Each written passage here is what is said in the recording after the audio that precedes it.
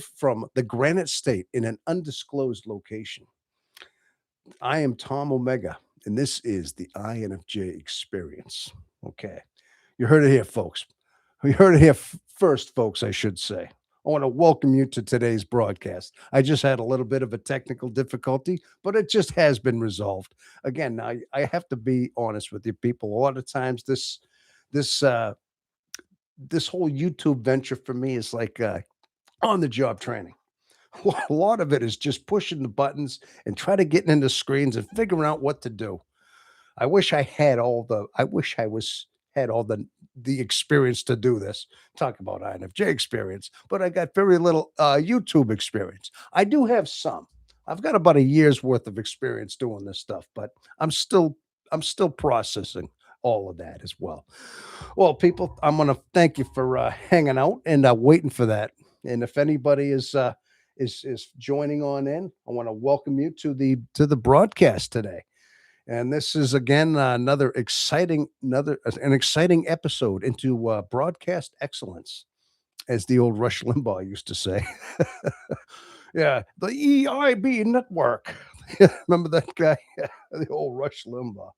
Well, anyway, I'm not Rush Limbaugh. I'm Rudy Omega, Tom Omega. Rudy's a nickname as well. Yes, this is the INFJ experience. Typically, people, we talk about personality types here. This is we talk about the MBTI, and I like to talk about, let's say, we like to talk about issues as well. Some of our life issues we may have, some of the things that are bothering us in our life, some problems we may have, things that have a lot to do with our personality types, and also just things that have to do with life in general. Okay, we'll talk about a lot of things, and also people, we could talk about a little bit of a lot of things as well. Okay, we can go off topic and jump down some rabbit holes, if you know what I mean, people. Okay, the personality pill, Jethro, how are you? Good to talk to you again there, sir. It is always good to see you in the audience as well. So, yes, but it is that's basically what we're doing here. Okay, I did have a little bit of technical difficulty, but it has been resolved. We reconnected, and we got a wonderful screen going right here. So that's a good thing. We're looking good. And is everything sounding well? I would imagine everything's sounding well at all as well. Actually, I already know that. I did a sound check earlier. I did a phone sound check. I heard that. Excuse me, people. Excuse me so much here. Yes, but we we're hopefully getting some people in. Now we got six coming on in here. Personality. Yes, good. Okay, sounds good. Thank you, sir. Thank you, sir. I appreciate your help on that, Jethro. Very much so.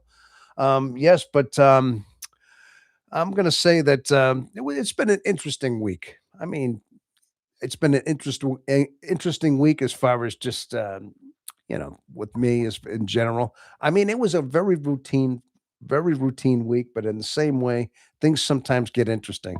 I mean, things happen that just out of the ordinary sometimes. Epiphanies happening.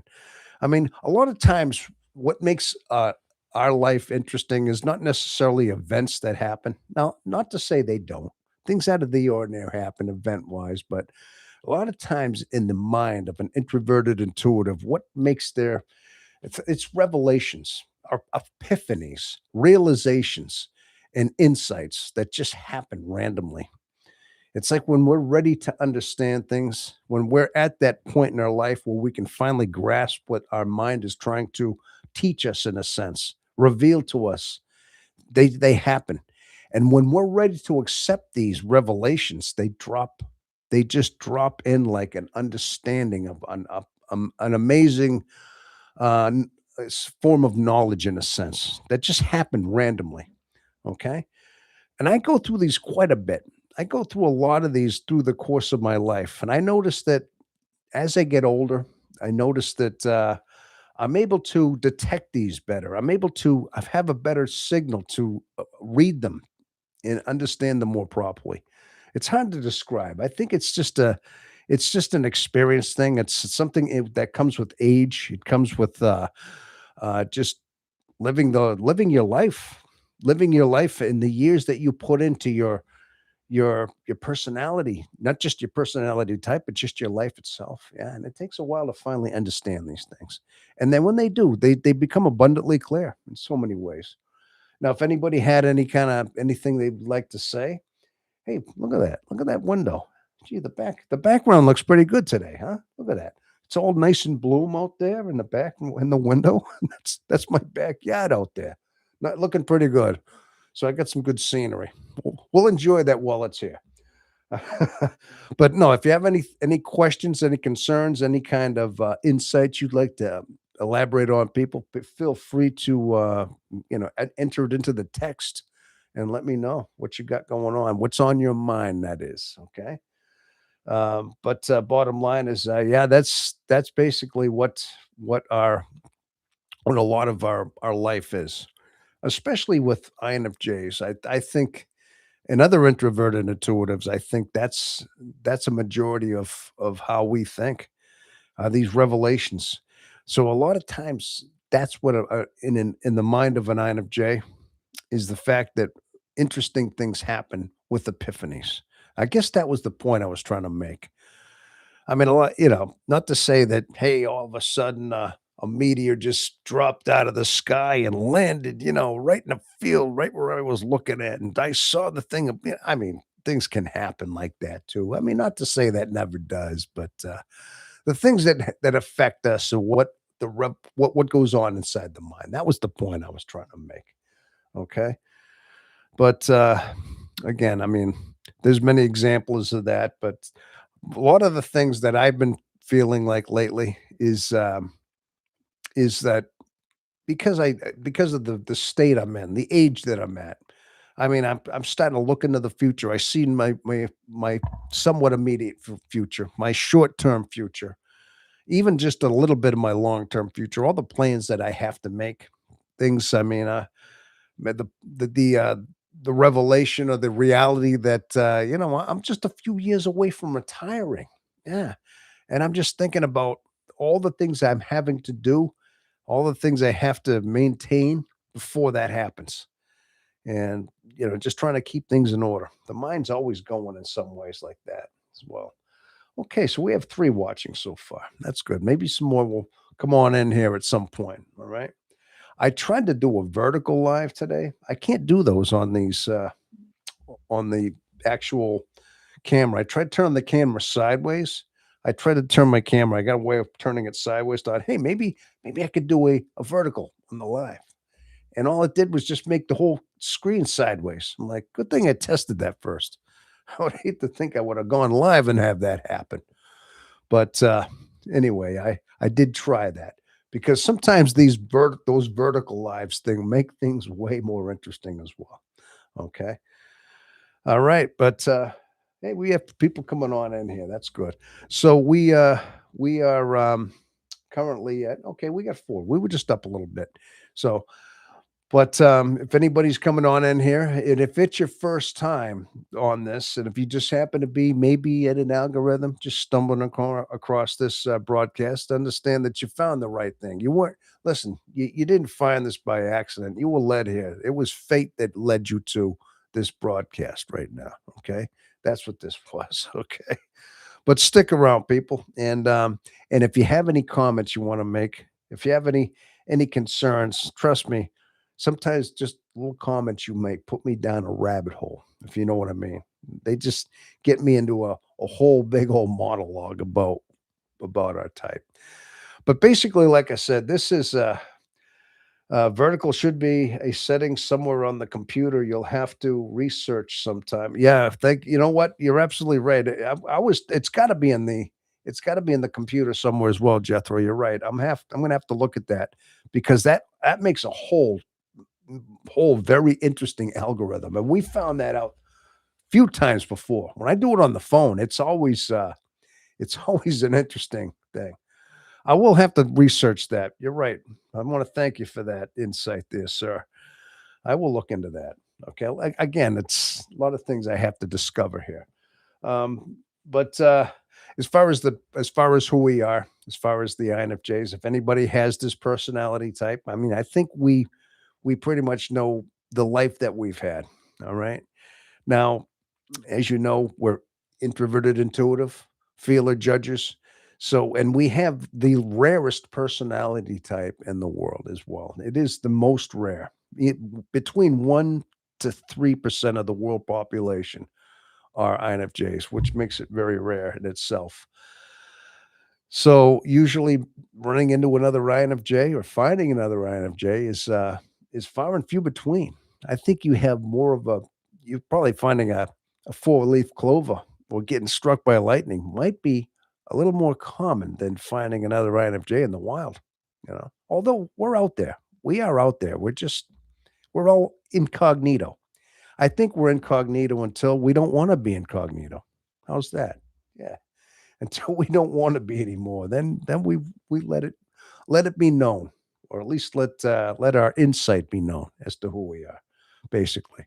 But as you know, it's a very difficult personality to navigate. That I can testify to that personally myself, and it's a very intricate mind as far as that goes, and a lot of depth that goes into this mind. It's a very complex mind. Now, because of that, and after saying that, that makes it a very confusing mind as well. It can be deep, elaborate, but also with the fact that we don't know how to navigate this mind. It makes it difficult, and especially early on. I've said this many times before, especially early on in our life, as we start developing our senses, as we start coming in of age into our body, our mind, our soul, as everything starts unfolding, we reach certain plateaus in our life where, let's just say, we can be very overwhelmed by our own mind, and by not understanding our mind, it can actually play havoc on our mind. Now, this is the reason why this channel is what it is because of that havoc that it plays on us from time and time again. But the best thing we can do at this point is just to understand that accept who we are. When we finally understand and accept that we are going to be more introverted people, we're going to be the type that need more alone time. When we can understand that our alone time is necessary to us and understand that our introversion and our need for solitude at times is necessary. This is a great improvement right off the bat because you already learned that about yourself, because we spend a lot of our time not quite fully grasping the whole introversion thing and what solitude is. Now, this is the story of my life, but always knowing that you drifted off alone. For what reason, you didn't know. You just knew that you were being overwhelmed by people, by the world, by crowds of people. Okay, you knew they overwhelmed you. You knew they were draining you in that way, and so you found yourself drifting off. Okay, and maybe you drifted off for a while, hours or so, just needing to read a book, maybe recharge, go home, and just, do your own thing, spend your time. Little did you know that this was part of your whole chemistry, part of your whole modus operandi of your personality. Okay. Something you had to do because people were draining you. Society was draining you, and you needed this alone time. And that's how imperative it was. But by understanding who you are, accepting your personality type, and knowing your alignments of your functions, by just having a grasp on these and understanding these cues that you have in your life, it will help you dramatically. Okay, these are some of the things I wish I knew, 30, 40 years ago when I was growing up. I didn't find this out until almost 4 years ago. I didn't find out about the MBTI. So I talk to you from experience and saying that most of my life was just that. And it led me to a lot of, like I said, there was some moments in my life where I was confused and sad and depressed at times. And I think we've all been there. But understanding that you need to regulate yourself would help yourself, would help your whole being, I should say. Okay. All right. Well, we have 11 coming in here. That's awesome. People, if you'd like to leave a comment and say hello, introduce yourself, I would be much obliged. And I would take, yeah, and I would treat you with kid gloves. How's that? All right.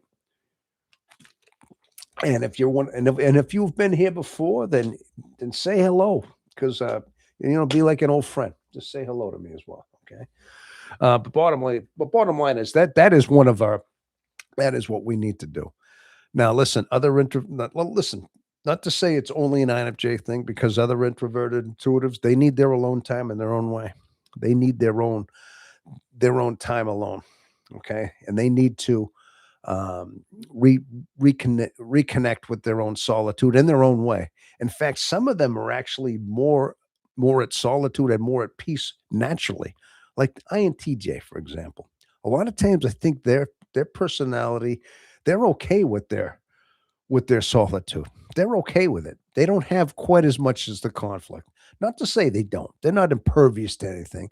But I think the INFJ, because of the fact that they have introverted feeling as their second function, this is what really kind of conflicts with their whole being because they're introverted intuitive, they need the solitude, but that extroverted feeling makes them want to find connections, find harmony with people and things.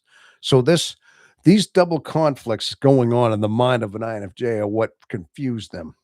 By not understanding that you have these two polar opposites pulling on you, it wreaks havoc on an untrained, unaware mind of this type. Okay. But that's why we're here. Okay. We're here because we want to put that out there and we want us to know all about our type as well. Not only that, I got to tell you, people, I don't think there's anybody else quite doing exactly this. Now, listen, there's a lot of content creators out there, and I think they go live from time to time. All right. But I'm trying to make a point to do this like on a weekly basis. I try to come out here once a week at least, and I try to make sure that I'm spreading the word of basically trying to find our type because we do need it. Okay, I wish I was who I was when 30 years ago. Okay, I guess that's my point. So it's really is important to find our type. Okay, and to understand about ourselves. Blaziken, what's up, Tom? How are you, Blaziken? Yes, I'm doing fine there, sir. It's good to see you out there.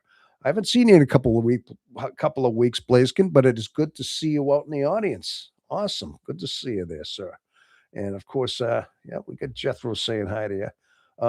We got Frog Pond School. We got Ray out there. I find it safer to treat you with kid gloves. Oh, you find it safer to treat you with kid gloves. Oh, I said something about kid gloves out there. I appreciate you. Sigma, we got Sigma Wolf 11. Hello. Now that's a brand new name right out there. Whoever that is. First time I've seen that name out there. Sigma Wolf. I like that name. Wow. That's cool. Number 11 of all things. Hey, 11. Hey, that's some kind of synchronicity going here. 11. Yeah. Somehow I saw a video and they said something about 11 being on there. It was a Carl Jung video talking about synchronicities. And they used the number 1111. And now you're number 11. Sigma Wolf. I don't know. Could be one of those things going on there. Well, anyway, and we got 357 INF. There you go. It's good to see you out there too as well. Good to see everybody coming on in here. All right, awesome. And I appreciate you. Thank for your insight. Yeah, anyway, Sigma Wolf. Yeah, it's awesome. It's awesome that you found the channel. Hopefully, I don't know how you got here, but you got here. All right. I like to think too that you didn't find this by accident, that this was kind of you were led here in a way, the way I was when I found out. The algorithm led me to an INFJ video and I had no idea what it was. And I heard it. And I've told the story before, yeah. But for anybody who hasn't heard that, yeah, that's how I found out about my type as well. It was here on YouTube. Okay. Just seeing a video and I started getting enthralled with the entire MBTI, in particular the INFJ. For the longest time, I wasn't sure exactly. I kept narrowing down other personality types. I wanted to make sure I was right. And I started studying up on different types. I finally took the test and I was okay, but it did seem like I aligned so much with this one, and but it has helped me out. It has helped me out in the ways I've said earlier, and how it's helped me out with my understanding of myself and understanding a lot more about about my insides. And like I said, my need for alone time, especially, and understanding my introversion.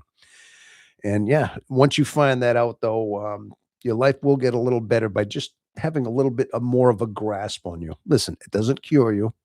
It does not magically give you a wand that says you're cured of all your illnesses and all your heartaches are gone.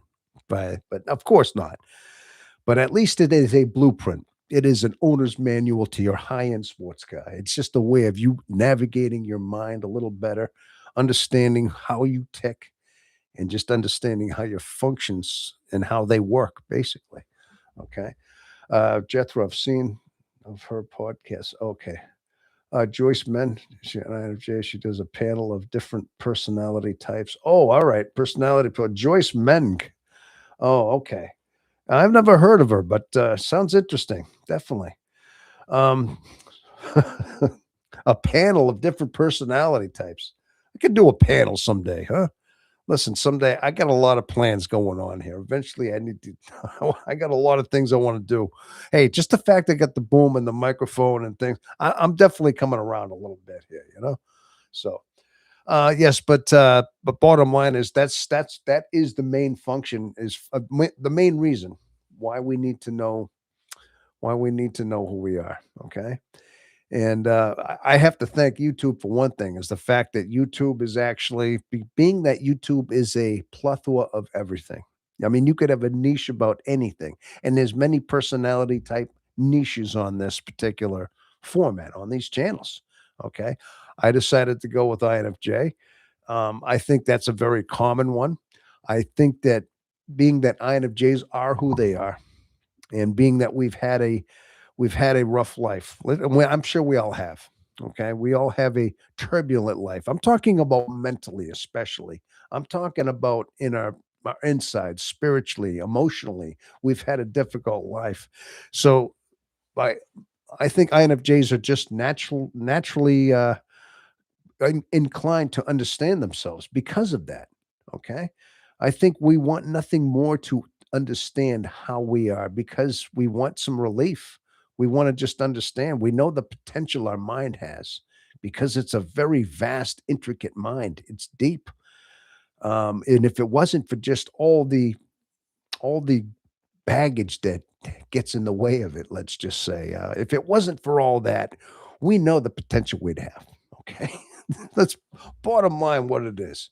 Well, we're going to try to clear out the clutter a little bit. That's what we try to do. Okay. Let's see here. Blaiskin, yes, he's MBTI certified and has a great content. MBTI certified. How does that happen? Personality pill. How do you get to be? Can you be certified in MBTI like you've studied it like a course, like in college? Like you, I mean, are there like studies? Maybe there actually there probably are. I mean, if you're getting into the Carl Jung's philosophy and psychology, then I would imagine that's a whole other wing of his understanding the MBTI. It would have to be. I mean, there must be Jungian, meaning Carl Jung, study in some universities, I would imagine somewhere. Just as Sigmund Freud, I mean, his philosophies, there's whole wings in psychology with Sigmund Freud. I would imagine Jung's got to have that. So, see, I'm kind of answering my own question as I'm thinking about it. See how that happens? See, that's what I'm talking about. Just kind of figured it out as it go along. There has to be something like that. Yeah, you gotta, typology, they call that, being certified. So listen, am I certified? I'm not. I'm going to say, I'm going to go on record, not necessarily certified people, but I think having an experience, having a lifetime of living a certain personality type, I hope that qualifies just a little bit into the understanding and the insight of a certain type.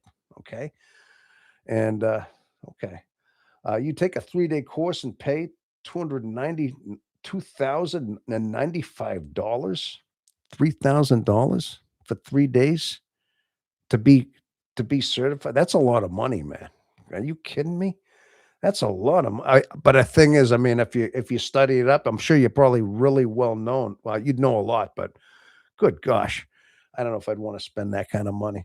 I'd probably read a lot of books or something. Maybe just learn it all on my own. There is an online course. Yeah, but Jethro man for 3,000 bucks. Now listen, that's a little steep. I got to be honest with you. That's quite a bit. Hey, somebody might be okay with that, but uh, what do we got? The Looney Tunes show fan. Hi, I'm an INFP. Hello there, Looney Tunes show. I love that name. Where do you come up with these kind of things? Yeah, I so you're an INFP then, huh? Okay. I know you're just one letter off, but even though that's one function different that's flipped, it makes there's still there's still vast differences in those alignments at that point. I know we're both introverted intuitive, but I believe some of the other functions are a little bit like backwards almost in some ways. Uh, but uh, but the NFP, yeah, that definitely have a lot in common though. We still understand a lot of we have a lot in common as far as our depth and everything goes. But somebody tells me the INFPs are a lot more dreamy. They're the dreamy types. Yeah. So the Looney Tune show, Blazekin, cool. Okay. Same here. I'm also. Oh wait, Blazekin. So Blazekin, you were on the fence. You were trying to figure out who you were, Blazekin. You weren't sure if you. The last couple of times we talked, and you were trying to figure yourself out, and you were asking a lot of questions, very deep questions, by the way, sir. And I was very impressed with some of the things you were asking. But you found out you're an INFP, then, huh? Now, did you took a test? You found that out? Okay. Then there you go. Yeah, yes, yeah, Tom. INFP and INFJ share no functions. Yeah, that's what I mean. They're both introverted intuitive. That's their main function, but their other functions are all backwards. Not backwards, but they don't share the same things. Like I believe their second function is help me out with this, Blaiskin. What is their second function? INFPs. Is it not what is it? Yeah, I would imagine it's got to be what extroverted, extroverted, not extroverted feeling. Obviously, that wouldn't be, but extroverted thinking, maybe or no. Actually, I'm not. I think that's an INTJ. Uh, you basically paying for credentials on the MBTI, and it'd be worth you to get more people to collaborate with you, and you can be more mainstream with it. Oh, I see. Yeah. Oh, okay. For credentials on the MBTI. Oh, I see what you're saying. Yeah. Hey, Hidden Harp's in the house. Hello, Harp. He's coming on in here. Awesome to see you in there, sir. I told my mistype investigators, yes. ISTJ. Okay. Uh, okay, Blaiskin. It is NE. Okay. Uh, extroverted, extroverted intuition. Extroverted intuition is their second. There's so that wait, they have introverted intuition. Then their second function is extroverted intuition as well. Is that what it is? Well, that's kind of like a double whammy of introversion right there, huh? Inside and out. Whoa. Yeah, you don't know if you're coming or going. I couldn't help myself. No offense. Oh my gosh. Tom, you don't like my tests. You don't know how to talk a poet. Haha. Wait, what's the matter? It's listen, Frog Pond School. Ray, I don't not that I don't like your test. What did we get over here? Okay, so maybe you want to talk. So you don't want to talk. I don't want to listen. Maybe another day. All right. Listen, I'm not don't take it personal, please, Ray. I'm not shutting you off. I'm not come on. I wouldn't do that to you. All right, let me say, hey Tom, have you ever seen Joyce Meng? She's an INFJ and she does panels of different personality types. Oh, wait, no, that's Jethro asked that question. I'm trying to find out what it's safer to treat you with kid gloves. Okay. All right, I remember that. Okay. Well, Ray, you've been sometimes you tell me I don't you tell me I don't want to talk or you want to listen, but I'm trying to figure out what you're asking me. Uh, yeah, you did ask me if I to send me a book of poems, and my thing was is I'm going to have to establish a PO box so I can put an address on there. All right. When I do that, I'll get. That's my thing. I've got to get in mind. I haven't got to that, Ray. But I would love to do that. I would definitely take anybody who wanted to mail me something personally. I would do that, but I'm going to get a PO box. I haven't got that quite in the works. There's a lot of things I got to do. All right. But no, if you have a question, Ray, please talk to me. All right. Don't take things personal, please, sir. Okay. Just watching from work. Oh, yeah. Harp, you're working at night. That's right. Introverted feeling is the first function. Oh, wait. Introverted feeling is the first function for a INTP, INFP. Their introverted feeling is their first function. Oh, okay. Okay, Blaiskin, it's FINESI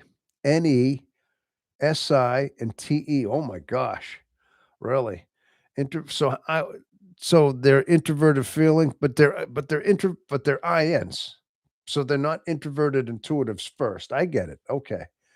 So that's quite the interesting setup right there. Oh my gosh, what a mind in that introverted feeling. So you're always kind of comparing. You're always thinking about yourself and extroverted intuition. So you're able to kind of piece things together externally. Whoa. And introverted sensing, and what do we got? And extroverted thinking. Oh, okay. Now, what exactly is introverted sensing? I know extroverted sensing is the world around us. Introverted sensing is basically how we're feeling inside. It's our introverted sensing, like what? How are we feeling things within our mind, or are we just having a very high, sharp awareness of our inner bodies? I mean, what our functions are doing. It has to be something I would imagine mental. It's not physical or anything like that. Yeah, but that's kind of deep, though. I know you would think with one letter off that there wouldn't be that many differences, but the functions are completely backwards almost on there. Yeah, imagine that. SI is about remembering past sensory details, facts, routines, concrete memories, etc. Oh, that's deep stuff right there. Oh, almost textbook stuff right there. And the INTJ and ENFJ have it as their second. Oh, okay. Listen, Blaiskin, it sounds like you've been studying up the MBTI quite a bit. Sounds like you've got a really good. You're studying this stuff. Yeah, you're very inquisitive. You want to know this stuff. That's good. Um, yeah, you got a good future in this kind of typology, I would imagine. Yeah, if you're doing all this stuff, but you're geared to it. It sounds like you're geared to the mind. But that tells you something. That should tell you something right there. You're geared into learning about how people think, how you think, especially. I mean, I think that's what psychology boils down to. It's individually you want to know how yourself thinks, but somehow you get geared into understanding the whole mind is itself. But that's kind of cool. El Vagabond, how are you? Oh wait, please, Tom, shut your eyes for a moment or two and speak a sentence that is not from memory. Say what do you want? Say what you want to say. Shut my eyes for a moment or two and speak a sentence that is not from memory. Say what you want to say. I don't know if I could do that without being censored here on YouTube. I'm only kidding. I'm kidding, Ray. I'm joking with you. Say what I want to say. How do I do that? Oh, no, it might be something. I wish Raquel Welch was still alive and we could run off to. Okay, I'm sorry. How about that? Well, I'm sorry. That's from a little bit of a memory. That's my memory. So Raquel Welch, she's been my lifelong crush ever since I was 10 years old, and even at even though she passed on, I mean, I still love Raquel Welch. So so I don't know. I don't know what else to say. I mean, close my eyes and just think of something, you know. Space and time continuum is actually a oh, man. I can't do it. I don't know, man. You put me on the spot here, Ray. I don't know. I'm trying to do it. What is the point of that? What are we trying to do here? I mean, is this kind of like like is this how you get inspiration for like creativity and poems and things like that? Yeah, I'm just trying to think of how to do that. Tell me how you Tom, let me tell you about how I know every type's function. Well, something tells me you're studying up on it now. El Vagabond. Good evening, Tom, and good evening, everybody. It's great to see you and be here with all of you. Okay, thank you. El Vagabond 777. Yes. J or P determines whether you are lead with SCNEP or FETI. J, introverts lead with introverted functions, extroverted leads with extroverted function. Whoa, that's very deep. That's very, very deep. You're getting very deep into the whole alignment things. Yeah, sounds like you're definitely studying up. You must have got a book or something. I mean, you're reading books or you're watching videos or something, but it sounds like you're studying up on it. That's awesome. Or did you take that $3,000 course over there? Did you do that? The thing that Jethro was talking about there. Uh, when the foot touches the thorn, the foot moves. Oh, okay. Yeah. Well, it's kind of deep. When the foot touches the thorn, yeah, because that's called involuntary reflex, I do believe, right? You go to step on a thorn and you want to pull it back. You put your hand in a fire and you want to pull it back. That's involuntary reflex, is what that's all about. If I remember right. Yeah. Uh, I'm a 5W6. Oh, okay. Uh, Pretty sure he's maybe a 5 or W6. Who we talking about over here, huh? The moth flew into the flame. Damn idiot. Damn idiot. Hey, there you go. The moth flew into the flame. Damn idiot. Well, he had no choice. I mean, that's what moths do, right? I don't know. They're stupid like that. Yeah. Hey, you know what? I tell you that a moth may fly to a flame, but I'm telling you, human, the human nature does similar things in similar ways. I mean, as a man, sometimes we keep falling into the arms of women that just tear our souls up. Sometime, you know what I mean? It's kind of like that in a way. I mean, listen, no offense about certain relationships. I'm just saying, as a man and as men, I mean, a lot of times it's kind of similar to that moth to a flame. Sometimes we know these we're drawn to, we're drawn to girls, we're drawn to relationships. We want that kind of connection, right? But in some ways, I mean, if we can't handle it, I mean, it always seems that we end up getting burned some way. You know what I'm saying? Yeah, kind of like that moth burns up in that flame. But then the thing is, after we get burned that one time, we want to do it over again and over again. We keep getting burned too, right? I guess is that so? I mean, in some ways, I mean that's just an example right there too. You know what I mean? I mean, there's so many other things too. I mean, human nature is that we do stupid things. We keep running toward things that we know are going to destroy us, destroy our health, destroy our body, our mind, our soul. But we keep falling back into it, don't we? Yeah, so many ways. We think we're gonna this time it's gonna work, just like the moth to a flame. You know what I mean? So, in a deeper sense, okay, yeah, human nature does this all the time. All right. And there's many examples of that. You turn on TikTok and YouTube and you'll see what we're talking about, you know? So I'm a four. Oh, all right. We're talking about the Enneagram. I know you've been talking about this for a couple of months. I haven't had a chance to look into that yet. I'm sorry, Harp, but I got to look into that one day. I really have. I've had a lot. Oh, people, I've had a lot of new things have happened though lately. Okay. I told you that recently. I don't know if I told you last week. I told you that that I had reached a certain threshold. I mean, as far as like the hours of watch hours. So it put me into I had an application for the partners program, excuse me, for YouTube. So I filled that out and they accepted me. So, But then again, they usually look over the channel, make sure the channel is legit, make sure that you're doing things properly, that you're doing things right. You know what I mean? Like your content is creative, it's not repetitive. There's certain guidelines, a lot of guidelines you have to go through. And me, it's just me. I mean, my content is me talking, and so this is my content. But bottom line is, yeah, they got me into that. So now I got to fill out some paperwork. So I had a lot of things I've been trying to do. There's been a lot of things in my mind. Things are changing as far as like the YouTube channel and things like that too. So, but I mean, there's certain things I have to work on, as far as the channel, just inside stuff that I need to improve on, of course, you know, as far as content and availability, you know, things like that. But that all happens in time, obviously. It's because it helps understand some of the types, flavors of some of the types.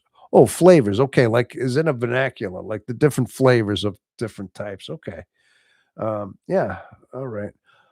It can't help. I can't help it. It's so beautiful. What are we talking about? Oh, all right. What are we talking about? What's so beautiful there, vagabond? What are we talking about? We talking about that whole moth and the flame things with human nature. Oh, that kind of thing. All right. Well, it is what it is. It definitely is what it is. Oh, the flame. Yes, yes, I get that. Yes, I know that. This, think about it. You know, um, how many times do we get tempted with certain things in our life? I mean, whether or not it be, uh, you know, being a woman. Okay, that's usually the ultimate temptation. I mean, just the whole idea. Not to say it's a temptation. It is, but typically as men, I mean, it seems as though, why is it relationships with the human animal are so messed up? I mean, it's almost like you want to talk about a rare functioning relationship. It's like they're very rare. I mean, you see a lot of dysfunctional relationships in this world, and so many times. I mean, there's a lot of them, and you can see them. They're very obvious. All right. But bottom line is that's like our moth to a flame of these dysfunctional ones. I mean, so many times we end up going there thinking they're going to be different, and they turn out being the same way over and over again. Unfortunately, it was because abstract question. LOL. Remember last two, everyone was talking about what they would be. Oh yeah, that's right, Blaze. We're talking about plants and stuff like that. Yeah, yeah. Um, I think I came up with being a cactus. That'd be me. And I think I put out a short about being a cactus, about how we compare that whole like the INFJ is a cactus. You know what I mean? I mean they adapt to a harsh climate, adapt to that brutal sun in the day, cold at night, flash floods. You have a massively brutal environment, and these plants, they're all these self-contained plants that hold their own water and they grow spines to be defensive. You know what I mean? But they're tough. They're resilient. They've adapted to that weather. There's a cactus. All right. That's the soul. That's basically our soul. That's what our souls are like, being this personality type. And you listen, anybody who knows that knows it. Okay. I like that video. Oh, head home. Oh, you saw that one, El Vagabond. You saw that one. You see, it was inspired from that whole talk, and I decided to make a little short about that. Yeah, and I tried to describe our type, our personality, what the life of the cactus. It doesn't matter which cactus. I mean, there's many different varieties out there in the Arizona Mojave Desert, whatever you want to call it. There's many different types. Okay, but they all have one thing in common. I mean, they have a harsh life, very harsh life, but they've adapted to it. Do you know that those spines in their body and the way that they sometimes, if you here's something that's amazing about the cactus. Some of them have ripples in their flesh, in their leaves, where they have the spines, and they also have like wrinkles you know what that is? That's actually to create shade. That's actually a form of shade that they are using, and that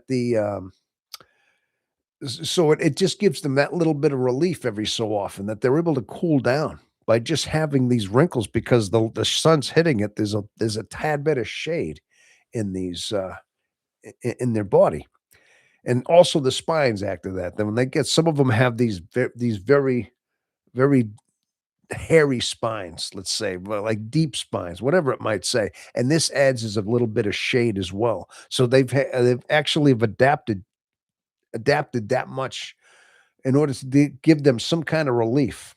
Okay, I mean their life is harsh as it is, but they have evolved a way of giving them that little bit of protection, relief in some ways. Yeah.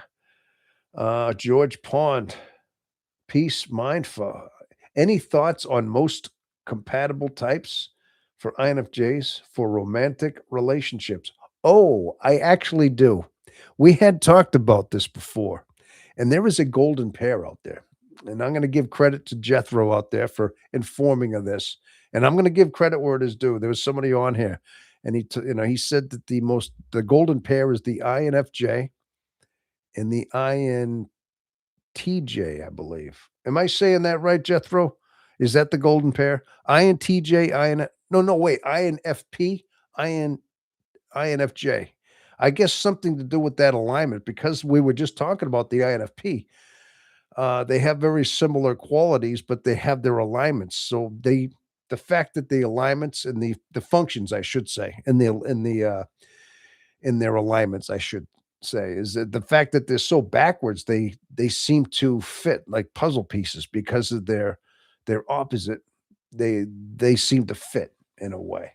Okay. It is INT. Oh, INTP. Excuse me. INTP. That's it. Okay. All right. I was trying to remember what it was. Is the Jethro's the one who found that out. Okay. So the INFJ and the INTP is like the most compatible of all of the MBTI types, or actually with the INFJ. Okay, so if you can find an INFJ, INTP, I guess that's it right there. Really, INTP, interesting. Yeah, well, that's the answer right there. And again, I credit Personality Pill for that set of insight on that. Okay, trying to make sure that he gets the credit for that. 'Cause he's told me that. Okay, I think INTPs are cute. Well, I mean, sure. I mean, are they cute? Are we talking in their heart and their soul, or are they just naturally gifted? Cute wise. I mean, what does that mean? What would you type your ex-wife as, Tom? Oh gosh, George Porge. Oh, by the way, that's the first time I've seen your name out there. I want to welcome you to the channel there, George. My What would I type my ex-wife as? What's funny thing is I've actually had to type her before. And my ex-wife would have been, let's see, she was extroverted. I know that. And I'd say she was intuitive. She was a thinker and a judge, and I think a judger. I mean, maybe that. ENTJ, maybe. I mean, she had a certain way about her. I mean, put it. I don't know if I've mentioned my ex-wife and how you even know I have an ex-wife, but I am actually divorced. I don't know if you caught some videos and talked about the ex-wife. Maybe you've heard me talk before about it. I don't know how you know that, or maybe you're just very intuitive. I don't know. Maybe you got to let me know how you know I'm divorced like that. But I would say she was an ENTTJ. I mean, that's what I would say. I could be off, but if I was to guess, just by knowing those basic alignments, I mean, I was married for 20 years. Yeah, we had a son together. She had a stepdaughter. Um, Things were all right for the first couple of years, but yeah, she was trying to change me a little bit, make me a little more outgoing, and it just wasn't happening. She wanted me to have more. She couldn't understand why I was so, like I didn't need friends, why I didn't have a lot of social people, why I seemed to be okay being by myself sometime. That baffled her, you know? She was always trying to get me to be more outgoing. We need to have more. We need to find, like another couple. So she actually would meet friends. She was easy at that. So she at one point had we would start going having dinner at another couple's house, you know? And then there was a couple of times where we'd move into a new town, and she just could infectiously meet people. That was just what she was. She was extroverted. And but she thought I should be the same way.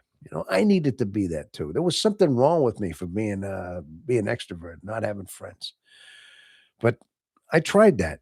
But I always felt like I was drained all the time. That whole during that whole marriage though, it turned out to me being extremely fatigued, extremely drained without even knowing how.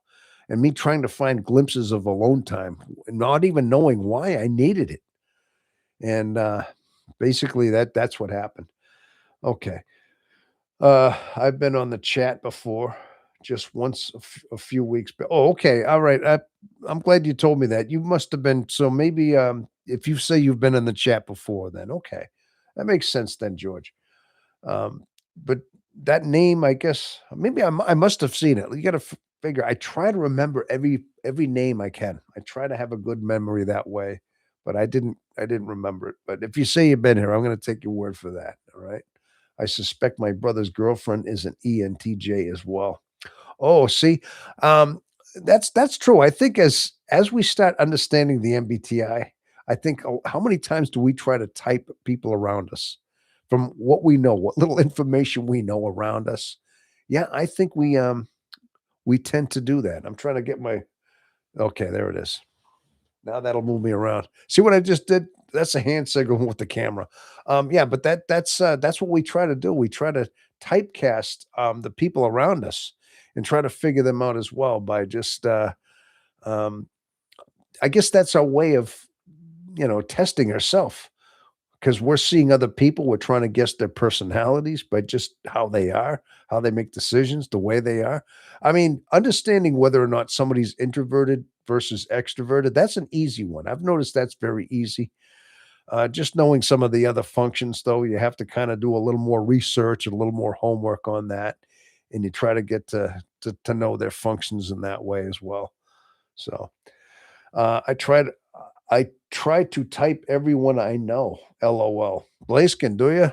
Yeah, I can imagine Blaiskin. You're a bright kid there. Now that you know a lot about the MBTI, all of a sudden, 2 weeks later, and all of a sudden you have all this knowledge. You were asking a lot of questions before. Now all of a sudden you're telling me breakdowns of personalities, and their alignments.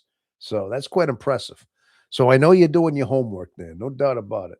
I think my sister's ISFP and my parent ISFJ and IFTJs. Okay. So you got the whole family profiled. You get all them on their MBTI as well, don't you? Yeah. Well, that's kind of interesting. There's no doubt about that. Now, at work, sometimes I try to do that with the guys at work. I try to figure out their personality types and sometimes it's tough. Sometimes at work in the work atmosphere, I think some of these guys they put on such a persona. When you're working with other men in the industry, and you probably know this, especially in the mechanical industry, in the industries I'm in. I've always been a blue collar, but a lot of times I've noticed through the years I've worked with the guys, so many of these guys put on a front. They put on a mask. I mean, a heavy mask for each other. Okay. And they always have to be, and they're always competing. They're always comparing their cars, their wives, their girlfriends, and they got stories about things. And it's all that superficial, like that typical, I got this, you don't have, not that they're saying that they're not trying to be better up, but they're always trying to compare, especially their vehicles, their motorcycles. And I've noticed that. So a lot of them, it's all about the material that they have, that they're typical like that. I've noticed that.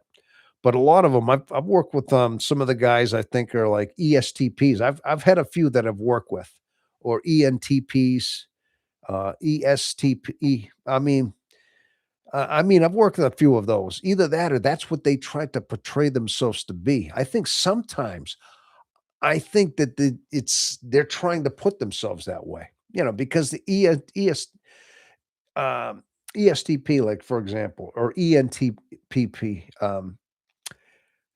usually are very. They're the ultra extroverted sensing types. You know what I mean? And they're usually the ones that are, the aggressive types, the physical types, the strong types, and they're always and usually men in that atmosphere are always trying to be that, you know what I mean? Especially the industries I've worked at. So sometimes I think they're trying to put that persona out there, whether they are or not. They could be a different type, and they have to put on a heavy mask, and they may be even trying to create that particular personality, just out of almost reflex, almost out of like, you know, uh, collective consciousness in a sense, like they put on that mask when they're in front of us. That's just my that's just my intuition talking over the years. Like some of them go all out of their way to be that. Okay. Frog, I try to type everyone. It's is struggling to accept all types as faith. Oh yeah, I get that. I mean, sometimes I notice that I don't try to type everyone immediately. Usually it's after I get to know people, talk to them a little bit. Sometimes I think about it. I don't go all out of my way to do that, but sometimes I just think, oh, like a thought goes in my head. What exactly is that type? I wonder. And then I start thinking. Then it's like, oh, okay, maybe that's it. But usually it's just things that they talk about. Now, the one of the best ways to tell, I've noticed, I mean, obviously, if people talk about other people a lot, typically, if they're talking a lot about other people, they're extroverted, because they're always talking about, somebody or what they did or their wife, or they're always talking about other people. That's an extroverted trait. When people talk about things and situations and they talk about more things, just, um, without talking about a lot of people. That's typically sometimes more extroverted, but also, I mean, excuse me, introverted. Also, usually introverted people, they seem to be a little more quiet, especially early on when you first get to know them. They may be standoffish, they may be quiet, and they're not talking a lot about anything. Extrovert types are more apt to be, yeah, talk about other people, about themselves, about this and that. While introverts, especially early on, when you don't know them very well, might be more apt to be quiet. And when they do talk, it won't be about people, it'll be about things. Um, so that's one of the ways I tell those two differences. As far as introverted thinking and sensing and things like that, you got to look a little deeper sometimes. You got to get to know these people and how on their different alignments. But usually, I mean, you can tell um, the introverted intuitive type, usually they're very quiet and they're just you can see the way they're reading a room, the way they're seeing things, and they're usually keeping it to themselves, usually. Um, but also sometimes too, you can actually look, and see if they're when they're piecing something together, like when they're seeing something deeper or beyond the situation, other than just taking the facts of the room, sensing wise, you can see that. You can see that they're seeing beyond, like with introvert, with intuition, I should say. And yeah, and then of course, that whether they're thinkers or feelers, you can usually tell. I mean, if they have disregard for certain things, or just like or if they're more self-centered, or are they more the type that look out for other people type of thing. Those are either senses of there's those the difference between feelers and thinkers a lot of times. And of course, judges. Sometimes you can tell people that are more put together. Are they more neater? Are they more like, do they get their are they do they have their shop in order a little more? You know what I mean? Are they the type to put things away a little bit? These are the judges, the ones that are more orderly, while perceivers are more spontaneous. They're just more very spontaneous, fly by night, and they're not as organized. I've noticed.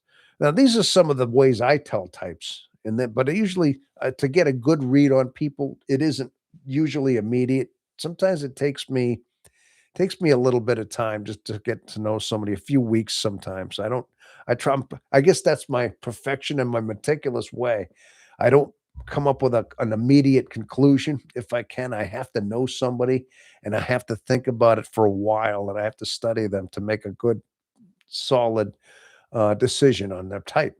You know, for some reason, I can only type others. I keep second guessing my type. You know what? So do I. I think a lot of times, um, I think that's what it is. Yeah, we second guess our types. INFJs are known for that. Yeah, well, that's an INFJ trait. But you've said that before. Let me say it again tomorrow. What are we talking about? I didn't say that right. Oh, all right. Tom, stop struggling. What did I say? What did I do? Hey, Frog Pond, man. I try. Tom, stop struggling. I've gotten really good at typing people several years of knowing MBTI. I used to suck at typing others. Well, you get better at it the more experience you get. Uh, you know what I mean? Of course, George. Yeah, but usually that's just the way I do it. Like I said, it takes. I don't like to make hasty decisions on somebody's type. I have to get to know them over a little bit of time in order to. It's like I go on a study. You know what I mean? But I don't go out of my way. It's just kind of like I'm doing it as a kind of a background thing. You know, like I'm not like that's my goal. Here, study on this one. You know, but okay. I don't know. Did Ray, did you leave? You said, you didn't say that right. I don't know what's going on there. You'll say it again tomorrow. Okay. I may be oh, by the way, speaking of that, being that it is a Memorial Day weekend as well, people, I'm also thinking I might do another live. I haven't come up with a time yet exactly, but I might be doing another live, tomorrow. Maybe, maybe tomorrow afternoon sometime. I might try to hey, now, I might try to I'm looking for the vertical on how to do that here on the, computer. I mean, not just doing it on the phone. I have to research and find out how that's done. And, so, uh, if INFDs if INFGs put their overthinking into action, it's not a weakness. It's all when they take no action and just use introverted intuition and introvert thinking, uh, uh, loops, and it's a weakness. Okay. Yes. So they go into their own loops then, huh? INFPs, INFJ. Oh, INFJs put their overthinking into action. Is the weekend. Yeah, yeah, yeah, exactly. What are you talking about? The overthinking into action. That's something that we just do instinctively, isn't it? Yeah, we overthink all the time, don't we? All right, Tom. What I'm trying to say is, true friends are not made over the first cup of coffee. Oh, okay. All right. True friends are not made over the first cup of coffee. Oh, yeah, of course not. Yeah, that goes without saying. That's a good I've never heard that before. I've never quite heard that whole saying before. Um, but I could see that. I understand that. Yeah. It takes several cups of coffee in order to get to know someone. Like what I'm saying. Yeah, that's why I'm saying I don't I don't come up with somebody's type right away. It takes a while. George Porch, I'm not really sure. Cognitive function test FE is my best function. Perfectly accurately. Oh, okay. All right. These kind of messengers to each other over there. I get that. Uh, but hey, look how dark it got outside. When I first started this, remember how light it was outside? I bet if I rewound this whole tape when you do, and then you speed it up, you could see it get dark really fast. You know, it's I'll have to close those drapes in a little while. You know, that's okay. Um, yeah, but I guess I think that I think we end up doing that. We start typing other people only because we have to have a better understanding of. I mean, a lot of it is to just have a better understanding of them, and I think it's a way of us practicing our mind. I think it's just because we're so curious about our own mind, and I think we're trying to understand human nature in itself. I mean, we're always students of human nature and psychology. Well, we just are instinctively, naturally, And by understanding their type and seeing how they do things, yeah, it's just a way of better understanding not just them, but human nature in general, to get a better understanding of how people are. Yeah, because once you think you've saw everything, something different happens. I've noticed. You can't just sit here and say you've never seen anything happen. You've seen it all. Because right when you think that, something new happens. Trust me. You never something something, something, people do will baffle you all over again. Like sometimes the level of gall people have out there in the world baffles me. It's just the nerve of what people can do. And I'm sure you know what we're talking about, right? Oh yeah. Again, go watch some of those TikTok videos and you'll see what I'm talking about. I don't watch too much TikTok anymore, but sometimes you can't help it. Sometimes you can't help to see some of these channels out there that's what they do. They take these they take they take bits and pieces of those, all that. But anyway, yeah, no, it's good that we are who we are though.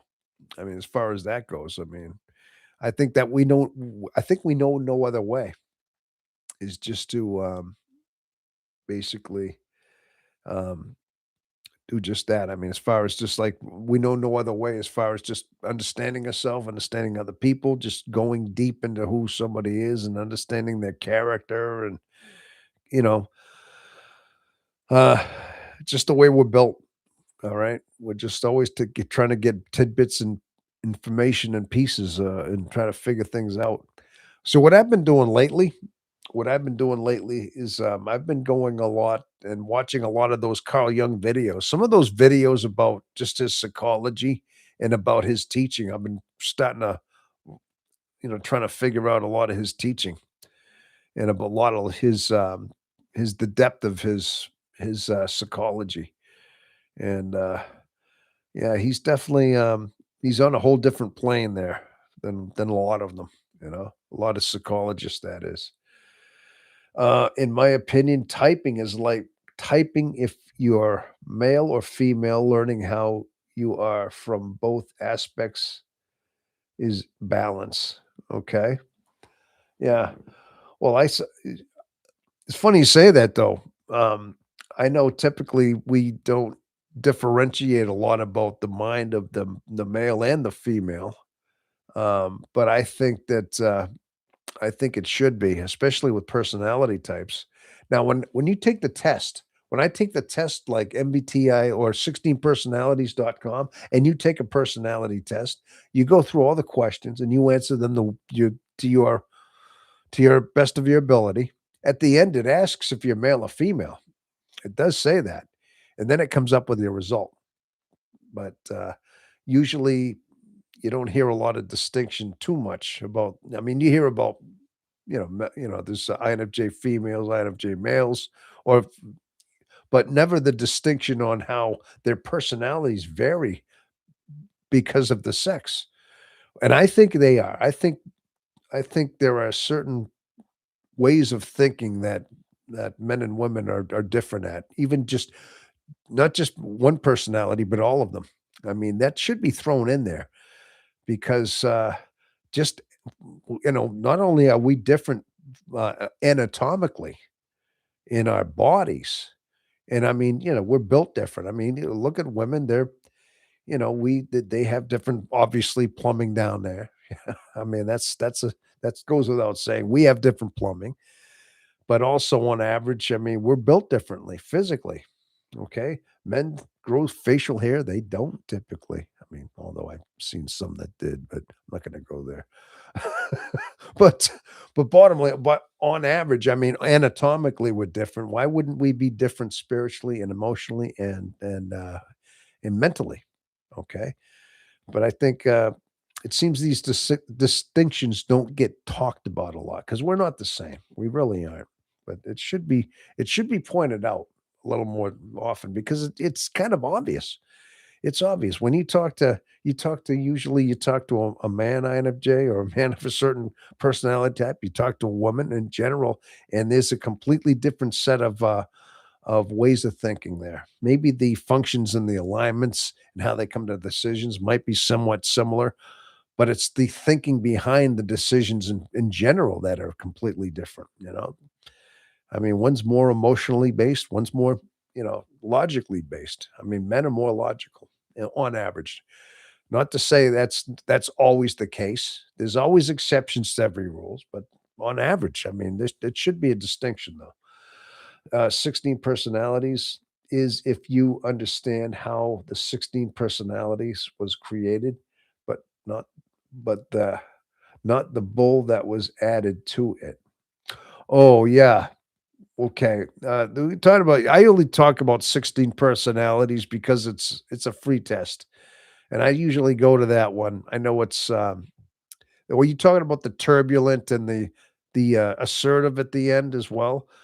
Because on that test as well, they always give you the breakdown whether or not you are an A or a T on top of that. So it's always your personality and those two added at the end. Okay. But I mean, it's a fairly good test, though. You could tell that the tests are pretty accurate. I mean, I've always, every time I take that test, except for once, I've always been INFJ, you know? So 32, not 16. Okay. So 32, not 16. Uh, what are we talking about there, Ray? Not so 32, not 16. Okay. Oh, 30. Oh, no. Oh, you think there's 32 personalities. Oh, got it. I think I got that. So I would think so. I don't know. I mean, it should be a distinction like male or female. I really do. I mean, come on, logic tells me, common sense tells me we think different. We just do on average. Okay. There could be 32 different personalities. If you want to factor in the male and the female, you can have all those 16 different personalities as far as type goes. But then if you throw in the genders, then it would go up to 32. I guess so. I guess. Um, but yeah, because we're not built the same. We don't think the same, act the same. I mean, hey, again, exceptions to every rule, but on average, no, I think. All right. But that's interesting though. So 32, not 16. Sometimes I wonder if there's more than 16 personalities. I say, are you sure it's just that? Yeah. But yeah, everybody's I mean, everybody's different for a reason though, right? Okay. So we have 13 no, we have 13 watching. That's awesome. Okay. But no, but that was that's interesting though. Hey people, I'm gonna go. I'm gonna close the drapes now. What do you think? I think it got kind of dark. Give me a second. I'll be right back. I just want to close these blinds here.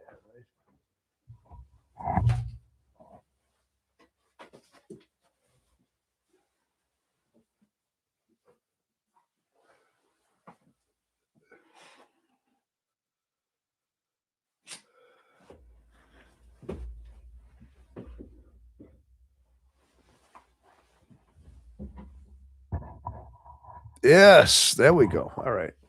As much as I like the scenery in the background, I mean, just it's getting a little dark, you know. So it's not so much the idea I don't like the dark window in the background. It's just the idea that I uh I don't want people looking in, you know. You get a big target, you know.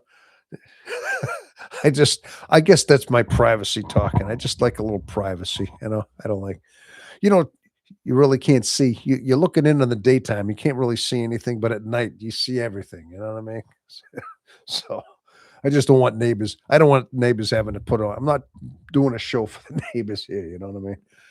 So people say that the 16 personnel isn't accurate because it doesn't incorporate emotion, but it does. It's just so simple. People fight it. Oh yeah, it's a very basic test. Oh yeah, you're right, Jethro. It's a very basic test. Okay. But it does incorporate some emotion on that. If I remember right, they just ask you general questions. Um, they'll ask you if are you more apt to, you know, are you apt, are you more apt to like do things like thinking about somebody else before you think of yourself, like how it would affect other people? Do you agree or disagree, or strongly agree or don't agree? I remember that being in that question. Like, do you think about others in your decision? And then that's usually a trait right there. It's a feeling trait when you're putting others in the thought. You're not just doing it because it's the right thing to do. You're taking people's um and how it affects their lives into account when you make a decision. That's what that means there. That's what a lot of what the feeling type is. And of course, being that it's a feeling type along with the intuition, being that it's so close, INFJs have that empathy. It's a very strong empathic trait as well because it's so close. I mean, just being able to sense and feel emotions and all that stuff, right? And that, yeah. But um, I don't know if that's actually an inaccurate test. Now, do you recommend a better test though, Jethro? Is there a test that's out there that is like, what is the best personality test? Is there a site for that? Because if you think it's not as accurate and it's not as good, I mean, I didn't know if you knew of a better one. Maybe I think we talked about this before. Maybe you would brought that up. Thing is also, it's got to be a free test because there's been a couple of times, like I said, they tell you free test, free test. You take the test and now pay for the result. Now swipe your card, and and then you don't know if this is a scam. So I don't like swiping my card to try to pay for a test. So, but that's got to take into account. It should be free, and it's got to be fairly accurate. But when you are when you take feelings and intuition that makes emotions, that's what I think. When you take feelings and intuition that makes emotions, that's what I think. Yeah, feelings and intuition that makes emotions. Well, yeah, I think with INFJs, yeah, being that that's the two side by side functions, introverted intuition and then extroverted feeling. Those two right there, that's a combination right there for a very deep empathic combination right there. Think about it, you know, because yeah, you're reaching out, you're already feeling, but you're also intuitive. So yeah, you're feeling all that stuff. That's where it all comes from. It's that combination. Absolutely. And that's why sometimes, again, we absorb those emotions. Again, another reason why it's so important to know your type and knowing that there's ways of developing that empathy to where you're not absorbing everybody's emotions. You're detecting it because it comes from authentic personalities, the Meyer Briggs ladies. Yeah. Yeah. Oh, yeah, of course. You're always talking about the NFJ ladies. Yeah, of course. Yeah. Those 2. What were them? The Myers-Briggs ladies, as you call them. Yeah, exactly. George, did you watch a lot of Frank James content? Did you watch a lot of Frank James content? Yeah, I did somewhat. You know what? It's funny you bring that up. I mean, I do watch his show, his channel, excuse me.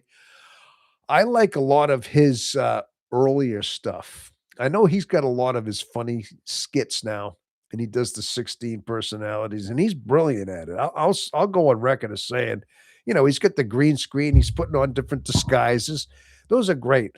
What I really like of his early stuff from like 7 or 8 years ago when he was just starting out, and he was doing his very ad libbed, just he'd go on the camera and he'd just talk about things and he just and you could tell he's it's almost like he's at a point in his life too during those where he's still trying to discover. He's not really quite figured himself out. He's still very like a babe in the woods almost. Even in his eyes, it shows that he's very confused. He's still going through it. He's struggling, and he's talking about that.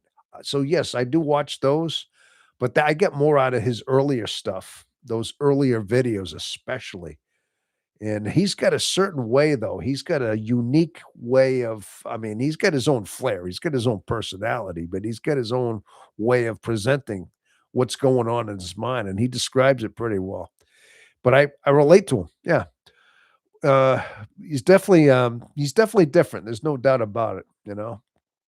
But I mean, I watch his funny stuff too occasionally.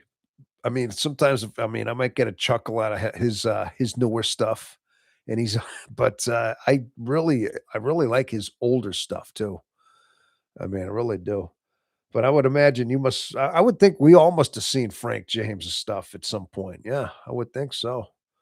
So, uh, let's see, Catherine Myers was a mad scientist about being authentic when creating the test. She stuffed her kids when creating the test, she studied her kids from birth. Oh, is that right? Oh, no kidding. Really? Okay, I didn't know that. They talked about Frank James in the documentary Persona and the Dark Truth Behind. Yes, what we were talking about earlier. Okay, I was going to say you when you're talking about he's like he's like he's like world famous. This guy. He's actually like known as like I mean, he's put himself in another category. He's like a YouTube like megastar right now. Is that guy? Well, you figure he's been around a bunch. He's got over 1 million subscribers. He's built himself up, and he's works his butt off with those videos. You can see he's a hard worker. I mean, he's into making videos. He likes putting the content out there, and but also yeah, he's got his own he's been around a long time. He's been around at least 7 or 8 years, and he's built himself up. So, I wouldn't be surprised that they wanted to profile him a little bit or put him into that, yeah. Now, do they actually interview him? Do they actually bring him in and talk to him like interview, or do they just talk about him? You know what I'm saying? I didn't know if, like, it was part of an interview. Yes, I learned a lot from his cognitive function explanation, and he is very funny. Yeah. Yeah, I tell you, just his, way of describing it, you could tell he's talking about his own mind, though, when he's talking about that stuff. He's definitely putting his own experience in there, his own, like his own set of, like, cognitive issues that's going on in his mind, and he's trying to put it down on paper, basically, and he's just letting it out there. Yeah. It seems some videos about how he got burned out of INFJ content. Oh, is that right? How he got burnt out of INFJ content. Oh, yeah. Well, I noticed he started going more into the 16. He was all an INFJ guy back early on. And everything, if you noticed, it was all him just doing INFJ videos and what he was talking about. And then all of a sudden, he started doing all those 16 personalities, all the skits. That's what really got him on the map, though because he was so unique and he was so theatric and he just had a whole production going, like his own studio with, he did his own characters. I mean, he's not going too much into impressions. He's just doing the costumes and the mustaches and the glasses and everything and the wigs. You know what I mean? Very deep. I kept thinking to myself, gosh, I mean that is unique. It's I says should I start doing stuff like that? I'm like, no, no, because you know why? And then people say him trying to copy this guy. I don't want to copy him. I want to be myself. You know what I mean? I got to be who I am. Now, so I thought about that. I says, that's so unique. He's so deep in that. Should I start going down that? Like, no, just you got to be yourself. People don't usually know that Catherine and her daughter are the ones who created personality tests before anyone. Oh, yeah. I knew they were creating the tests. In fact, I got a book about Myers-Briggs personalities that I got online. I did get a whole thing and it talks about how they were the ones creating those tests, and that was all them behind that. But the, uh they also expanded the amount of personalities from 8 to 16. They doubled it. They expanded all the different, um, combinations.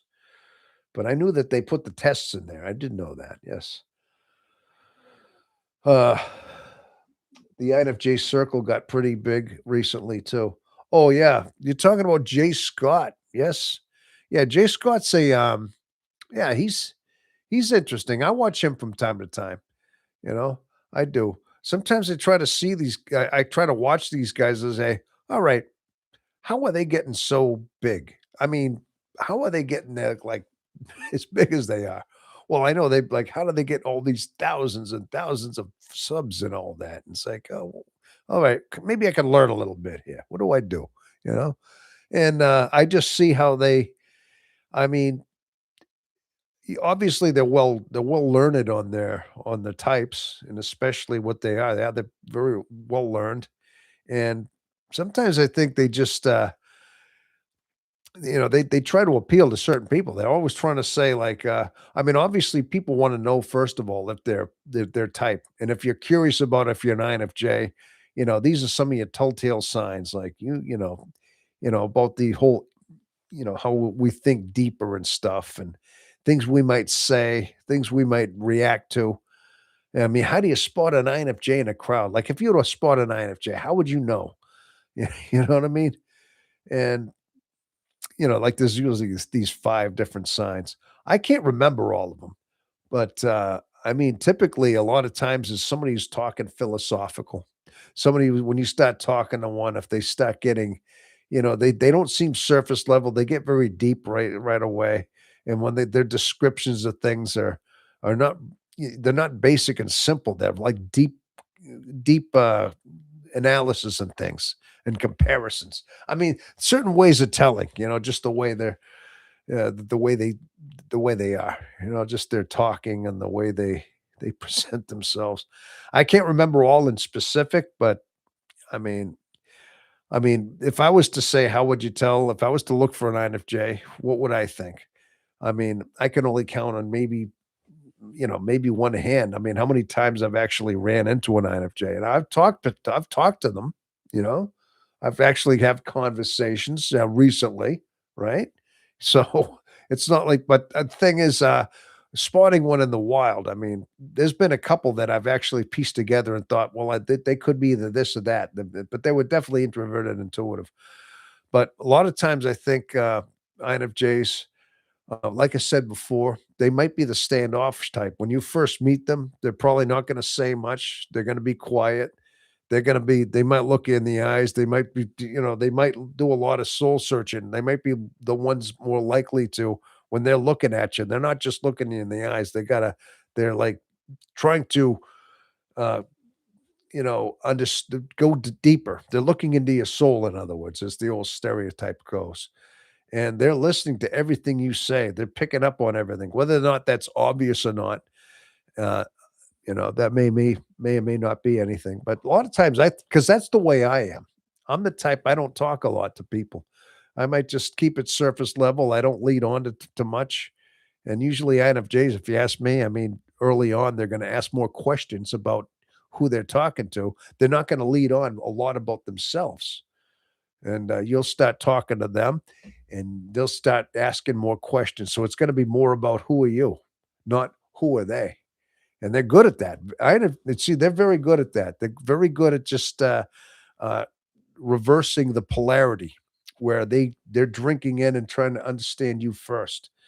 Okay, so a lot of times this is, I think, we can all testify to this, and maybe we just do this instinctively. We don't even try to do that, is that we're trying to pull more questions and pull more meaning on somebody else than we are leading on. That's one of the keys that I think. Okay, and obviously, if you get to know them, us on a deeper level, they'll start leading on a little more. They'll start unveiling things slowly but surely in other conversations, and they're going to talk to you a little more, and they'll start to let things out a little bit. You know what I mean? These are some of the first things I've noticed. Okay, and some of the other ones are, they're just again, like I said, they're just always, they're quiet first, and they might ask questions, but they're not conventional. when they talk, they don't sound like everybody else. They're not like a cookie cutter of everybody else. They're not talking about surface level things at all. What and that certain things pique their interest right away. I mean, when you start talking about things that are deep or like things that pique their interest, authors, books, metaphysics. I mean, there's some real deep stuff they'll perk up on. Science, philosophy. You know what I mean? But but there's certain things that'll shut them right down. You start talking about Hollywood gossip, especially just the weather, especially if it's mundane. If it goes on and on, you know what I mean? Uh, just things like that. A lot of it's in just how their conversation you're having with them. That's how I would say. There's certain ways of telling INFJs. You know, it goes a little deeper than that, but those are some of the things right off the bat that I would say to look for. But usually they're hard to read though. And being that they're so rare, if they are as rare as that, um, you know, just talking to one you know, might uh, might be unusual as it is because they're not usually the type to go up and talk to people. And usually there has to be a reason why. There has to be some kind of a motive behind it, you know? I mean, usually they're not just gonna randomly talk to people. I mean, they might say hello to you. They might help you out if you were, like, falling, they would help you to your feet. They'd pull you out of a burning car. I mean, there's certain things I think they would do that would get their interest, but I mean, so there would have to be something common that would draw you into talking to them, you know? But, that those are some of the telltales that I would look for. It's just in how the conversation and what they say and how they talk. All right. How deep they go. And so, uh, truly awesome human beings. Oh, yes, of course. Yeah. Well, they are. I think all human beings have their own awesomeness in their own little way. I really do. You can't discount all the other personality types. I think there's qualities in everybody. I think this is our type. Our This is our who we are, and we know ourselves pretty well. And but I think we all have our own awesomeness about us. But yeah, of course, INFJs, they're known as being the mystic types too. You know, they see something and they may say something and it comes true, like they predict future because this is something that's unusual, is their depth in that way. And sometimes they'll bring something up and I can't give it quite an example, but and things just happen after they've said it. And I've had this happen many times in my life. I've made subtle comments or even said this is going to happen and it did happen. So I know that happens to me. And it looks like you're predicting the future. You're seeing things, future outcomes, and that's how deep the intuition goes. The pattern recognition, just piecing things together, gets that deep. Um, so sometimes if you happen to hear somebody say something and you write it off and it comes true, that's a good chance too, right? But that doesn't get that deep, right? Okay, but anyway, yes, I think Wen's made a video about being mad and at the INFJ Circle guy for stealing a topic of hers. Oh, really? Is that right? Oh, okay. Yeah. I noticed that. I noticed Wen's is she's kind of possessive of things that she says. I mean, especially about things that are now listen, I'm not talking bad about Wens. I'm not gonna cut her down. Listen, I'm not here to do that. But I think I've got some hay fever going. I think I'm getting a stuffy nose here. It is May after all here in New Hampshire.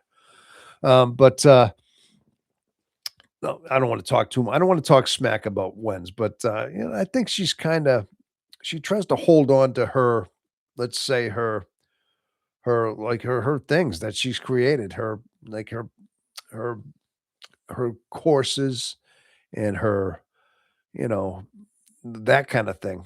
I mean, because these are like her copyright stuff. This is how she makes her living, I guess you could say. And she's pretty protective about that. That's all. But I didn't know she actually got mad at Jay Scott for that, though. Really, yeah. But yeah, but I found that out too, that she, and I don't know how she knows things, but yeah, if you mention little things that are her copyright or her like what she said before, yeah, she'll go after you or she'll make a comment about it. So, but anyway, but you know what? She's such a sweetheart. I don't know what it is about her. She's got that twinkle in her eye. Something about her. She's cute. She's cute. She's always got her way. There's something about her. I don't know. When I first saw her, I kind of had a crush on her. I did. I mean, I look at her now. I think, oh yeah, gosh, she's cute. Very cute. She's adorable little thing. So there's definitely something about her. Yeah, she's got a little soft spot for her. But yeah, I had no idea though that she did that. Hopefully he didn't get in trouble. I hope it was nothing I hope it was just verbal. I hope he didn't steal anything where he got a copyright or something. You know what I mean? Hopefully that wasn't a case. Eventually, I mean, I'd like to start using their material every so often, do some reaction videos. I was actually thinking of that. I mean, I got that in the works. I don't know if I'd be able to use all their. I know there's a whole Fair Use Act out there where you can use material as long as you make sure it's that you add to it. You change it. You make it your own. You have to add commentary to it. You have to add. You can't just show their clips. You have to um, reinvent it in a way. So I'd like to do that someday. But again, that's things I have in the works in the future as far as that goes. So all right. So does anybody have any questions as far as well, actually you're asking quite a bit of we're asking quite a few questions here though. We got quite a bit going on here so far. Jethro, I'm glad you're out there though. Definitely. Uh take a little bit of time off, taking some R&R off. And it's good to know that this is actually helping you along, that these little chats are good. So um yeah, but I tell you though, the depth of that we have though is it is pretty deep. But bottom line is people though, you know what? On a serious note though, NFJs, as you know, there's got to be something that drives us. I mean, and there's a certain meaning to our whole existence. I mean, my mom used to tell me this. My mom, I believe, I my late mom, I should say. She's been passed away for 5 years, but when she used to have many, many talks with me as a kid, lots of talks. But she said the reason why we're here is to find salvation. She used to always talk about how that's the meaning of our life is to we're here, we're put on this earth, and we're here basically here, and we're experiencing this world, this life, this existence, and to ultimately find the truth and find salvation. Like basically, find the whole spiritual completion with God and everything. She used to go extensively about that. And I tell you, I think there's a lot to that. I think basically that's a lot of part of our life is our journey, is our spiritual journey. Now I do occasionally go into the spirituality of us because I think that's a big makeup of who we are.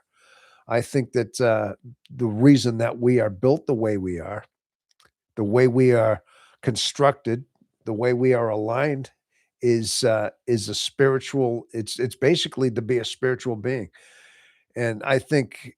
And I've even had videos basically saying that, now, listen, I don't think we're better than, I don't think we have anything greater than anybody else. I don't say that, but in a way, the alignments that we have are like almost like we're chosen in a sense because they line up too precisely with seeing something beyond ourselves. I mean, we have that deep, rich inner world and our intuition, and we always have that spot of loneliness in our heart.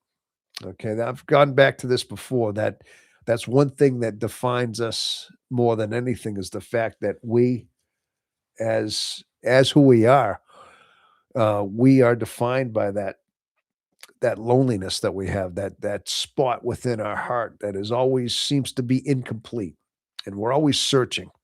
And that's what drives us a lot of times. That's the part of the confusion is because we have this ache in our heart, this empty spot in our soul. Now, not to say it's just INFJs. I think every human being does.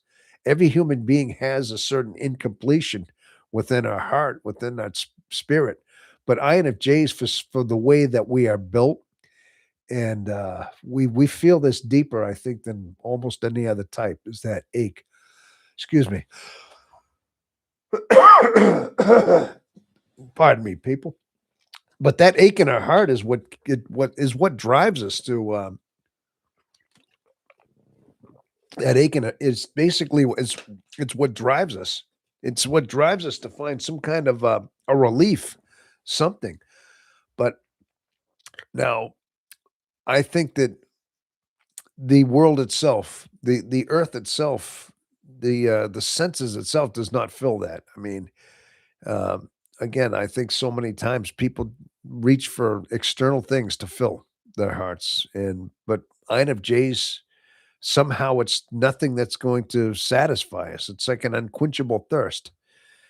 And I think we've tried that. We've tried going down the whole material goods, having, just because you have more money, you have more things, you have more, a bigger house, a bigger car, a bigger yacht, a boat, whatever it might be, a flashy wardrobe, whatever it might be, isn't always going to fill us.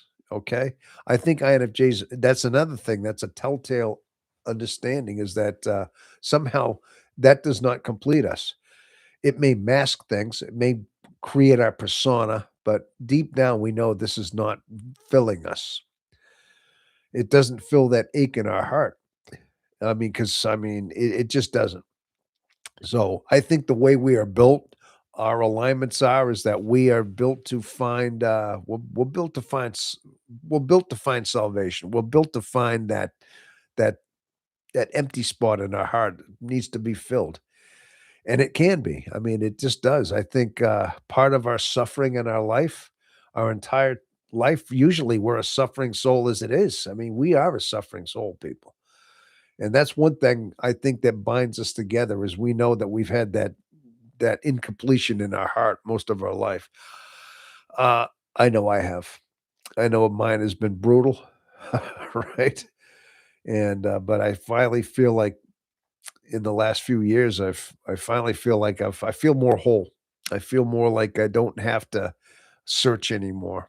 Okay, and yeah, I don't know if I don't know if it's salvation because I still find myself drifting and doing stupid things sometime. I'm not, so I still do stupid things. I still do human things, if you know what I mean. I'm not saved in that way, but I do feel a sense of peace that I've never had. I think that's bottom line is I think that one of the things we have that is just what our personality leads us to do is that we can find a level of peace and understanding within our heart, okay? But it takes a lifetime. It really does. It's all part of our authenticating, as Carl Jung did say. And of course, as you know, Carl Jung, being that he was the one who mapped out this MBTI, and he went extensively into looking into the introverted intuitive mind by just studying himself. He was an introvert. He was intuitive. He was all of that. And he went very deep into his own psyche trying to figure himself out. And he mapped out basically the introverted mind, intuitive mind. And so I guess bottom line is that we have to spend our life basically authenticating in so many ways. I think we do. I think we do. But every step that we take, does not go in vain. What we think in our life is like a curse, and what we think is in vain in our life is not in vain, though. Every time we go through bouts of depression and sadness is actually, and these bouts of unknowing and loneliness that we have deep in that soul, in the moment that we're in, We think it's like depleting us, it's hurting us, but in reality, it's our way of growing, of changing. I mean, each bout of this, and each time we come out of these bouts of our isolation, we change. We're slowly but bit we are becoming different. I think our authentication sometimes is not just one event or one particular time. I think we're leading up to it. Now, I think INFJs typically we authenticate in our own way, and it takes, like I said, a lifetime because we're so much in conflict with the world. We're so much in conflict with the world around us. I mean, I think so much we're so sensitive and we're to the world itself. I mean, our emotions are sensitive, and of course, we're drained by a lot of people. Sometimes the small talk drains us. Too much social interaction drains us. Too much, too much at one time, and it pulls on us. It drains us. So we need our isolation.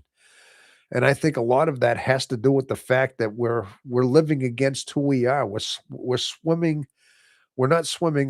We're swimming against the current, I guess you could say.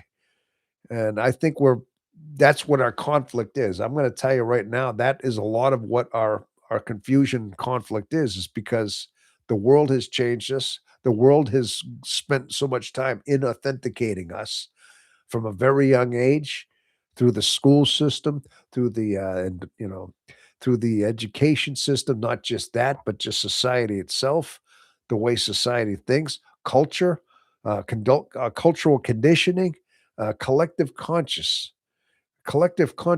everything is we are being psychologically changed. Okay.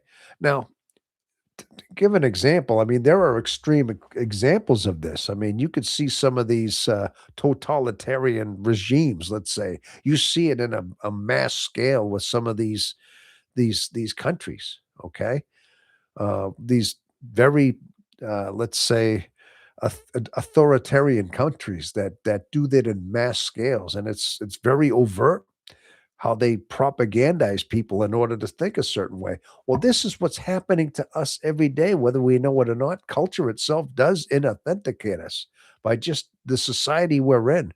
We're told to think things that we're not intended to think. And through it all, we are losing our own internal spark, our internal knowing that we have because we have been given a code. We have been born with a certain understanding and knowing a code. I call it the God code. In fact, I had a video on this, but we've been born with that. And the more we accept that, the more we drink in the Kool-Aid, as you might say, of culture, the more we are inauthenticating and the further away we're getting from our own inner God code, our own inner code that we have, that we were born to know. But by through authenticating, by going through this suffering bouts, now, as much as we feel as though it's painful and we suffer and we may be lonely, we may be in our isolation and tears may flow. Slowly, what we're trying to do, this is our way of trying to rekindle, reconnect with our own internal spirit, our own internal code, as you might say.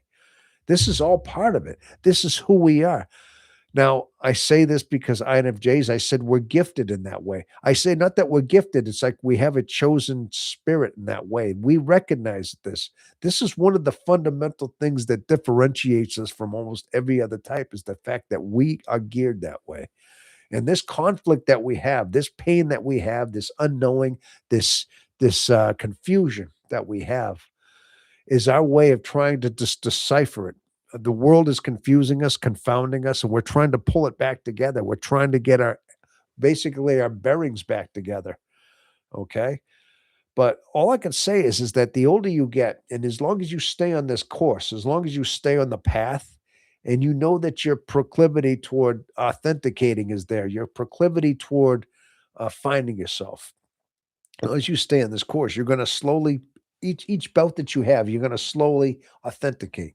You're going to start seeing things for what they are. When you start seeing the world for what it is, and you start not really accepting it for what it is, I mean, when you start questioning the world, these are signs that you're not trusting the world. Okay, but this is your way of finding your true authentication. Your individualization is taking over. Okay, but it's a slow journey. Okay. Uh, hello, Vamp. Is Vamp in the did Vamp come in the house? Is that what that is? Uh, hello, Vamp. Oh, okay. Yes. Okay, we got Vamp in the hey, we've been waiting for you to come on in here, Vamp, if you're coming in. Or somebody saying, okay. But bottom line is now I go into a little bit of a tirade. I like to just say this, people, because this is who we are. We we are a searching soul, and our type typically is just that. Okay, and I think that that's part of what our conflict is. Okay, much of our conflict is that we are in conflict with the way we've been de- deconditioned, unauthenticated through our life, and we're trying to fight up. We're trying to basically swim opposite the stream that we've been going, almost like that salmon swims upstream. It's a struggle. That's a perfect example. And I mean, example is salmon. They're born in that little pond somewhere up in the North Atlantic, not wherever, up in Canada, depending on if it's Atlantic salmon or Pacific salmon. I mean, but there's usually a lake. There's a specific lake that they came from, and they've spawned up there. But their whole cycle is their code within them. After they've hatched in this freshwater pond, what do? They swim downstream. After they've reached a certain age, they swim downstream. Now they become this saltwater fish, and they spend what 7 years of their life down there, and they're growing, they're developing, they're going through their their own life. Okay, but what happens? Something awakens in this salmon and this one fish. Okay, something comes to life at a certain age. A certain code takes over. Maybe it's a hormone. Maybe it's a yeah, not a hormone, but a gland or something. It could be something physical, but either way, something activates. And this activation is it trying to swim back to its original place of birth. So what does it do? It swims upstream, goes back up that pond, back up that stream, and hundreds of these things end up not making it. A lot of these just end up exhausting themselves. They jump. You ever see these documentaries? And these salmons are jumping out of the water as hard as they can to get to the next step.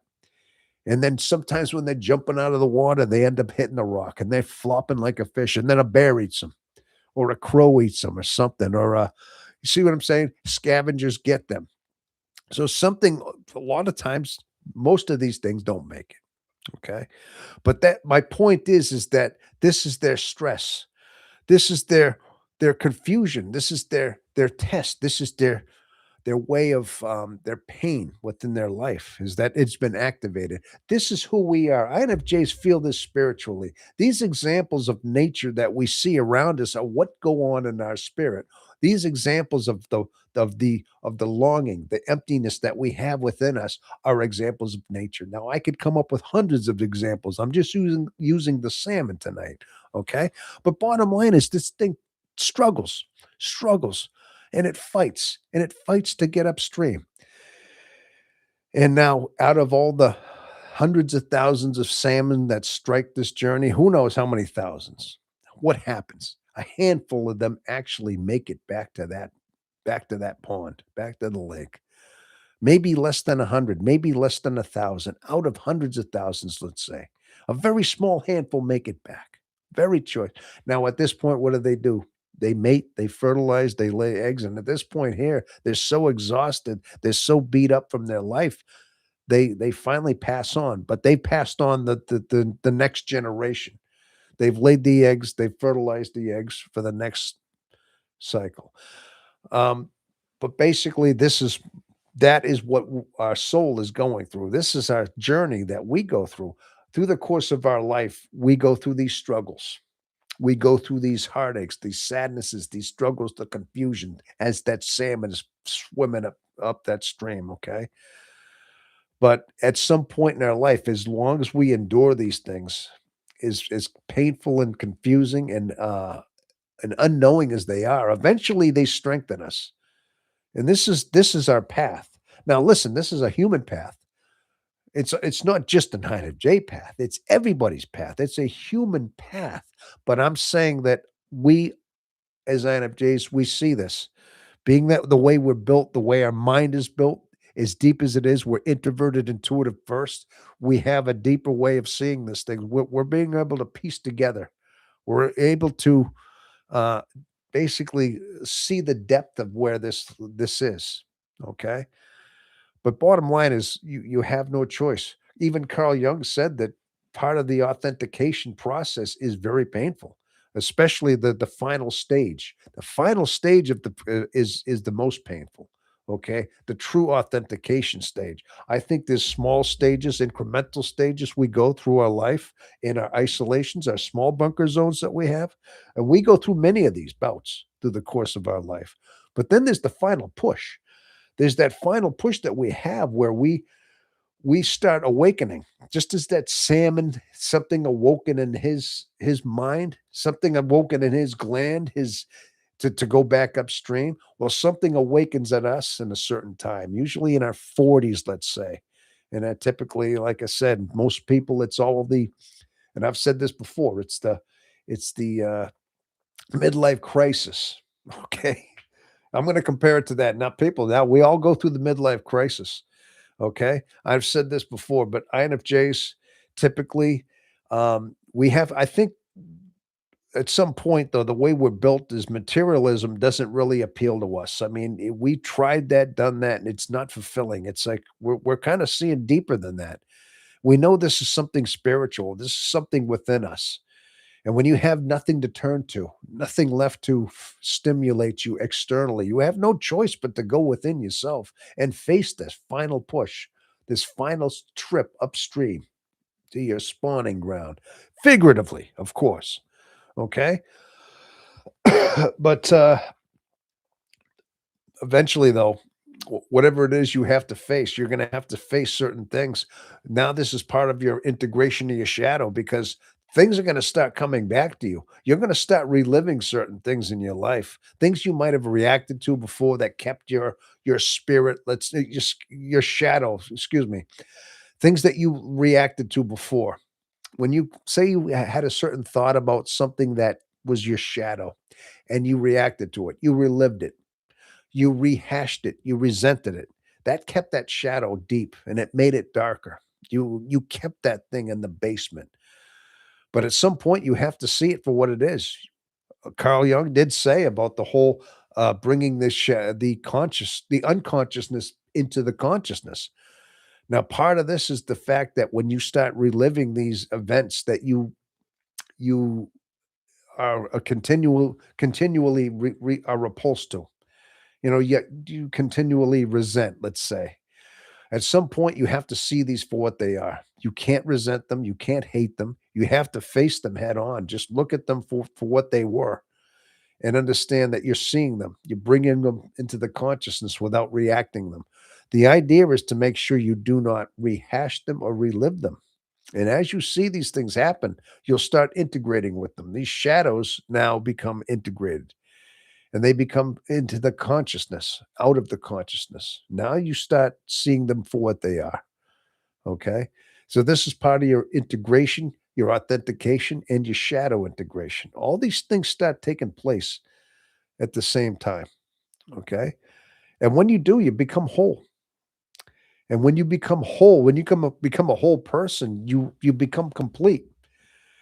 And all of a sudden that little spot, that little empty spot in your heart that you had before, that spot of you that was always alone, that was always incomplete, that was always searching for something, anything, the soulmate, just something to fill you, becomes filled with your own peace. That one little spot becomes filled with peace. I mean, yeah, you could be alone now you're okay being alone. You don't feel like you're alone lonely anymore. You don't feel that anymore because you found peace, but it's a painful struggle. It's all spiritual. It is a spiritual struggle, but this is how we attain that. But being INFJs that we are a suffering soul, this is part of our journey anyway. This is part of what it is. I guess my point, people, is you have to persevere. You have to understand and just make sure that understanding that the pain in your heart, the struggles that you have is all for this journey. Okay. To make you a wiser, smarter, more whole person, basically. Okay. Uh, okay. I'm going to read some of your comments. I did get a little bit of a tirade. Listen, I usually like to say this particular thing. I dress it up a little bit. This is my own journey. Funny thing is, funny thing is, people. You know what I've been noticing too. A lot of the things I talk about authenticating and about how we have to accept ourselves. Before I even knew this, I started watching and looking more into the Carl Jung philosophy. And when he's talking about authenticating and how we change, and he said just that part of what Carl, now this, I said this and I thought I didn't address it to saying Carl Jung said it because I didn't know, but he talked about the whole part of accepting who you are and accepting and being aware, but basically being aware of who you are and accepting and just accepting your life and not trying to change it anymore. Once you accept who you are and understand that this is your life, you're not trying to be somebody else. This is your first step. Now that's part of the authentication process that Carl Jung was talking about. I thought, oh my gosh, that's kind of like what I've known anyway. Like I figured it out. So in a little way. Tom, you had a super long live stream a few days ago, right? Like 8 hours or something. I didn't join, but I saw you were on for a while. Yeah, I did. In fact, that video was still out there, you know. That one I've had a few long ones out there. I've had a few marathon um lives out there. And that's still out there too. I think it was if you look at my live stream, it's still pre-recorded, all 8 hours of it. Hey, there's some of these listen, there's some segments are pretty good. I mean, I noticed, like, you could blip out a few. I could edit out a couple and get rid of some of the chit chat here and there, but, some of them I go in monologues, and I think, some of the monologues are helpful, I think. I would hope they're helpful to somebody out there. I'm thinking someday, maybe 50 years ago, long after I'm passed, and somebody might stumble across one of my live broadcasts and hear me. And even after I'm long gone, they'll hear that message and it'll steer them right. I don't know. See, there's my long-term planning right there, right? Or you know what? Or I'm hoping that it helps you people right now, right here tonight as well. I mean, it's just, you know, yeah. I'm just hoping somebody out there. I listen. I do this because I hope it steers somebody in the right direction. I'm trying to give back. Okay. Vamp, cat or dog? Oh, what's up? Vamp's out there. Hey, how you doing there, Vamp? What are we talking about? Pets? Tommy, you had a super long pill. Oh, nice. Creating content. That's cool. Yeah, your playlist. Boom Shrek. I slept in due to a migraine, but still wanted to tune in as I'm able to listen. Oh, Vamp, you had a migraine. Oh, is that how it happened? Oh, okay. Well, you know what? If you had a migraine, I hope this broadcast will help soothe you. I hope that's all I can do. I'm gonna try not to give you a headache. Hopefully we can all be nice and soothing and take that headache away. How do you like that, huh? So I don't know. I'd hate to think I give people migraines, you know what I mean? I don't think I'm doing that. But that's good. But yeah, but that's why I do that though, George, is because I basically, I know how it helped me just understanding my type and that everything seemed to fall into place. You want to talk about synchronicities too. I think part of that, just understanding, I was really close. I was really close. I knew something was unfolding in my life. And then I stumbled across a Wens video. Yeah, it was Wens, that old sweetie cutie pie Wens. And there was a video out there that I started watching about about the INFJ thing. And that's the first one. And then I started watching more and more, and I started looking for different content. So that helped me out to discover my type. So I figured, hey, I'm giving back. I start my own channel, and I'm going to try to do something similar to that. That's all. So, and all I can do is hope that you know my message, our message, gets put out there. That's all. I suffer from migraines a lot. Oh, you do, Vamp? I didn't know that. Yeah. Uh, Tom, that cracked me. Oh, wait, Tom, that cracked me. That cracked me that you, Tom, that cracked me that you give people migraines. Well, I mean, I'd like to think I don't do that. I mean, hey, certain people might. There might be some people I'd give a migraine to. Not you. I would hope I don't give that to you. So, hey, hey, Genesis, Justin Genesis. Good evening, Tom, and everybody. Hey, I think the club is coming on in here. That's awesome. That's great. Well, we got the whole club going anyway, but so yeah, good to see everybody coming on in here. Hello, Genesis. Good to see you. Good to see everybody out there. Looks like I got some of my regulars out there. I love your regulars out there. I really do. You just make me feel all warm, like you good old friends. You know what I mean? And of course, I like all new people as well. I like all the brand new faces out there, brand new um, uh, texts out there as well. But definitely, it's good to see. It's good to see some loyal, nice, yeah, good breakfast club, I should say. Hello, Vamp. I hope you are well. Yeah, yeah, I hope so too. I know. I remember one time when I was married, I had a few. Go figure. Like, get this. I want to talk about migraines. I didn't even know. I figured a migraine is a really bad headache. I mean, a migraine is a headache. Well, back when I was married, I never one time I experienced this thing and I never forgot it. I had this like aura in my eye. It was always in the right eye. And I kept seeing like a half circle in it. It looked like pins and stars and like flickering.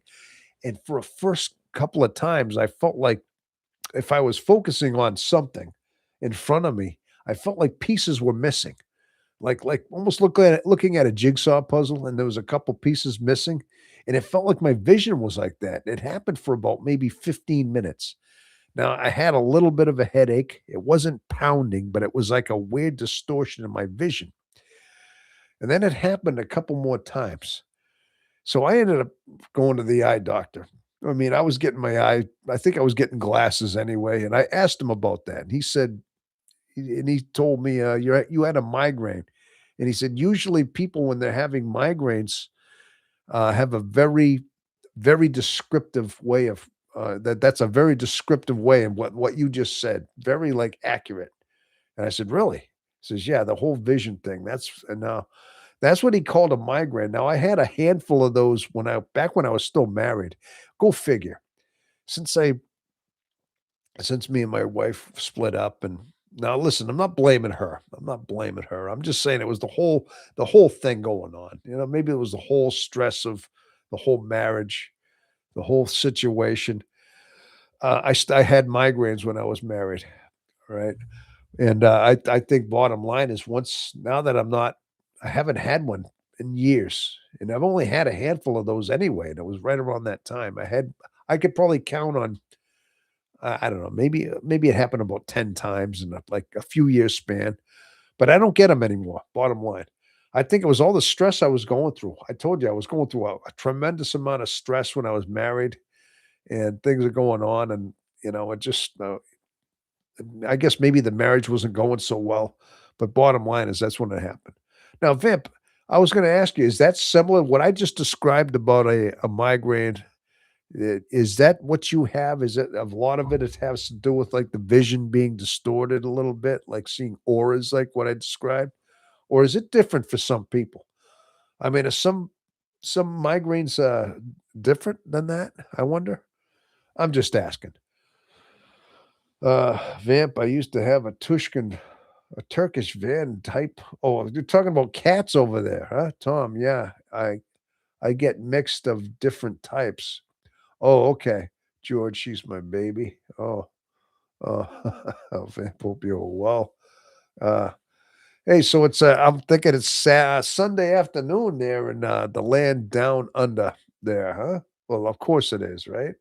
You're always way ahead of us. Yeah. Hey, go figure, Vamp. You're way ahead of me right now. I mean, time-wise, you definitely are. You're way into the hey, you're already into the future. Hey, how is that? It's like you're already in the future, and I'm still in the past on the same day. In fact, you're in another day. It's a new day where you are. That's mind-blowing. Think about that, huh? That's how deep that goes, huh? Halfway around the world, it's like you're in another time. But the thing is, we are linked at the same time. Despite the fact of our distance in time, we are linked simultaneously in time. Hey, go figure, huh? Little Twilight Zone lingo right there, huh? All right. But anyway, it's good everybody's coming on in here. Yes, but all joking aside though, people, I think I have to always I like to think that I have a monologue of I like to think that we have a version of self-help though. I mean, that's kind of like why I'm here. I mean, yeah, we joke around, we clown around, we hang out and stuff, you know what I mean? But bottom line is too, I'd like to think we help each other along. We inspire each other. I'd like to think that if anybody's struggling in their life right now and they're going through these bouts, and then they could say, "Oh my gosh, he's describing what I'm going through." All I can say is, hang in there. This is part of your life. Unfortunately, as an INFJ and living this life as a personality, I've told you before, and anybody can testify, it's a difficult personality and it's a very complex personality. And these are some of the reasons why, because of some of the heartaches that we go through, some of the moments in our life that we have to sustain and we have to endure.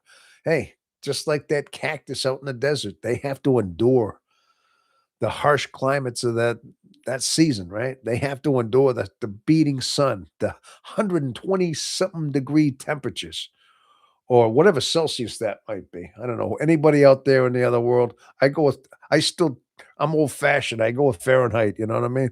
145 degrees. Gosh, that must be, I don't know, what is that? That's gotta be around 80 Celsius, or is that like 90 Celsius? It's lower. I don't even know what it is. I'm only guessing. I know it's lower than 145 degrees is less than a Celsius.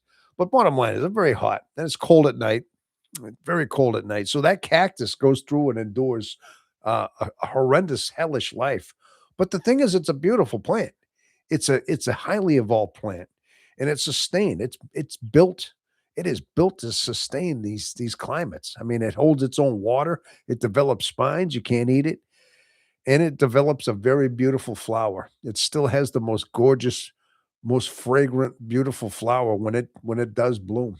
Yeah, as beautiful as anything. Okay, so hey, that is the heart of our character right there. Okay.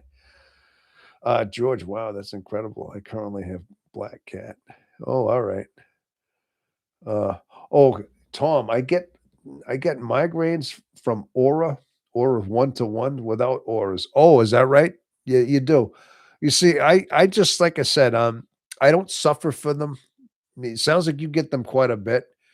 All I can say is, Vamp, being that I was married at the time, I was under a lot of stress. I remember there was a lot of I was dealing with family and the wife and the whole thought of thinking that marriage was gonna somehow make me whole as a man, okay? And I thought, hey, any man would think that, right? Typically, that's what we think. We're supposed to find a good wife, we get married, we have children, we have little little kids running around, little children, and when that's supposed to make us happy, and it should make us happy. Now, I thought it should too, and I wanted it to make me happy, but somehow I also felt very, drained constantly. I mean, extremely tired. There were photographs of me. I mean, I don't see them now, but there was some of them where I actually had like this grayish, like plastered look in my eyes, like I had like a almost like I just looked like I don't know, like I was wiped. And people describe me as being like when I'd be out and about. Sometimes people said it's something. I looked like I was always hung over, like I was constantly like I just got off of like a bender from the night before, and I didn't drink. But the bottom line is I was so overly exhausted. I was so overly and I wasn't getting my alone time. Not enough to recharge, but I didn't know I needed this. During my marriage, this was a lot of the reason why it failed is because I didn't know myself. And of course, I had a I had a wife that thought that it was her duty to make sure that I was more an outgoing man. I had more friends. We need to find more friends. We need to start doing things with people. This was her thing. And I thought, yeah, I mean, but then part of me is like, yeah, but I really don't want to. I like she couldn't get over the fact I had no friends. I was just a solitude. I was okay being alone. She couldn't get over the fact. Like that baffled her. That's what I mean. That's usually what extroverted people do. They can't it's out of their realm to understand that some people don't need a lot of people to charge them. I mean, extroverted people need people to like stimulate them, charge them. And I guess it's beyond it's hard for them to fathom an introvert not needing that. Well, my wife was thinking that would be a good thing. I tried it and it made me more exhausted, and I was constantly exhausted. But bottom line is, Vamp, those migraines I think were happening because of that. I was so overly tired, overly um, just stressed in that way from the marriage, and of course never having alone time or having very little. I mean, I would try to get scraps of time of alone here and there.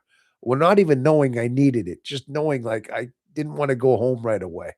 I'd get out of work and I would just take a little bit of extra time getting there. You know what I mean? I'd do something to divert the time. Nothing malicious, you know, but just trying to capture a little bit of alone time, you know? And it was never enough. But I had migraines. That's when the migraines started happening. It was around that time I was that depleted in my life. So my point is, Vamp, do you suffer from a lot of are you under a lot of stress? Maybe it's partly it's stress induced. Um, I can only imagine that's part of it. If it had anything to do with the reason why I was having it, because I haven't had these in years. After I started balancing myself with my time off, my time alone, and then they went away. So, yeah, totally. I feel the stuff. Normies don't get it. Yeah, you know what I'm saying, right? Oh, we got Honey Rose. Oh, Honey Rose, you're right, Honey Rose. Hello, how are you? Um, yeah, mindful, good point. That might be okay. I'm sorry that ache. I get them at least twice a week. Oh, okay. Oh, you get the migraines as too, Honey Rose? Yeah. Am I getting that right? Hunno Rosa. Hunorosis. 36.95. Okay. Can I call you honey? I'm only kidding. I'm not su but, so you get the yeah, we're talking about these migraines, yeah. Like I said, I've experienced a handful of them in my life, and it was just that was the low point in my life I got them. I was very okay, I don't need to talk about it again, but that's when I had them, and they went away once my wife went away. Go figure, huh? I hate to say that. I don't wanna be that guy, you know? But I can say that's when it happened, is, once I got out of my marriage, you know? Again, I don't blame her for it. I really don't. I just think it was more of, my reaction to it. It was just the way I was dealing with things around me, all right? The bottom line is, my life wouldn't have been what it is. I wouldn't be here right now if I didn't get married. If all that life didn't happen the way it is, I probably would have taken a different course. Um, if I didn't have that experience, I would have ended up somewhere else, somewhere different, you know? And, But bottom line is I wouldn't be right here now. So that was all part of my journey to get here. Another thing is too, hey, want to hear something interesting, people? Now they talk about, talk about the INFJ is always looking for a soulmate. They're always looking for somebody to that they get, whether it be a spouse, a great friend, a good friend. It could be anybody. It could be just somebody that gets them, somebody that they can relate to, that understands them finally, because typically is so misunderstood. Now, I guess part of what Carl Jung said that sometimes soulmates are not meant to be permanent. He says that sometimes we run into people that are our soulmates. These are people that relate to us, that give us insight in a way, but sometimes they're not always meant to be our people. We think sometimes we've got this vision of our head. Okay, we imagine a soulmate being that perfect. With me, it would be that perfect woman, my Raquel Welch. Okay, that perfect woman. She's in your life and she's your soulmate and she's everything. She thinks like you. She kind of acts like you a little bit. She's wonderful. You get along. I mean, yeah, you're not perfect together, but but you're enough alike where you feel as though she was made for you. Okay? Maybe the same thing for women. I'm sure there's a man out there you think the same way as your soulmate. This is supposed to be your perfect soulmate. Now, I guess part of it is now deep down, there might have been you might have met your soulmate and already outgrew them. Even in Carl Jung's philosophy, he said that sometimes people steer us in our way. We may find our soulmate temporarily. We may find somebody that testifies to us, that that we walk with, we'll walk alongside with only for a short time. And sometimes we may find these people in our life, and they may not be meant to be permanent. But what they are meant to do is they are meant to have diverted your journey, diverted your trajectory in your life just enough, deviated your your path just enough to change you, steer you into your true self. Almost like again, like a synchronicity in a way. Like you've been synchronized temporarily with somebody and they just changed you just enough to divert you into your true path. And that was their mission, but they may not be permanent. This could be your soulmate as well. Okay. Again, things I'm picking up, little tidbits and pieces about what exactly is that our authentication is. Now, I don't think that I mean, it's a far stretch to think that somebody is meant to be you. You're meant to find for somebody till death do you part. I mean, it could happen, and it does happen. All right. But it doesn't always happen that way. Sometimes these people are just have their mission, their short time in life to redivert you, redirect you in your life for your path. And they're not always meant to be there.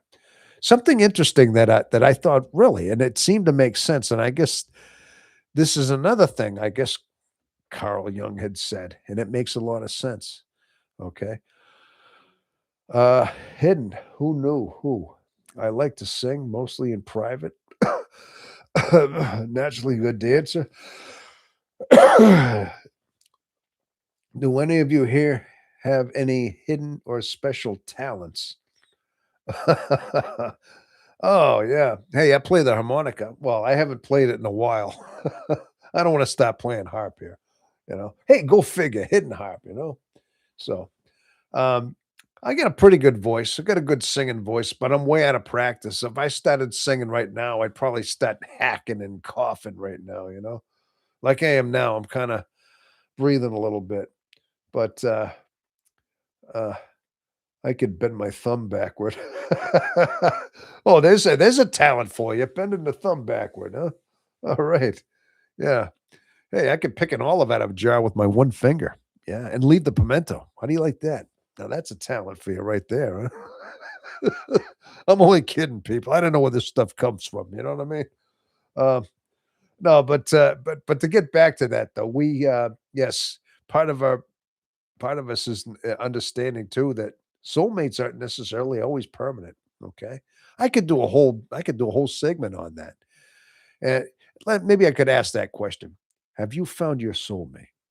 Has anybody out there found their special somebody, their special, s- uh, you know, f- somebody that was basically meant for you in your life? And do you believe that person really does exist? Is there somebody that was made just for you, out there in the world? I don't know. I mean, maybe some have, some haven't. Hey, with me, like I said, maybe my wife, maybe the wife I had was just she was my soulmate. Maybe I already have found her. In fact, I've actually said to myself, I might have already had her, but I'm divorced now from her. But my path diverted. I wouldn't be here where I am today without that whole marriage. Even though things happened and we didn't see eye to eye anymore with my marriage, okay? She was still necessary. That whole moment that we were together, it was all it was all by design. So maybe that was it. But you know, it wasn't meant to be forever. So maybe that was my soulmate and she's already moved on. Okay. In fact, I mean, at one point too, I mean, a few months after we got after we separated, I did bump into her and she asked if we could go out for a cup of coffee. And I was okay with that. I was like, "Yeah, okay, let's do that. Okay, we could talk. After all, I've been married for 20 years, you know. We should be able to well, maybe we could try to be friends." But then she had said, right before we went to get the coffee, she had said, "I was I was hoping maybe we might want to try to get back together again." She asked me that. And I said, right away, I thought about it and I said, "I don't want to do that. I don't. I don't want to get back together with you. In fact, I'm much more happy without you. In fact, no, I mean, I'm much more peaceful now." I don't know what I said exactly. In fact, I did say something a little bit finale. I wanted the message to get across. I said, and the only regret I have is the fact I wasn't able to leave you quicker than I did. Now, maybe I shouldn't have said that. That might have been a little harsh. I think back now, I probably shouldn't have said that, but she got a little bit flustered and she just walked away. And I could tell she was hurt. I mean, it was a couple months went by after we had separated. It was like 3 months. So it was enough time went by. She's asking if she wanted to get back. And I just told her, I know I was better off without you. And I know that hurt her, but I wanted to send the message that no, this is not happening again. I have no interest in rekindling this. Yeah. I told the soulmate that if she was my soulmate and that was it, and I told her no, I was done. If that's who she was. Okay. But but that was the truth. I was speaking. I mean, that was what came out of me. I didn't have any interest in that, you know? Um, but I mean, as much as I don't like to say that again, I mean, it is what it is. Things happen. I mean, we I mean, I think there's a lot of truth in that, that sometimes soulmates aren't necessarily forever. Hey, that'd be a good song. A good country and western song, you know. Soulmates are meant to be forever, you know. Sometimes they just pass on through your mind. You see, I could just, hey, there's a talent for you there, Hop, huh? What do you think? Soulmates are meant to be your lover forever. You know, okay, I'm sorry. I couldn't help myself, people. But I'm just saying it could make a very good country song. And I that would have to be one of those country songs, you know what I'm saying? Yeah, be like Conway Twitty'd be good at singing that one, you know what I mean? I'm good at writing. I could probe. I could probably write that in 10 minutes. Hey, there you go. Hey, that's a good influence there. I mean, soulmates aren't meant to be forever. That's the title right there. There's a song. See that? There you go. I gave somebody a little bit of an idea for a country song, you know? Hey, but I just being that everything's about love and everything's about heartbreak and everything's about it's all emotion, right? Well, all music is. Most of it is. A lot of it is about 98% is about romance and about relationships. So why wouldn't you say something like that, right? I probably would have to enjoy it. Oh, and push me so hard. I'm really good at making things into small areas. Oh, personality pill. I'm really good at making things into small areas. You mean like building those little tiny model ships inside a bottle? Could you do that stuff? You know, you get the little tweezers and little things and putting them in a bottle. How about that? I never I always thought who'd want a hobby like that. That seems kind of cool though. You build a little ship in a bottle. Imagine that. And they actually look pretty cool. But all you have to do is you just got the little spout to put them all in to build them in. Imagine the patience you gotta have to do that kind of thing. Yeah. Talk about a talent. But anyway, is that what we're talking about? What do you think of that idea, huh? All right. So we're talking about our hidden talents, huh? I think we all hey, listen, I've always thought that. I think each and every human being, everybody on earth has their own individual hidden talent. I mean, in there, some could be dramatic, some could be subtle talents, but everybody has their own unique talent that they have. And I used to tell my kid that way back when he was young. I told him that. I says, you know, we all have our own unique talent, you know, and you have to find out what that is in your life. What is your talent? And when you find that hidden talent that you have, that will be that will be what defines you. And when you find that talent that defines you, you'll love doing what you do. You'll enjoy doing that. Yeah. And it might be the gift that you were meant to have. So I used to tell them that. We all have a hidden talent out there. I was going to say I can fix being in the industrial dishwasher and overfix them. Uh, them both. Overfix how do you overfix something? You mean you fix something so good that, how do you overfix it? Meaning it never breaks again? I suppose that's be the only way I could think, huh? When people ask how I know how to dance samba, sometimes I tell them, "Yeah, I'm not a good dancer. I'm really not." Alright. I don't know. Um, I'd like to think that my talent has always been just to articulate pretty well. Maybe this is partly what I've got. I mean, I like to think that maybe I'm discovering my talent right now. Here I am on a live broadcast, and I've been making a habit out of these live broadcasts, and I enjoy communicating and talking to people. And I just like to know that somehow my message is being heard out there. That's all I can do. And sometimes articulating a certain way, putting things into a certain way, having people understand you. Yeah, I guess people are great orators. Yeah, that's what they call orators right there. You know, like, just being able to speak really well. I mean, some people were really good at better than speeches than anything, right? I don't know if that's my hidden talent or not. I don't know what exactly I found, as far as that goes. But hey, maybe this is all part of it. All I can say,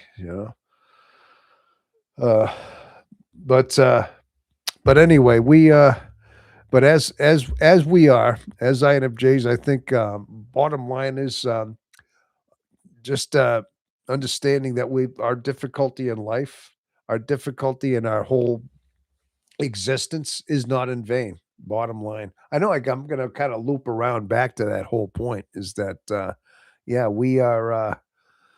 It's almost like I said, we're chosen in a way.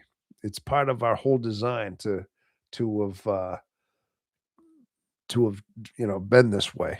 This is part of our whole makeup in a sense. But I think, like I said, it's part of it's like being chosen in a sense. But I mean, it's a deeper spiritual understanding, is what it is. Um, that's all I can really say. Is the fact that the way the mind is, it's all part of by design. I had something interesting happen. Now that I think of it, just recently, I think it was just a couple of days ago. I was at work. Sometimes you ever have momentary lapses of like clarity, let's say, where there might be certain windows where all of a sudden your mind becomes very hyper, um, like aware of a moment that you're in. I'm trying to put this in the best words I can. Like all of a sudden you observe a moment, maybe an epiphany comes into your mind, a thought, something you've never thought before, and that first time, or maybe you've thought it before, but you never really understood it until that moment where finally the understanding of something came in. These are those epiphanies where somehow they're supposed to alter you just a bit. Now, you may write these things down. I advise you write these things down because I've had so many of these in my life, and sometimes they sink in. You kind of absorb them, and you may never be able to quite put them into the same wording that you had in that moment. Now, I go through many of those in the course of the life that I'm in here, and I think just a couple of days ago, I was trying to understand.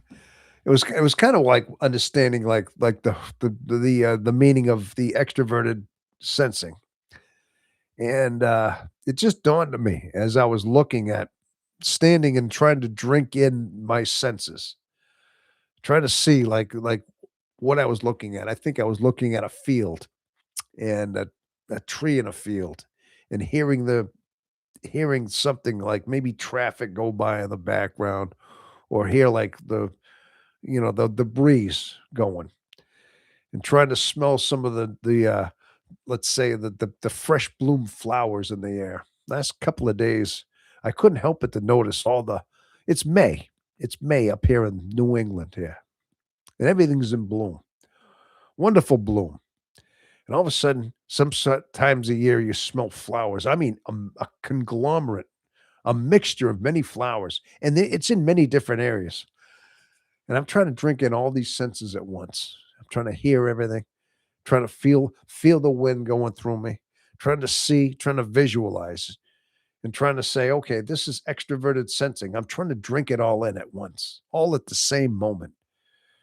And then trying to say, okay, why is this inferior to me?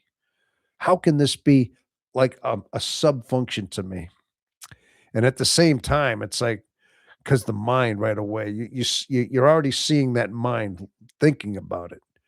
Your mind is trying to compute that whole thing. It's like all of us you're seeing like where your mind is taking it. You're having all these senses at the same time, but you're trying to piece it together in a sense. So that's the answer I got is the fact that I'm already overriding what I see. I'm already overriding these senses in this moment by trying to compute what they are in my intuition. You see? Because my mind is always trying to kind of put it together, figure it out. And at that moment, what you're trying to drink in and really hone in on in a sense way is being kind of overshadowed by that intuition. So in that moment, I says, that's it. There it is. I mean, I'm trying to ask these questions, trying to drink in this visual sensing everything. And then all of a sudden, okay, there it is. It's all being kind of overridden by the mind. It's almost like blinding in a sense. I mean, how many times do we zone out? I mean, I try to figure out what exactly these zone outs are. And that's part of what the extroverted sensing is that we're so much in our mind thinking, trying to compute in our mind that we get so wrapped up, so very wrapped up in that introverted intuition. We go into zone outs and we go on like almost overdrive. How many times have I do this quite a bit and I have to pull myself back in more than once a night, more than once a day, where I get so wrapped up in my mind, what I'm thinking about. And I'm almost like I'll be driving down the road, going through all the motions of stopping at the satellite, stopping at a stop sign, trying to focus, do your thing, and you're almost like on overdrive, like you're just on automatic pilot while your mind is still thinking, just going and going. And you're not, and sometimes you have to kind of reel yourself in and say, okay, stay in this world, like watch it. And it's a struggle. This is what it is. It's a struggle to stay focused sometimes. It takes effort for us to actually bring us out of this mind, which we're always there, which that main function, that introverted intuition, and focus on our now and focus on our senses at that moment. See, this is what I said. That's what it is. It's because it's struggling in a sense. With me, it is. It can be. I got to keep pulling myself out of the mind if I have to focus, and it's almost like a struggle in that way. It really is. But that's see, this is what I mean. This is a lot of the ways how I'm trying to figure myself out, how I'm trying to study how my mind works, how I'm trying to understand exactly what these are, you know. Reading a book, enjoying the storylines, Mind Wanderers. Gotta go back a few pages and reread Mind Wanderers. Oh, is that yeah, that's basically what I'm talking about there, right? Hun? Hunno. Yeah. Well, who is the author of Mind Wanderers? Just curious. Just curious if you can give the author. Maybe some of us might want to inquire on what that book is. If you want to give a little plug, let us know the author. That would be kind of cool. Introverted intuition, thinking loop. Yes, we were talking about that earlier, Jethro. I mean, that's the whole thinking loop. Um, yeah, but my mind sometimes is a mixture of Disney and Dr. Seuss, and reality sucks in comparison. Your mind is a mixture of Dr. Seuss and Disney. So you got just a bunch of little characters running around like little cartoon characters and little Dr. Seuss like Whoville. You talking about the Whoville characters? Like in Horton Hears a Who and stuff. Well, that's quite a mind you got there. Yeah. And Disney, huh? Uh, I mean, listen, I don't think I see Disney characters, but occasionally I see little caricatures in there. Yeah, there's always like images of things that we have to associate things. Like we have to draw these little images that are always abstract. Yeah, we talked about that. Yeah, that's part of what the mind is doing. But that's how it's computed. That's how it's memorized. Again, I mean, I think memorized memories are the mind is weird like that. I mean, part of it is what we were talking about was the NITI loop. Yes, that was here. Yeah, my head is better than than in life. I would hate to wonder what characters run my mind. It's pretty twisted. Um, I don't know if I have any actual characters. I don't really think of anything like I try not to. I think when I was younger, I did. I had a different mind when I was younger. I still remember that, where I had to always associate something in order to understand it. In fact, I kind of still do that in nature, but I always had to associate a certain thing. Like when I'm reading a book, when I'm reading a novel, and they start describing a certain character, like so and so had a certain look in their eye, or a certain scowled brow, or certain square jaw. I mean, I know I'm kind of describing myself, but if I was to describe myself, you know what I mean? The hair was like, the hair of the thing like that. The nose, I would have to associate myself with somebody that I had seen. Like I would have to associate it with somebody I know. A lot of times I draw this certain image of a character as I'm reading a novel because you're always having to imagine that character. I have to put them into like let's say a celebrity, somebody I've seen, somebody that I can associate with somebody looks like a movie star, a character, a TV show, and occasionally somebody I've known through life. That's the only way I can really draw an image. I have to kind of put that image into a memory of somebody that I knew, and that character becomes somebody that I knew out of my life. You see? But that's how I associate that character. But from by the description gets so it's like, hey, they that sounds like so and so. The way they're describing this person is exactly like so and so. Then that character becomes the person in my story. That movie star, that somebody I knew in my life, you know? That's the only way I can really associate it when I'm reading a book, you know? But usually it's not too much Dr. Seuss characters, too much, you know? I try to put that image of somebody, their memory of somebody in there, you know what I mean? I don't really have friends. I have people I get along with. Okay. All right. Now, when you say you don't have friends, you mean like you don't have people you trust and confide in? Or do you not have people that you actually, hang around with? Because honestly, I don't have any friends myself. I used to when I was younger. When I was like in my 20s and teens, I had lots of friends. I had different friend groups. I think we all did. In fact, I think most of us attest to that. Most INFJs, I think we've all said we were similar like that. When we were younger, maybe we started having a lot more friends because, when we were in grade school, junior high, high school, whatever it might be, whatever you call the school thing, I think you had no choice but you kind of made friends because you were with the same group of kids day after day and in the same classroom for how many hours a day. So you couldn't help but to make friends. And you saw them in the cafeteria, you saw them in the hallways, and you had you kind of couldn't help but to make friends at that point because you were around people and you were trying to learn about life. You trying to learn about about life, and you had each other as friends. So you kind of gravitated to. But I noticed as I got older, the older I got, when I started getting past 30 years old, it was hard to make friends. I mean, just out in the wild, let's say. I mean, school's different. Like I said, that whole dynamics is different. Now you get the real world. How do you make friends? You know, it's like now you have to find people that are, you know, interested in, interesting, or people that you have something in common with. And and personally, to me, I never really bothered. It wasn't really much of a draw. It really wasn't.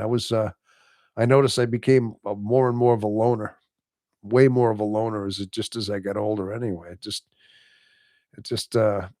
felt like it was just more comfortable, you know. And so, people I socialize with the people in my computer. Yeah. Well, that's mainly what I do. I mean, listen, I got to tell you the truth. My best friend group I got right here is you people right here. This is my outreach. This is where I hang out right here. When I say you're hanging out with me, we're spending time together. That's what I do. I mean, look at it. Saturday. It's Saturday night right now, and the last 3 Saturdays I've been here. And I got my time off. This is basically what I got. That's all I really need. I just I'm okay with that. I feel like this YouTube channel.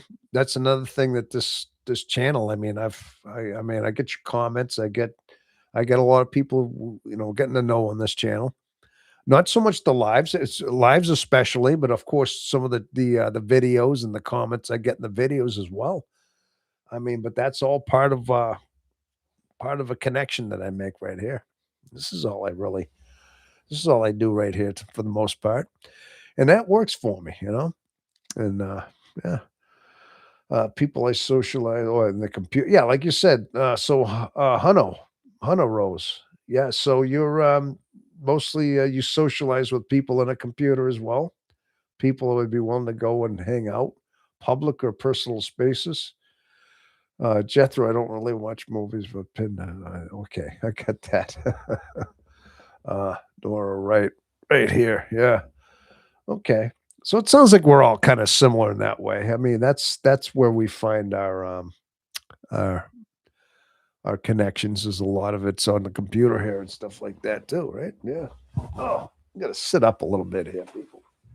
Oh, oh, oh, I got my camera guy following me around here. See? I got a camera, a little camera follows me. If I move over here, he moves over there. Yeah, that's cool, isn't it? If I stand up, he might even go up a little bit. If I go down, look, will he scrunch? Look, he scrunches down. See that? Yeah, I got this cool camera. Yeah. Oh, it's gonna but it's still new to me, but it is cool. But the only friends I truly I the only friends I truly happy with, I wish. Okay. Vamp, even my friend's son. Oh, okay. Yeah. Well, I mean, that's always good. That's always good, huh? I mean, it's always good. Like I said, you gotta have some kind of connection somewhere out there, right? But I mean, some need more than others, I guess, But I live with. Oh, you live with oh, your friend's son? You live with your friend's son? Yeah. Oh, okay. Is that what it is? George, peace of mind. I lost my last friend due to him getting married. Okay. I don't go out anymore. Might be nice to find some people to hang out and go to a happy hour with. Okay. Hey, Nora, want to catch a happy hour? Just kidding. Oh, hey, look at that. George, well, who's Nora? Who's Nora out there? I didn't see no. I didn't. Is there a Nora out there? Where are we talking? I think I saw that name before. I'm checking back on the chat. Do we have a Nora out there? Calling Nora. George wants to hang out at happy hour with you. Huh? Can we? I don't know. Are you in the same hometown? Hey, this could be matchmaker here. Hey, match game PM. Hey, I'm your host. We'll put couples together here. What do you think? I could be a Hey, you think I could be one of those what you call like the dating game host? Remember the dating game? Yeah, that was from like the 60s and 70s. Uh I can't remember who that it was when I was a kid. There was a dating game out there. Right. Okay. I'm trying to find out where okay. I can't really see where that is. I can't really. Okay. Nora. Oh, oh, you're Nora. Okay. Oh, Nora. Okay. Thank you. You know what? I keep calling you uh, Honora, Honeyo, but you're Nora. I'll call you Nora. That actually helps me out. Nora. I'll remember that. Okay. There you go.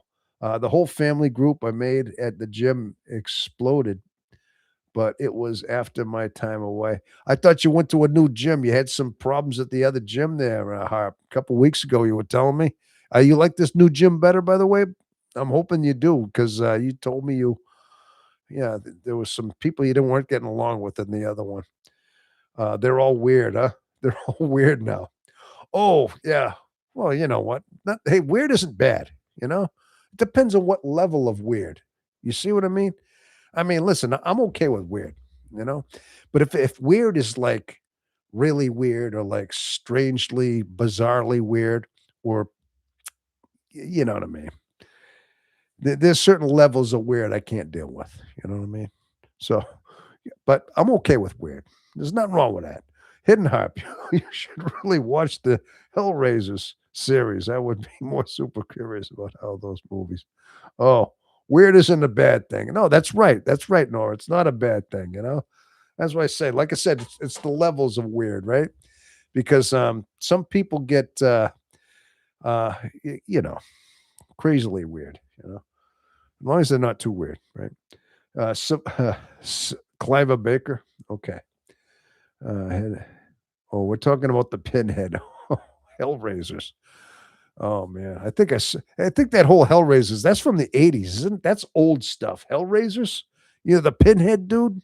He had all the little pins all over him. Yeah, he was weird looking, that dude, huh? Talking about weird, he had the pinhead. Yeah. We talking about that. That's from the easily 80s. That's old stuff. Yeah. Hey, Crown. Hey, Crown V. Hello, all my lovely friends. Hello there. Good to see. We got Crown V coming on in the house, huh? There you go. Hey, there's another. See, one thing is too. Like remember. Hey, who watched Cheers? I don't know if anybody watched Cheers from the 80s. This was a show set in my wonderful hometown of Boston, Massachusetts. It was set there. Cheers. Remember that? Remember that? And remember Norm would walk in and he'd walk in and say, "Hey, everybody," and the whole bar'd say, "Norm," That was one of those staples. Every time Norm walked in, everybody knew Norm because he was a regular at that bar at the Bull and Finch pub in Boston. And yeah, So it's kind of like that, you show up, it's like, and everybody says hello to you. Like everybody knows your name. Yeah, my mom watched Cheers. I remember. Yeah, yeah. I watched Cheers a little bit growing up. I think I don't think my mom watched Cheers, but I know it was a popular show in the 80s though. And what I liked about it was a Boston area sports bar. We related to it. I mean, I grew up in the Boston area. I grew up in Lynn, Mass, which is right outside of Boston. So of course, it was a local show for us, even though it was a national show. It was just set in Boston. But they talked about all the local, it was a sports bar. So they always had sports celebrities that like go on the show, like from like the Red Sox. They had an episode where Wade Boggs was in there, and nobody believed it was Wade Boggs. They were making fun of him. It was really him. And that was the whole point of it. So they always referenced the Boston teams, the Boston sports teams, which I grew up watching the Boston teams. So it was, but my point was, I'm running off a little bit. Is yeah, I guess you could say it's kind of like Cheers. You know, you show up here, and if you're especially the regulars get like, hey, all right, they just showed up. So yeah, you get a familiarity coming on in here, right? Which is always good. All right. Oh, watching the Hellraiser movies. I got a semi friend online who lives in the pit. What is the pit? You mean is in Pittsburgh? What does the pit mean? Unless you mean Pittsburgh. I don't know if is that slang for Pittsburgh? Just curious. Jethro promise. Oh yeah, TV at least. Oh, it is Pittsburgh. Okay. I I guess maybe that's something that's local in that area. The pit.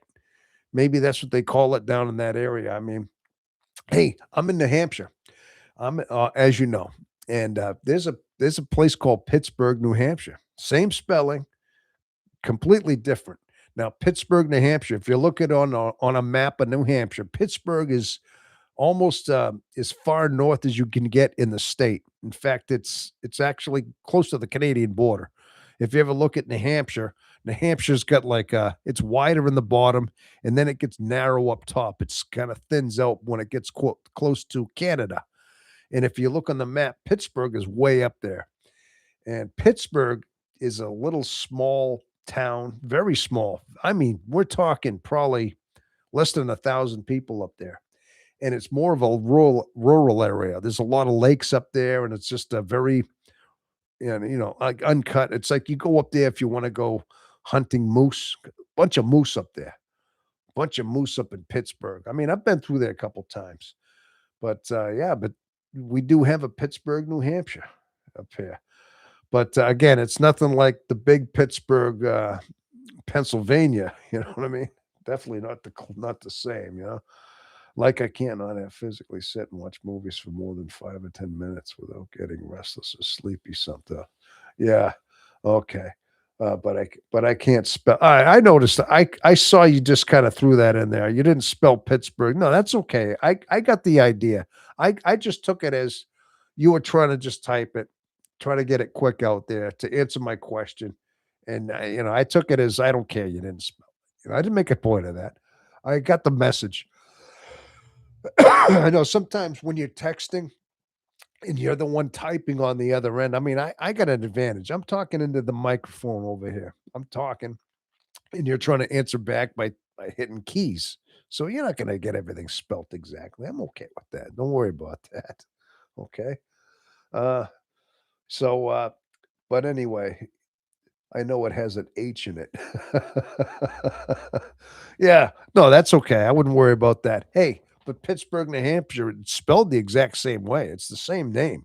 Exactly. It's just completely different town. That's all.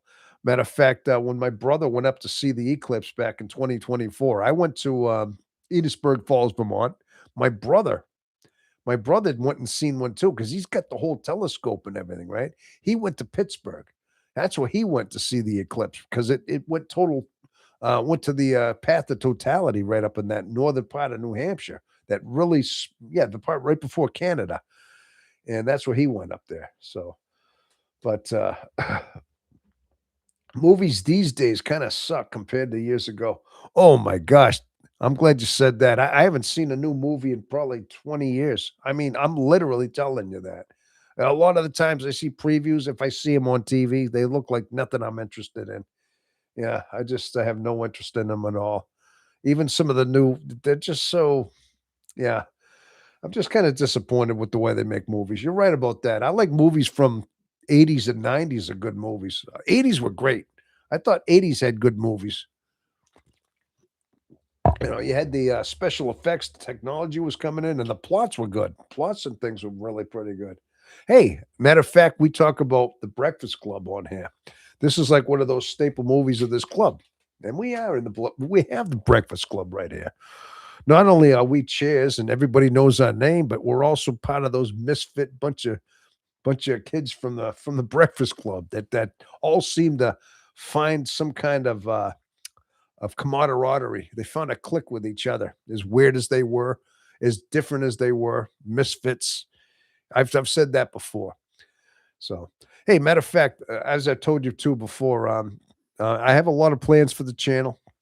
I do have plans for expanding like some of the channel. As soon as I get around to it, as I unfold this, when I get things going with the channel, I'd like to start doing a little bit more like open up a store or at least maybe contact a store, like one of those stores for making the t-shirts, making those hoodies and putting the hoodies on there and maybe making some t-shirts. And one of them I want to like just have like on it something to do referencing the Breakfast Club. I do want to come up with that one because that was one of the first things we've been talking about. That is that we came into that, you know. uh, let's see. I used to watch a bit of UFC, but I was excited people get beat up on live. Well, yeah, but the thing is, Harp, a lot of times that UFC fight, they're getting beat up, but it's all fake. It's not even like they're really getting beat up. They're just kind of, they're just going through all the stunt motions. You know what I mean? Uh, I never didn't grow up watching something and choosing the youngest brother. Okay. Uh, George, I love Back to the Future. Oh yes, Back to the Future is another good movie too. Yeah, that whole trilogy was good. There's three of those movies. That's another very good movie. I like those. Another 80s another 80s movie staunchly in the hey, how about the Terminator? The Terminator and Terminator 2. Remember that? That was another one of those iconic movies from the 80s. I mean, the whole concept, talks about time travel. And then you got the cyborg, you got Arnold as the Terminator, and he's got that accent. I'll be back. He had his limited lines in that, but yeah, that was quite a movie though. I mean, it was way ahead of its time. That's got like a cult following. The whole Terminator is like got its own individual. I mean, that sprouted like legs, that whole thing. And they went to many, many sequels on that one. So throw mama from the train. I saw that. Yeah. That was Danny DeVito. Yeah. Billy Crystal.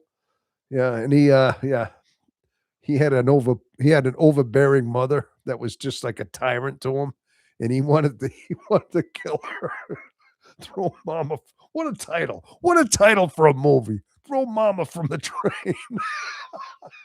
Just that title alone is hilarious. You know what I mean? I mean, come on. That's a funny one right there. Uh oh, you know what one of my favorite movies of all time is? Well, I'm gonna tell you something, people. You ever see Saving Private Ryan?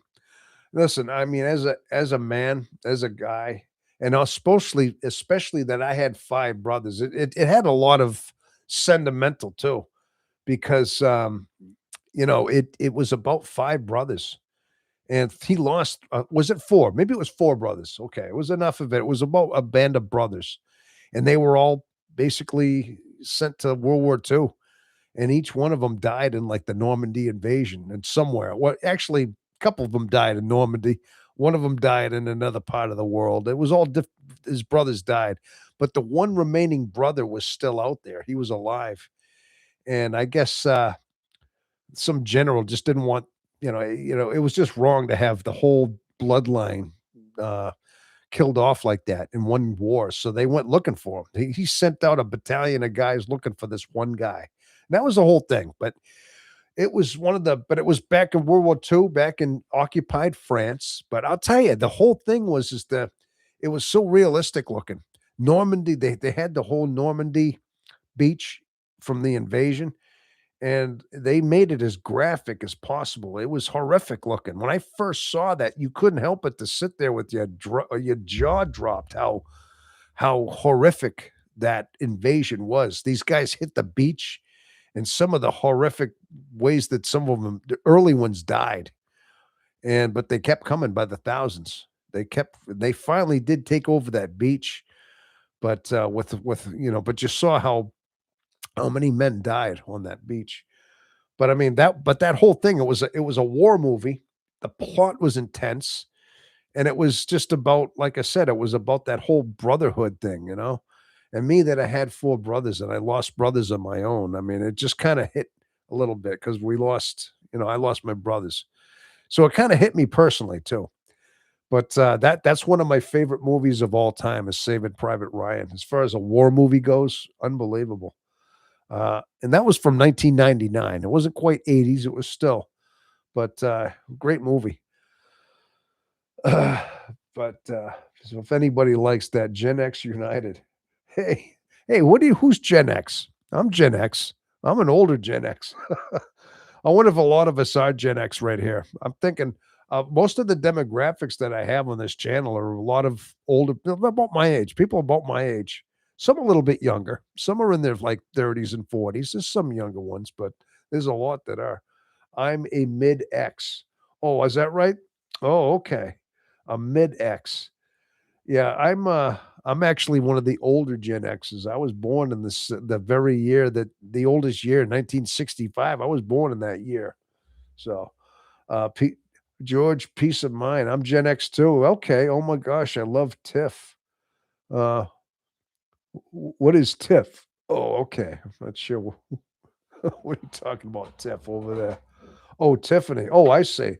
I like to play Chucky and Tiffany on Dead and Day to Daylight. Oh, I see what you're talking about. Talking about is that like video games or something like that? Yeah. Oh, that's cool. Yeah. George, I saw Falling Down when I was 18. It blew me away. The Matrix was also crazy. Oh, The Matrix. Oh, Justin, The Matrix, dude, The Matrix. Oh, first time I saw that movie, I had no idea. I didn't know what the plot was, and I watched it without having any idea what happened. And once you saw when after he took the red pill, was it the red pill? He took the red pill or the blue pill? Blue. Wait, it was red pill, blue pill. Hey, we're talking about personality pill here. That way, there we go. This is where that all came from. That whole thing about taking the different colored pills came from the Matrix. That set that whole thing. Yeah, it was the red pill that got him into reality. But then it showed that awful, like kind of what do you call that?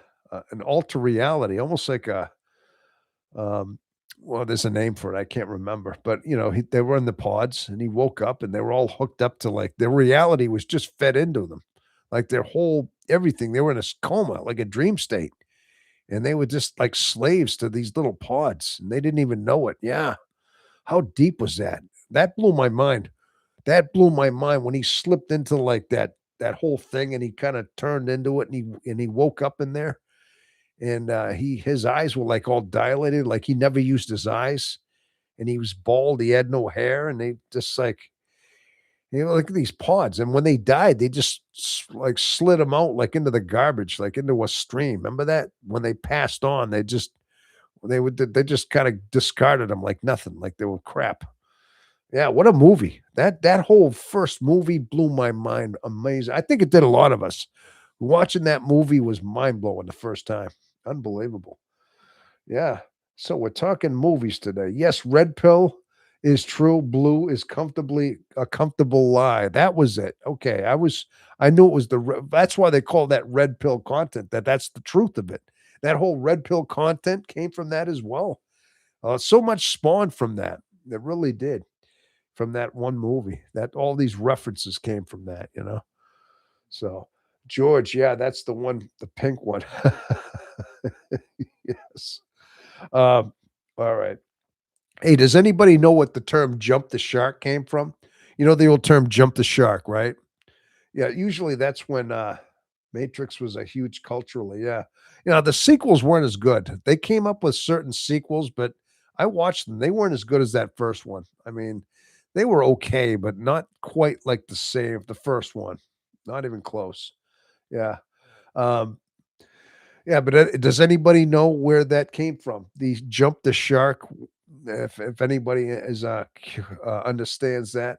Usually when you jump the shark yes, there you go. George, you got it, man. I figured somebody out there knew that. Yes, Happy Days. Yes, there you go. I knew somebody had got that. The old term "jump the shark," that's when a TV series has done something that with the ratings start, falling drastically. When they do something that just, they put out a certain plot and something happens. And the reason they came up with that "jump the shark" is that's what happened to Happy Days. Happy Days was, actually one of the most popular shows back in the '70s, right?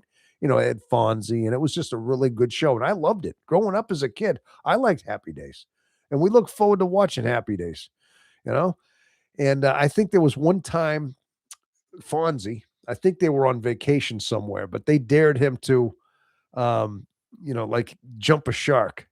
Like I guess he was jet skiing or no, he was not jet skiing, excuse me. Uh what do they call that? Water skiing. Yeah, they had him water ski. He had a boat towing it. They had a shark in a tank over like a couple of like ramps, and the shark was in there. Now they got Fonzie. He's on his water skis. He's wearing his leather jacket as he's on water skis. And, but so he jumps the shark, and they made it look all dramatic, like this big, frightening thing if he fell in there, but there was no way he's falling in, you know? But I guess the thing was so crazy, so ridiculous that people just said, "This is bad now." People started not, the show lost ratings at that point. It was like that was the fall of that show, was the jump the shark moment when Fonzie decided to do that. But what got me, I watched this live. I didn't know what was gonna happen. I'm watching Happy Days like I always did as a kid, right? But what got me, I remember chuckling saying, "Oh, I can't believe he's on water skis with his leather jacket. Come on, he's in the water. If he wipes out, he's getting his jacket wet. Who'd do that?" You know what I mean? I'm thinking at least he would have taken the jacket off on the water skis. So that was one of that's what my mind said, how stupid that was. But anyway, I guess a lot of other people thought the same thing. It just started tanking at that point. So that's where that came from. George, I had to jump onto George, I had to jump onto what I saw this fundraiser and the foundation. Oh, okay, okay. Just talking amongst each other. Matrix was huge. Yeah, so that was Fonzie jumps the shark in the show. Yeah, that's right, George. Exactly. And like I said, it was I think it was because he wore the jacket. That's what did it. That's what sunk the show right there, you know. It's a shame because it was a good show. I love that show. And I'm sure you did too, George. Something tells me if you're an exer like me, you probably grew up watching Happy Days too, Okay. But, yeah, so we're talking movies and stuff. That's funny. Yeah. See, we don't always have to talk about, just everything that's pertaining to self-help. But if anybody had a question out there, if anybody does that's cycling through here that's new, that wants to understand themselves a little bit, if you have a question or anything or a concern about anything, if you're going through hardship in your life, little bit of confusion, sadness. If you feel sadness and empty, something like that, let us know. Talk to me.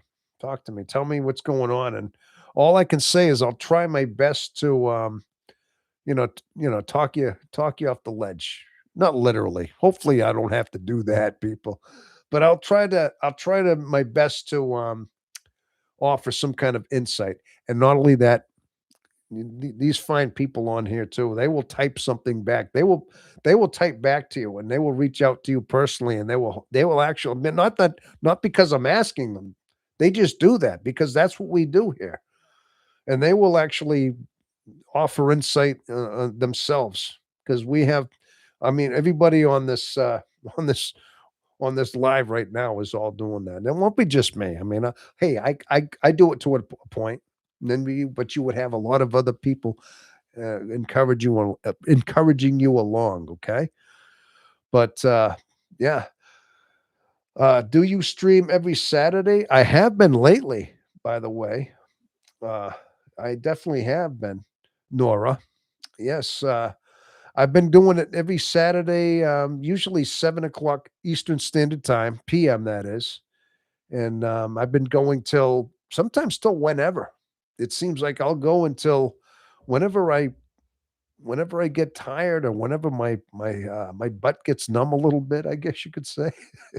Or and sometimes I notice too at night, the crowd changes a little bit. Now listen, some of us love like this live, and there's some of us that hang around and we all just do like we're doing now. And occasionally, sometimes a lot of new people come in too. So yeah, but I try to do it every Saturday at 7 o'clock, and I'm trying to make this a more of a tradition. Now I may be doing another live tomorrow, being that it is Memorial Day weekend. Here in the United States, if you people are in the US, I'm thinking a good majority of you are, but not everybody is. Some people are from other countries. But in the US, it's Memorial Day weekend. I got an extra day off on Monday. So I do have an extra day off. So I might that gives me a little bit of time to maybe come up with another live and make I'm gonna have to record a couple of videos this weekend as well. And so I got a little bit more time to do a couple things, but that's my plan. That's my plan to do maybe another one tomorrow. Um, Anybody have any? I mean, I could come up with a time, maybe do it so it's. I could even make one a little bit earlier in the afternoon. I could make like an early afternoon one just for the heck of it. That way, there could get different people funneling through. I might try to do another vertical. I mean, I got to learn how to do a vertical live, but that's something I got to think about. You don't need to know all the nitty gritty. Canadian here. Oh, you're a Canadian. Okay. Well, hey, how are you there, eh? I'm only kidding. It was Victoria Day weekend last Monday here. Oh, Victoria Day, as in Queen Victoria, I do believe, right? Queen Victoria. Yeah. I don't know when exactly Queen Victoria was reigning, but I do. Yes, of course. There must be. Is there a Queen Elizabeth Day too? I mean, I think they honor some of the monarchs up there, don't they? The monarchy, I would think. Yeah. Well, and they must have a Prince Charles Day up there. I would imagine. I mean, actually, he's not prince anymore. He's king. King. Yeah, we got a king in England now. There. Hey, ever since I can remember, there's been a queen. There's been a queen in the throne. I mean, ever since I can remember, from the year I was born on, there was always Queen Elizabeth II. And I'm sure most of us in our I bet you we're all like that. Everybody here, well, unless you're really old or something. Maybe there's some people that are very old that remember there was a time before Queen Elizabeth, but he was king. He was kings. Oh, oh. We was kings. Oh, I say. No, but, I mean, I know that they still got the monarchy up there in Canada. I do believe it's still some kind of a province up there. I know that the British Empire isn't quite what it used to be. I believe Canada is a sovereign country in its own right, I believe, but it's still somehow interconnected, like, through the monarchy with Canada, with England somehow. I'm not sure how that works. I just know that the US, we'd probably be that way too if we didn't have the Declaration, excuse me, the Revolutionary War, the Declaration of Independence. If we didn't have that whole big rigmarole back in 1776, where we basically, said, no, we're not going for it anymore. Didn't want the monarchy. I guess at that time, though, the British they weren't too kind to the colonies. Yeah, they were over over tyrannical, and yeah, they weren't too nice. But you know what? The early patriots didn't go for it, and they fought against it. Now, if we didn't do that, if the United States did not break away from British rule, they probably, yeah, would be probably like Canada, probably be still similar. But hey, I mean, for whatever reason, we wanted our independence. And hey, being that we grew up American, I mean, I kind of go along with that whole American thing. You know what I mean? I kind of have no choice. Not that I don't have a choice. It's just, yeah, it's my country. Yeah. The millennial brain rot slang, night call. That's millennial brain rot slang, by the way. What are we talking about? Night call. What you mean by that, night call? You talking about what I just said about what? My allegiance to the Kangs part. Oh, I'm not sure what that means. We was Kangs. Oh, I see.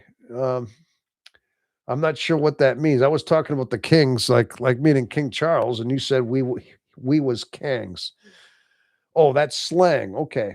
That's millennial brain rot slang. Well, if it's millennial brain rot slang, night call, why are you throwing that slang out there? Are you just being funny? Because I guess I can hear that now. It's like a slang thing. Okay, the Kangs part. Don't worry about it. Ha ha. My bad. No, I'm not. I'm just talking to you, man. Don't worry about it. Night call. Hey, I see your name is new out there. That's all. I never seen you before. That's all. I'm just making conversation over here. Do forgive me. My lungs sometimes they get a little wheezy. Sometime I don't know. Maybe it's the hay fever.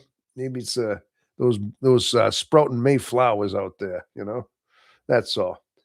Hey, the old saying is April flowers. Oh, bring May showers. Wait a minute. Wait. Reverse that. Excuse me. I got that backwards a little bit there. Little bass asswards, I should say, right? No, don't worry about that there, huh? Ha ha, blew up. A really cool way of speaking. Ha ha. By the way, you have a really cool way of speaking. That's from the classic times. And greetings. I just happened upon your channel as an INFJ. I guess YouTube suggested it to me. Well, yeah, that's what this is. This is the INFJ experience. Typically we like to cover the MBTI types. I talk about the INFJ personality type. That is my channel. But sometimes, I mean, we just run off and talk about movies and about history and other stuff. I mean, I run off into different things. But if anybody has a question or a concern or things, I mean, I would talk about our personality and some of the magnificent, wonderful, gifts that we have and the curses that we have all simultaneously. So yeah, I mean, I that's really cool. Subscribe. Well, thank you, Night Call. I appreciate that. I'm glad you like the channel, and that's what I'm here for. I'm here to draw people in a little bit. I want to make sure that people know we have a place to go. Listen, I like to think of this as like a safe haven. This is like a refuge for our type. INFJs, listen, a lot of times we're misunderstood people in this world, as you know. We're misfits in so many ways. We're outcasts. We're lone wolves. And most of us, we are all lone wolves out here. This is who we are. And sometimes we have to fight this world by ourselves. I mean, not fight it, but we navigate through our very much alone in our lives because that's all we know. We know to trust ourselves. But listen, there's a place to go. I mean, we kind of all know that we can all be alone together, if that makes any sense. That's what this is. Okay. So true. Too true. Yeah. Thank you. There you go. Well, there you go. Let's welcome in Night Call. I like that Night Call. And as far as you say a really cool way of speaking from the classic times and greetings. I don't know if it's just it's because of where I'm from. I mean, I grew up in Lynn, Massachusetts, which is right outside of Boston, Massachusetts. Yeah, I grew up right there, and I live in New Hampshire now, so I'm from New England. So I guess I've been up in New Hampshire for 31 years this year. So now New Hampshire has got its own. its own unique accent that's a little bit separate from Boston. Because now when I listen to talk shows or radio shows from Boston, I hear how distinctive it is.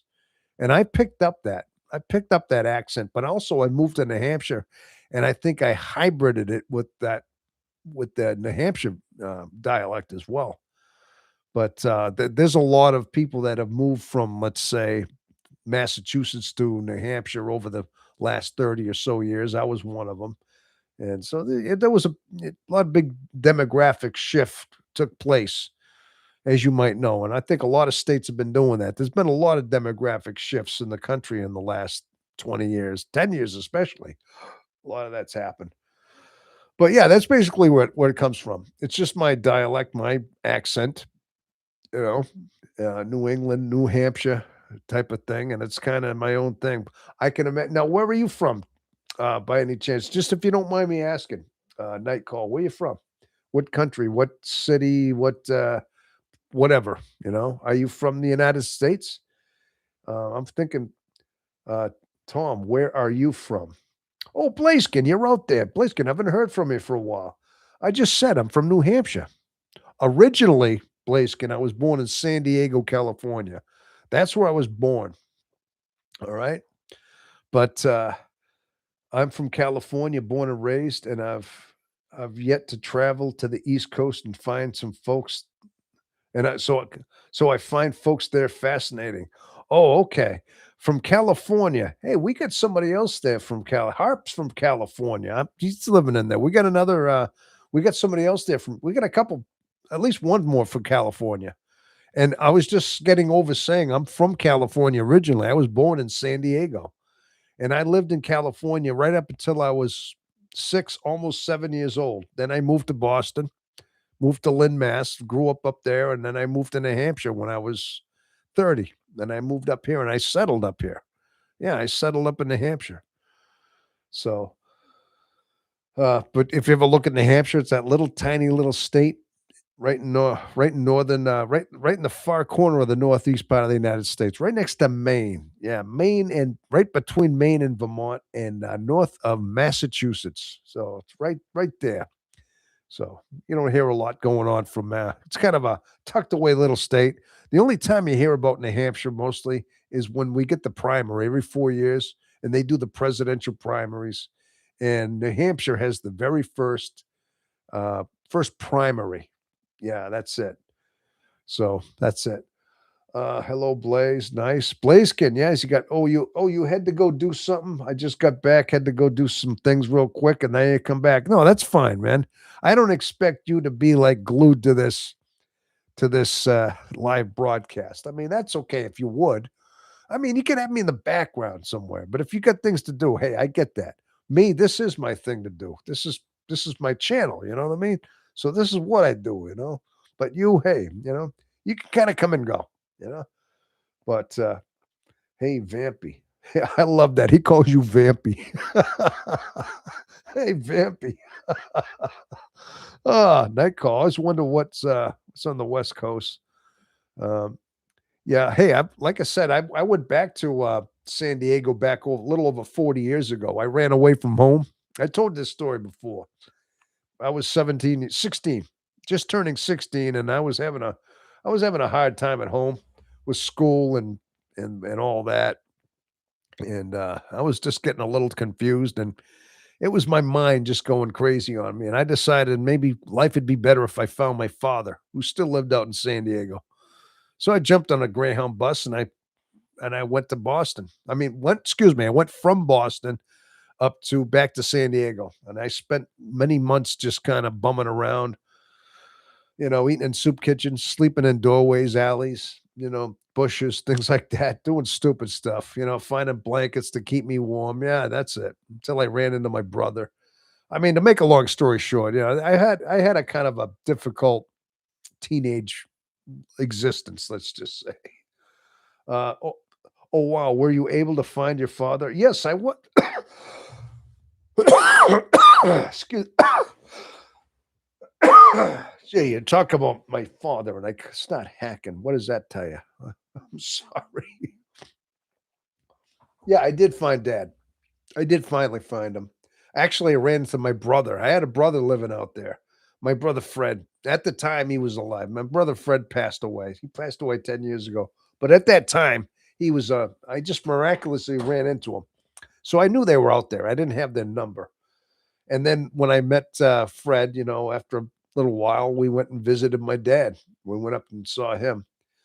And dad wasn't who I thought he might have been. I was hoping dad would have been you know, a little more I don't know, a little different, a little more together with it. You know what I mean? Now, look, he's my dad. I thought maybe he's got to be different than mom. Mom has got her own issues. My dad had his issues too. So, but I was kind of a little disappointed. I didn't spend too much time, but I did find him. You know, I forgot I have a brother sometimes until I ask about him. Uh, one of the most painful things, though. I mean, I'm not now. Listen, I'm not trying to just throw out all this negative about me. I've had a lot of things to face. I'm sure we all do, people. But the last thing I had a conversation with my dad. He was reaching out, and I was probably 24 years old. And this is long after I came home, though. This is long after I bumped into him, and when we were, after I, was with my brother, I finally did end up going home. I went back to Boston, and I decided just to stay home, and I settled down. I got a job. I decided I can't keep doing that. I can't run away. This is not the answer either.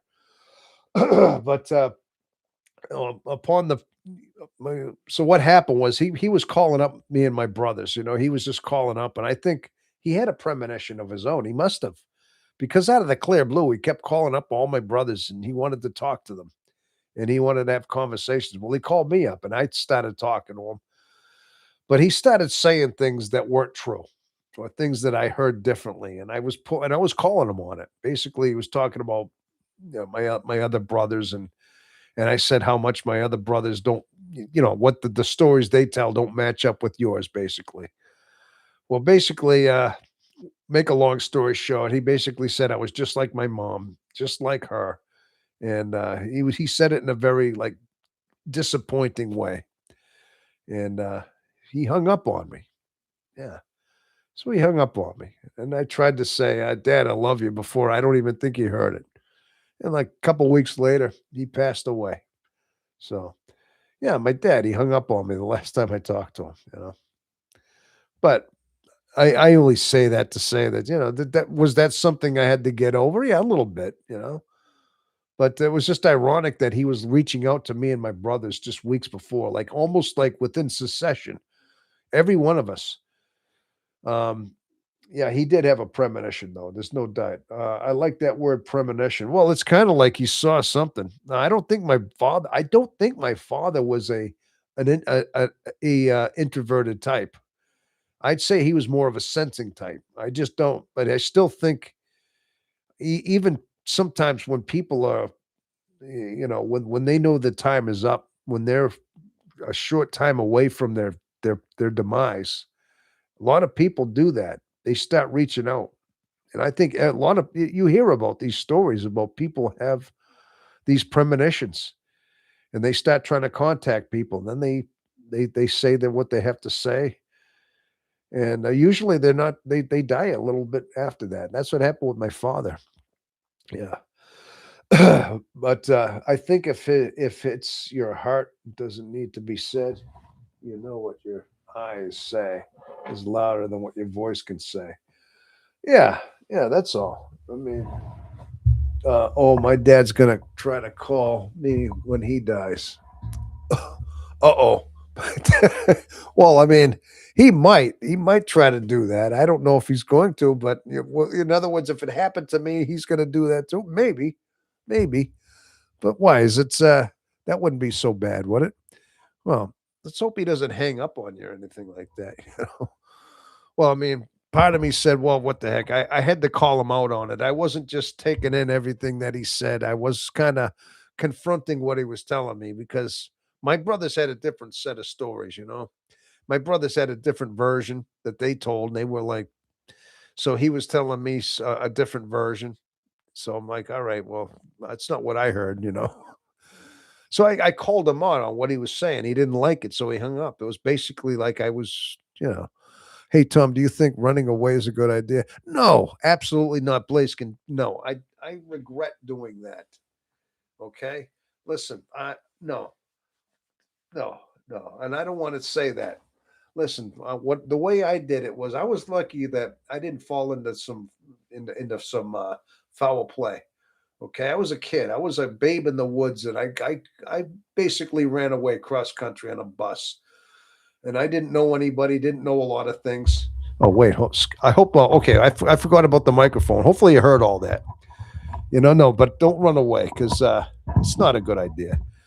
I mean, did it open my eyes to some things? Yes, but it was a very risky thing I did, and I wouldn't do it again.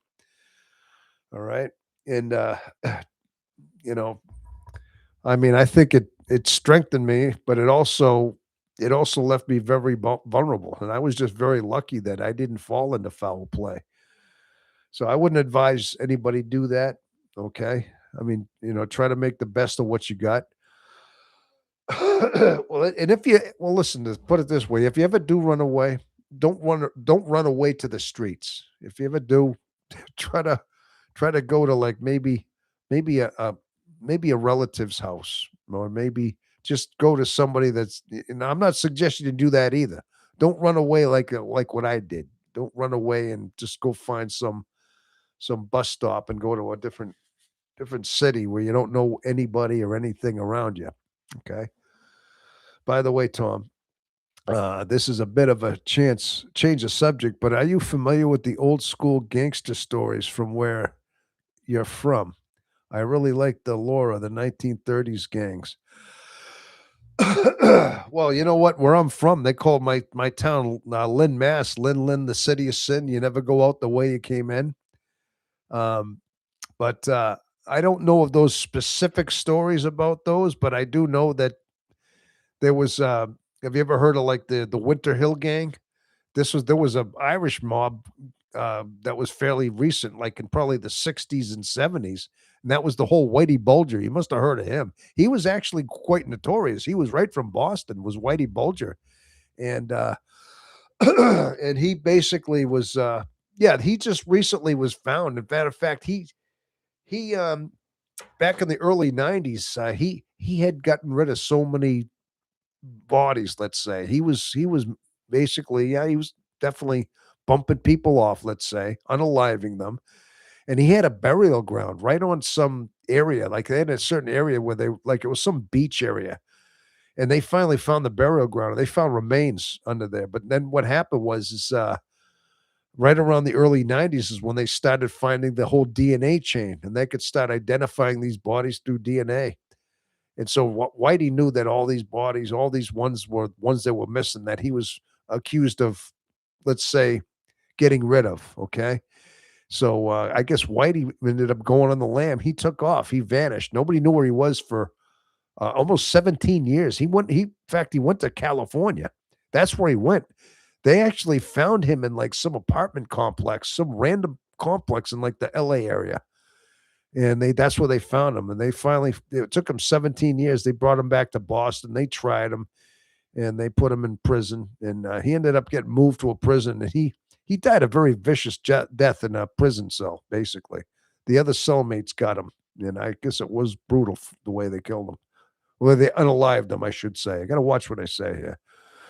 But yeah, but that was some of them. But as far as the 30s, like some of the ones from Boston, I mean, I haven't specifically looked at those up, but I know there was some devious characters, especially in the whole probably the prohibition era and all that, and especially up in my old town too, like the Boston Lynn area was full of my whole town, like where I was from. There was such a there was a certain element about my whole town that I just grew up in like the school systems were rough. That this town was a rough town for being that north of Boston. I mean, I wouldn't say I mean, it had some decent neighborhoods, like every place does, but there was a certain crime element from that town, yeah. Let's see. Whoa, Tom, that's interesting. LOL. Yeah, goes to show if they look for you, they will find you. Yeah, that's right. They did find him after a while. And I always hear that. Let's see. What are we reading here? Okay. Um, yeah, but you're just asking questions about that stuff. But yeah, that's what was going on. Vamp, hidden all answer here. Oh, psychic readings. Oh, all right. Okay. So okay, you two are talking amongst each other over there. Okay, talking about psychic readings and stuff like that, huh? All right. Yeah. But well, but anyway, yeah, but as far as night call, yeah, that's some interesting questions you got on there though. Now you say you're from California. What town you what city in California? From one of the big major cities out there? San Diego, LA, San Francisco area, or like somewhere else? Bottom line is a lot of people from California show up here. I think because it's earlier for you. You're 3 hours behind where I am. I'm in the Eastern time zone. You're on the West Coast, so that's probably why it attracts a lot of people down there. So 3 hours. Yep, I'm around the San Francisco area. You know it, seen it, but you've seen it in better days. Yeah. Well, yeah. I haven't been there. I've actually been through San Francisco. Went through there like I said back when I was a kid when I ran away. Me and my brother and his girlfriend, the three of us went up to this.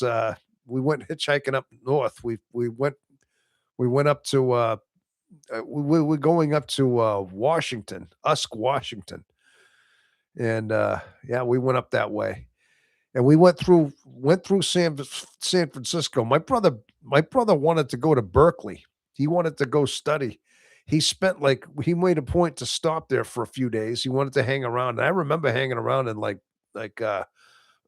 Berkeley, which is I believe it's either in Oakland or San Francisco. I can't remember, but it was on that whole Bay Area. But we he spent a little bit of time. He wanted to show me People's Park. Yeah. He had this thing. He said there was so much history. I guess there was a big protest that went on in the 60s, 1968.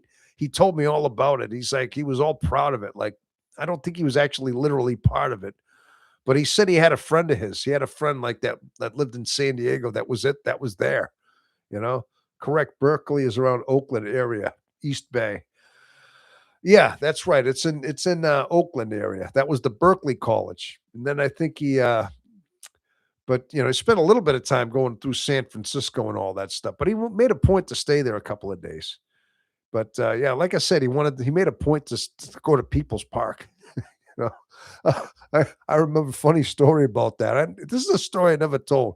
We were in People's Park, right?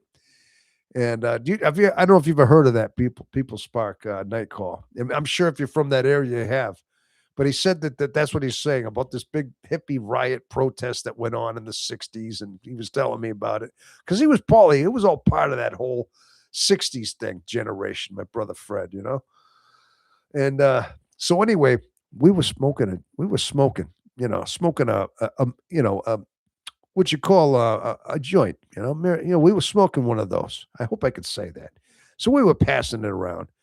And I think there was some other people showed up. There was like some people we just met there. Sometimes you meet people in the park and they join in and they kind of, oh, I got one too. And you kind of, so what's sharing around? So it's me, him. I can't remember if his girlfriend was there, but there was a couple others. So we're smoking in that park, right? I figure that's what they do down there.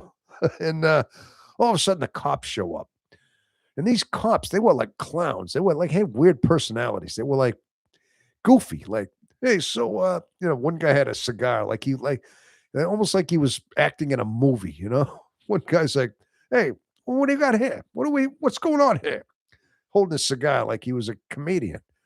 Hey, what are you doing? And he's talking to me. He's like, hey, you. He says, how old are you? He's like looking at me. I says, I'm 16. He's like, no way. You ain't 16. Because I was acting like, yeah, I think I was acting older than my age. He couldn't believe it. And then he was like, they were just giving us a hard time. He was just talking. We didn't get arrested or anything, but it was just funny the way the whole interaction came about. And I seem to remember I said something and I can't remember the whole interaction, but it was kind of surreal in a way. because we were doing that. And the cops just acted like they were almost like they were movie star acting cops, you know?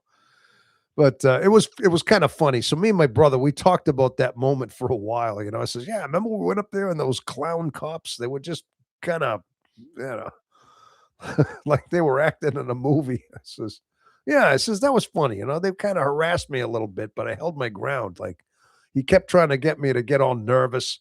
I think he thought that's what it looked like. He wanted me to get nervous like I was, cops usually intimidate. They just naturally intimidate you, right? The cops, you think, "Oh, no, he's gonna arrest me," the cops are here, and they're thinking I'm just a kid, and I'd be, like, all nervous, and I'd start, like, fumbling my words, but I wasn't. I was just holding them, like, talking like I wasn't afraid, but I wasn't, like, being a I wasn't trying to be a wisecracker or anything, but I don't know. It was a long time ago, but I just thought it was, funny the way that unfolded, you know? So I never really told anybody that story, but that's what I mean. That was part of People's Park. That was what happened there, you know? Uh, okay, so I tend to come across as older than my age to most people, but as times passes, I know the reverse will happen. Oh, yeah, you tend to act a little more mature than your age. I would believe that. I would think that. You're an old soul is what you are there, Harp, you know? Yeah, head and Harp. So I envision myself becoming very whimsical. Whimsical, really? Whimsical. Yeah, that's like yeah. What is the definition of whimsical? I think I know it. I know how it's said, you know? Yeah. Um, but I know you know what? I'll say one thing though, Harp. You will change. I mean, I sometimes think back to when I was a kid, when I was much younger, and I realize how much different I think now. And I think about some of the decisions and things I made when I was younger and says, why did I do that? Why did I say that? And I'm always kind of like shaking my head at some of the decisions I made and things I said back then. And like, I wish I could have handled it different now. I'm always doing that now. Like you do change. I mean, I think human beings change in general, but we start just understanding a little bit more. But because we change so much where as we get older, we just we think we know more about what we know when we're young. We're thinking we're so intelligent, but we're really not. We just are we're so naive. We really are. And but then when you start waking up and you start looking back into some of the things you've done, and you realize at that point you are just yeah, you're destined to mature, to blossom in your way, and you will. But you say you're gonna be more whimsical. That's funny. I like that word, whimsical. Yeah. Uh, okay. Yeah, I'm just trying to read some of your comments out there. Correct, Berkeley is around Oakland area. Okay, Hidden Harp. I am going to bother the hell out of my brother if he gets to becoming an old men together. Hey, you know what? You know what? Sometimes you got to remember too, man. Your brother, your twin brother. Yeah, I mean, you guys may be polar opposite, but I'm sure deep down, deep being that you're his twin, you guys are twins. And even though you guys are, you get your scuffles with him, you got your disagreements with him, okay? But still, deep down, man, he's your brother, and you're never going to see eye to eye. In fact, that's what it is with most of my brothers. I have two left. I mean, I don't see one of my brothers all that often. He's got a lot on his hands, but you know, I still I still miss them when like my brother Jim when he passed, man. I tell you, that ripped the heart out of the family when he died. My point is that yeah, hopefully you're going to be friends with your brother as long as you're alive. I mean, you could be old men like you said, but you'll still have a connection there. Excuse me. Excuse me, people. I think I got just a touch of I think I got a really slight touch of hay fever. That's funny thing is I never used to get that when I was younger, but as I get older, I notice my body's changed. I noticed I get a little more susceptible to things in the air. It's that pollen season, I guess you could say.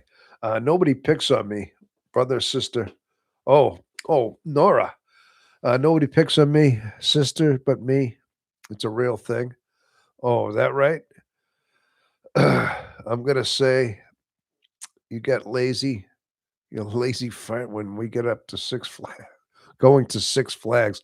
Oh, there's a Six Flags up in your area. There you go. Uh, yeah, okay.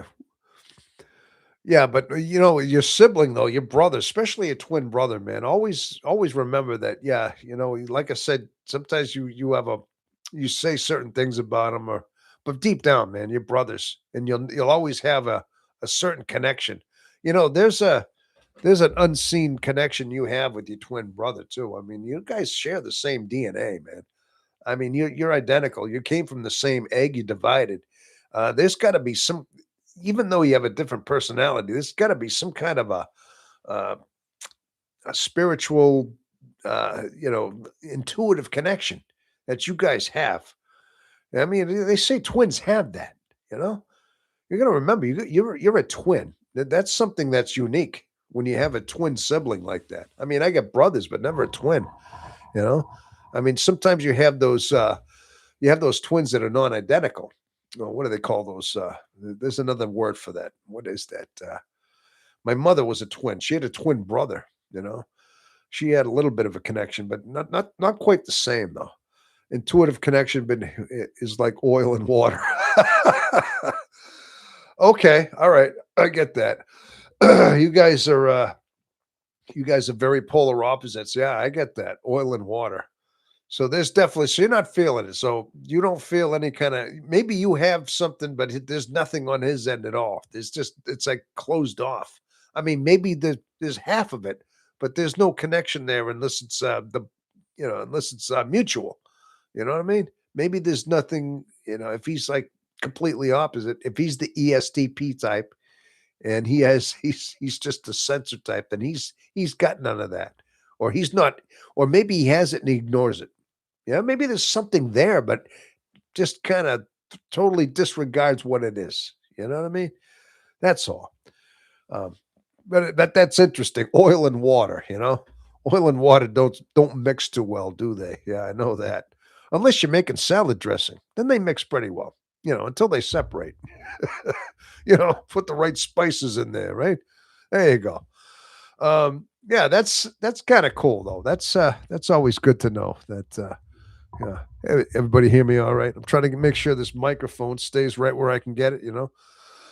But yeah, but on a yeah, but back to what I was talking about before, people. I mean, as you know, I mean, yeah, I'm glad we can just kind of talk about stuff and we're talking about families. And this is one of the things I like about some of the regulars is because see that whole thing about Harp and his brother and knowing he's from a twin. This is from conversations we've had weeks before.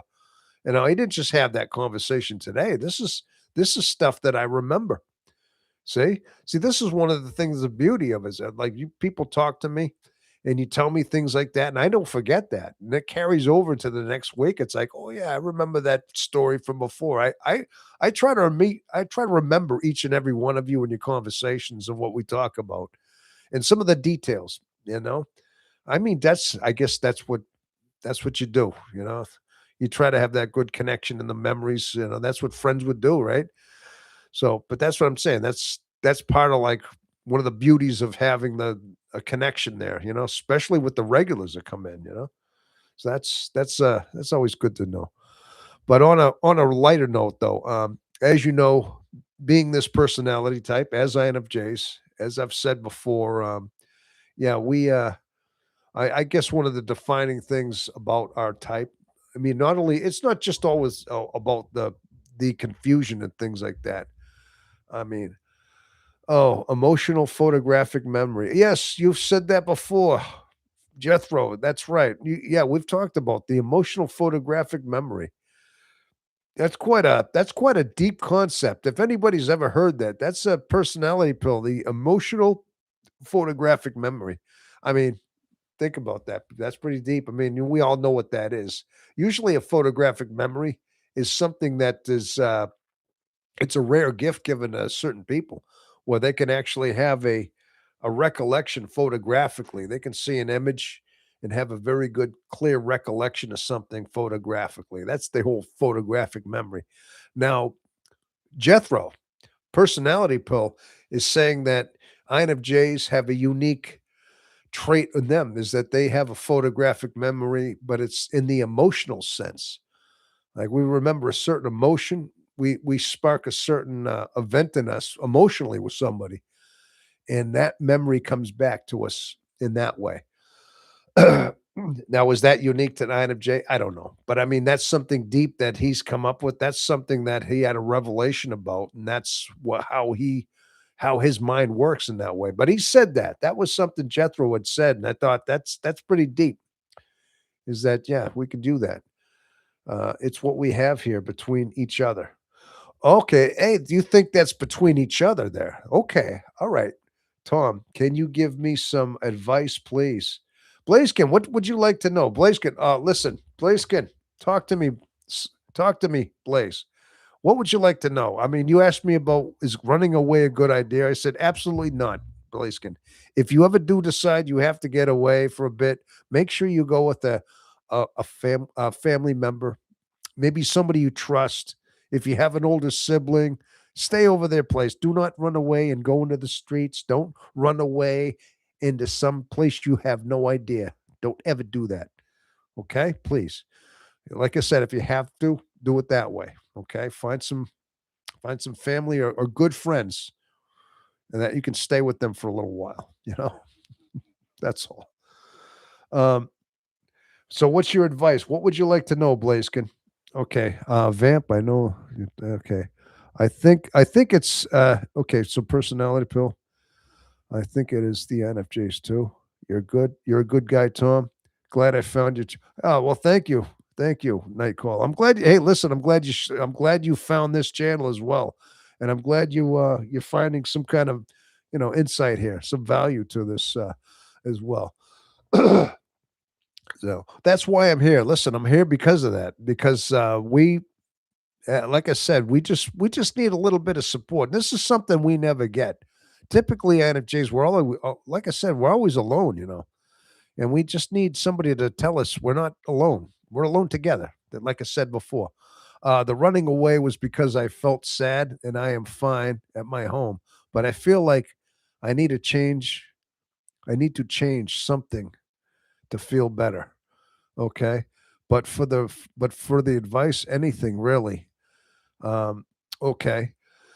Um, listen, I'm gonna just listen. I know Blaziken, you're just 17, going on 18. Right at that age. Yeah, and I'm glad you're seeing something in this channel that you're reaching out to. I want to say that that's good.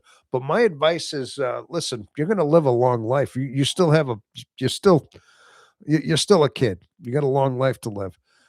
One thing I can say is this: when you, depending on your personality type, if you're an INFP, whatever it is, I guess that's irrelevant at this point. You, I guess, you have to make sure that your life is fulfilling. Always know that when you're out in trying to, let's say, find a career, find a work, find an occupation, that you find one that suits you, the one that applies to you and your type and your character. And always remember that, be the best you can. I mean, it's not always just about working and making money, but just, you have to be productive. You have to have a function. You have to have a purpose in life. And whatever you do decide to be having your purpose for life, make sure it's something that aligns with you. Make sure that it's something that is honest and has good integrity behind it. Things like that. Just make sure you're doing the right thing in life, okay? And always make sure that you're doing the right things for other people as well around you. That's all. I mean, just have a good heart, have a good soul, have a good spirit in your heart. That's all. I mean, as far as advice goes, I mean, yeah, and always make sure if you ever do settle down, get married. Listen, this is something I wish. Be very, very vetting of anybody you get married to. Listen, you know, um, getting married could be just the whole emotion of the moment. You love somebody, you want to get married and spend the rest of your life with somebody. You end up tying the knot, and you have to make absolutely positively sure that you know somebody in and out. There should be not one iota of a doubt in your mind. Okay. And always just remember too that sometimes the way life is now with marriage and the way the government has involved things, always know that sometimes being a man, marriage is slighted against you. You know, it's always going to be slighted against you and not in your favor. And always take that into consideration. Listen, I'm not telling you never get married, but always take these things into consideration. Don't just uh, don't just get married because you feel lonely, just because you feel like it's going to fill you. All right. Because it could be the worst mistake you ever made. It could end up in a very bitter divorce where you get half of your stuff gone, where everything's gone. So always make sure you know exactly 100% that you're making the right choice. Okay. All right. And think with this head up here and not with the head down there. Okay. That too. Always make sure you think with your logic and not with your loins. All right. Because that's what a lot of times men, we make this mistake over and over again. We think with the wrong head and we get tied up into a marriage that's going to end up being being just that, a bad marriage that ends up bad and costs us everything, our children, our home, our half our things. Okay. So that's another piece of advice. I mean, there's some other things I could say. I'm scared of getting married. Uh, well, you know what? Yeah, I don't know if nowadays. I tell you, maybe years ago it was a good thing. It seemed like it, but nowadays with the way the culture has changed, and you hear a lot of things on YouTube. There's a lot of things talked about how it is so much different now, and people don't marry because they love you. They just married because of what they can get from you. Yeah, you hear stories all the time. Listen, I mean, I tried it. And I mean, it seemed wonderful at sometimes. There were some years it seemed nice, but toward the end of my marriage, I mean, things started falling apart. So, I mean, that I hopefully that's a couple of things. Now, if there's any specific things you want to know, I mean, that's it. I mean, I'm basically just saying, just always strive to being being a decent man. You know what I mean? Being a decent human being, bottom line. But um, a while back, I decided I wanted to stay single forever. But typically, whenever I settle on the truth, I start questioning the the alternatives. Yeah. Well, you got a long ways to go. You're still young yet, you know. But yeah, but focus on yourself. Listen, focus basically on make sure that you just focus on um, being the best you can. Save your money too. Don't be frivolous. Don't be wasteful with your money. Don't get tempted into thinking, more cars. Better this, better that. Don't just spend your money. Invest your money. Make your money. Save it. Invest it if you have to. Earn your capital. Okay. There's ways of investing money. Get good at investing it. Um, yeah, and save it, but don't be so quick to spend it, right? Because that's your security.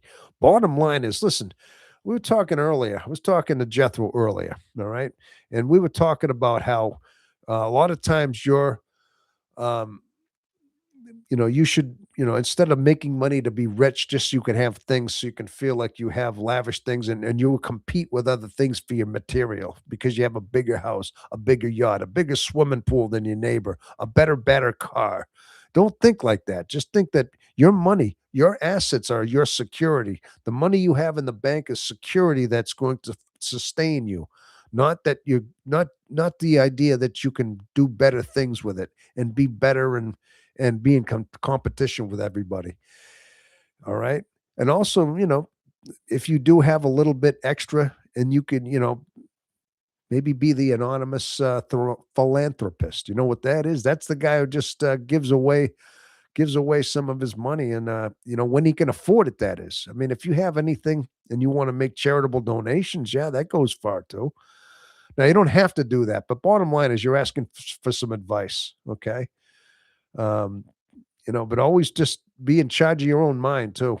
Always make sure that your mind is, that you're in charge of your mind and your mind is not in being in charge of you.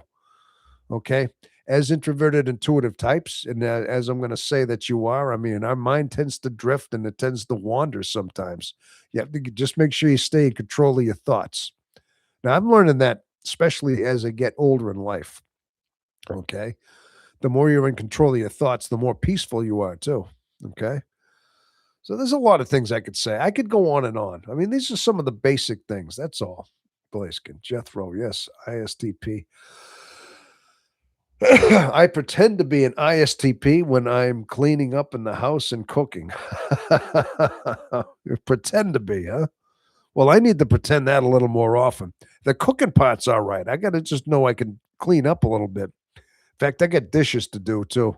I let the sometimes I let the dishes pile up a little bit, and I got to just kind of blitzkrieg the dishes every so often, But yeah. Well, anyway, yeah, that's some stuff right there to always look for, let's see, Nightcall. Haha, I like that sometimes too. Oh, you got that too about letting the dishes pile up a little bit there, Nightcall. Yeah, I think we're all kind of like that. Sometimes I think, hey, being in that, if we're INFJs, sometimes I think, being that we're so, we plan so much in our head, but we're so, our extroverted sensing is so lacking, we're always imagining and doing the dishes. We're planning it. We're seeing it being done, but we're always planning to do it, but we never get around to it.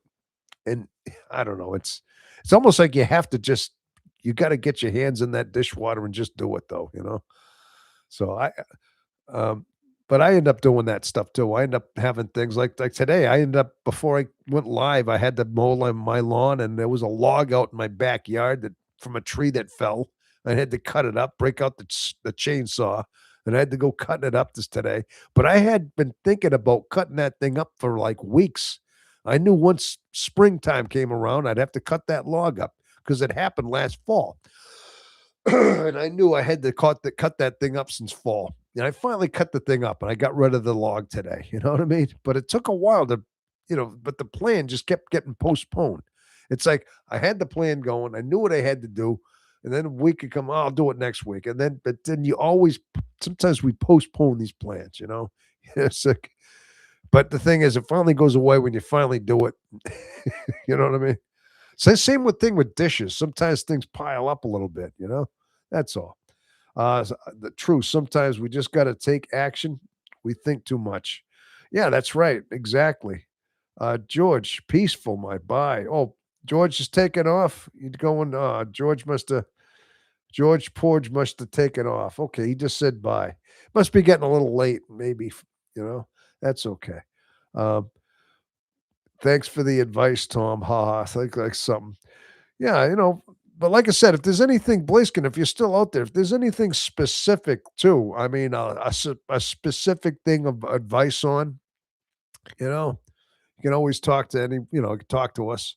And like I said, you're always you're going to get some of the other guys here that are going to enter in something. They're going to give you some kind of a type in there too.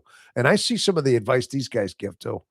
So, we all get your back there, Blaskin. We definitely, you do. Uh, so there you go. But yeah, but but bottom line is, I can tell you, as being INFJ, as being this personality type, um, I mean, I think, like I said, the experience I got, just living this life. Uh, yeah, take care, George. Yeah. Yeah, sometimes I think just living our life as INFJs, it should be an experience in itself because I mean, not only are we just living life, we are experiencing it. And that's why it is what it is. That's why this channel is what it is. But it's an experience because we're always learning. We're always evolving from it. You know, we're always we're living it and we're just evolving from this life. I think a lot of times, yes, we do. As INFJs, we evolve. I mean, I think human beings evolve in their own way. But I think in a sense, as we mature, as we blossom in the course of our life, I mean, it's almost like an evolution in itself. Maybe that's the wrong word. I know evolution is usually, takes eons for things to change, to adapt, you know. But but my point is that our life is always something that we have to strive for to improve. Bottom line, I think, but I'll tell you, I think that's part of our modus operandi is INFJs. I think one of the things that we have that we excel at, I think, is the fact that we will develop and we do improve over the course of our life, and we're good at learn from our mistakes. I'm going to say that, well, from everything I've talked to and people here and what we do, I think we're pretty good at learning from our mistakes. I mean, we might have to repeat them maybe 2 or 3 times, maybe not learn it from our mistake the first time, but eventually we see the pattern and we know it's always ends bad when we do something a certain way. And I think that's an advantage. You see some people. No, I'm not saying that we're better than anybody because of it, but I've seen some people that make the mistakes till the day they pass on. You know, they never quite learn. They're always making the same mistakes, making the same, repeating. How many times do you see these guys that get married 4 times and they always end up in a bitter divorce? They never learn. Hey, I mean, that's a poor example, but how many times do you hear about these people that have multiple marriages and they all think this is gonna be the one that's gonna be it. That's gonna be the one that's it. And they always end up the same way. They end up alone somehow and then they get married again. I mean, that's an example there. Me personally, it just took me one time. I got married. I had 20 years divorced and I'll never do it again, you know. But I think that's part of what it is we have to learn from our own mistakes and other people's mistakes. But bottom line is I think that's something I think we're pretty good at, because we've seen the pattern. I think we're pretty good at pattern recognition in the course of our life, and we know it doesn't end it well. So it's almost like you kind of get to a point where your mind already is seeing from all the pattern recognition that we have and the intuition, all the history that goes on. You put that all together and start circulating. Now you get the whole thing. Yeah, but I tried this before, and then you start projecting, and all this history that you had that you learned from starts going into play. Now that should anyway. And then all of a sudden you say, "Well, I did it this way before, and that happened." But that's one thing about pattern recognition is accumulation of wisdom that you have. When you make enough decisions, whether they're good or bad, yeah, at least you have that history to look at and fall back on. And that's one thing I think we're pretty good at. So I don't know. I just kind of rambled that on a little bit, didn't I? All right. Well, it is 11:25 p.m., people. Eastern Standard Time, that is, here in the Granite State. Yes, I'm broadcasting from the Granite State. Yeah, in the fine northeastern part of the United States, that is. Okay. Uh intrusive thoughts slipping. Okay.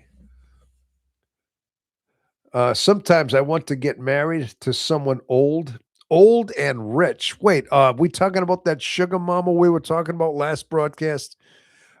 Hey, listen, remember I told you last week, Harp? I said you were asking, you said you wanted a sugar mama. And I said, well, hey, why don't you find yourself one of those rich widows? Like, uh, I mean, yeah, you could do it that way. Yeah. Yeah, you could be her, you could be her like, her Chad. I should say. I think I could use that word. I wanna make sure I use the right word. Yeah. Yeah, she's okay. I think I wanna say I think I've said enough on that. Uh-oh, intrusive thoughts are slipping, huh? Okay. All right.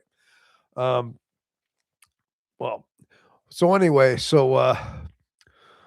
but I think one of the best things we got in this personality type, I think one of the fundamentally is uh, I always try to look at life. I always try to look at my life as a like something that we're supposed to like we're learning from all the time. We're constantly learning from who and what we are, you know? I mean, that's all we really got to go for.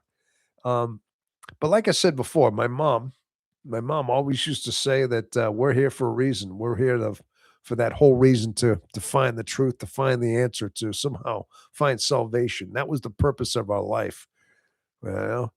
And I think there's something to be said about that. Have you ever just thought about your whole consciousness? You know, sometimes I try to study just what consciousness is. You know, have you ever just looked at that, people? Now, your consciousness alone. I mean, I think sometimes. I mean, just the whole idea that we exist, just understanding that we exist in the world. That's our consciousness. Just being awake, just knowing that when we look, everything that we have sensations about, the whole idea that we have a memory of where we are, who we are, the fact we're aware of our surroundings is our consciousness. Okay. Um, but sometimes I study just that. I don't know if it's the right word is study, but I try to get familiar with, look at exactly what it means and what's the meaning of it, and understand that my consciousness, our consciousness is unique to everybody. Your consciousness is unique to you, and my consciousness is unique to me, and everybody's the same way. Absolutely, like as unique as a drop of rain, as unique as an individual snowflake. I mean, we are unique as a leaf on a tree. That whole uniqueness that we have is our consciousness because we are in a different time frame. We're living a different time continuum. We have different experiences and we have different sensations in life, and we're all unique in that way. But our consciousness is the key to basically who we are as humans, you know.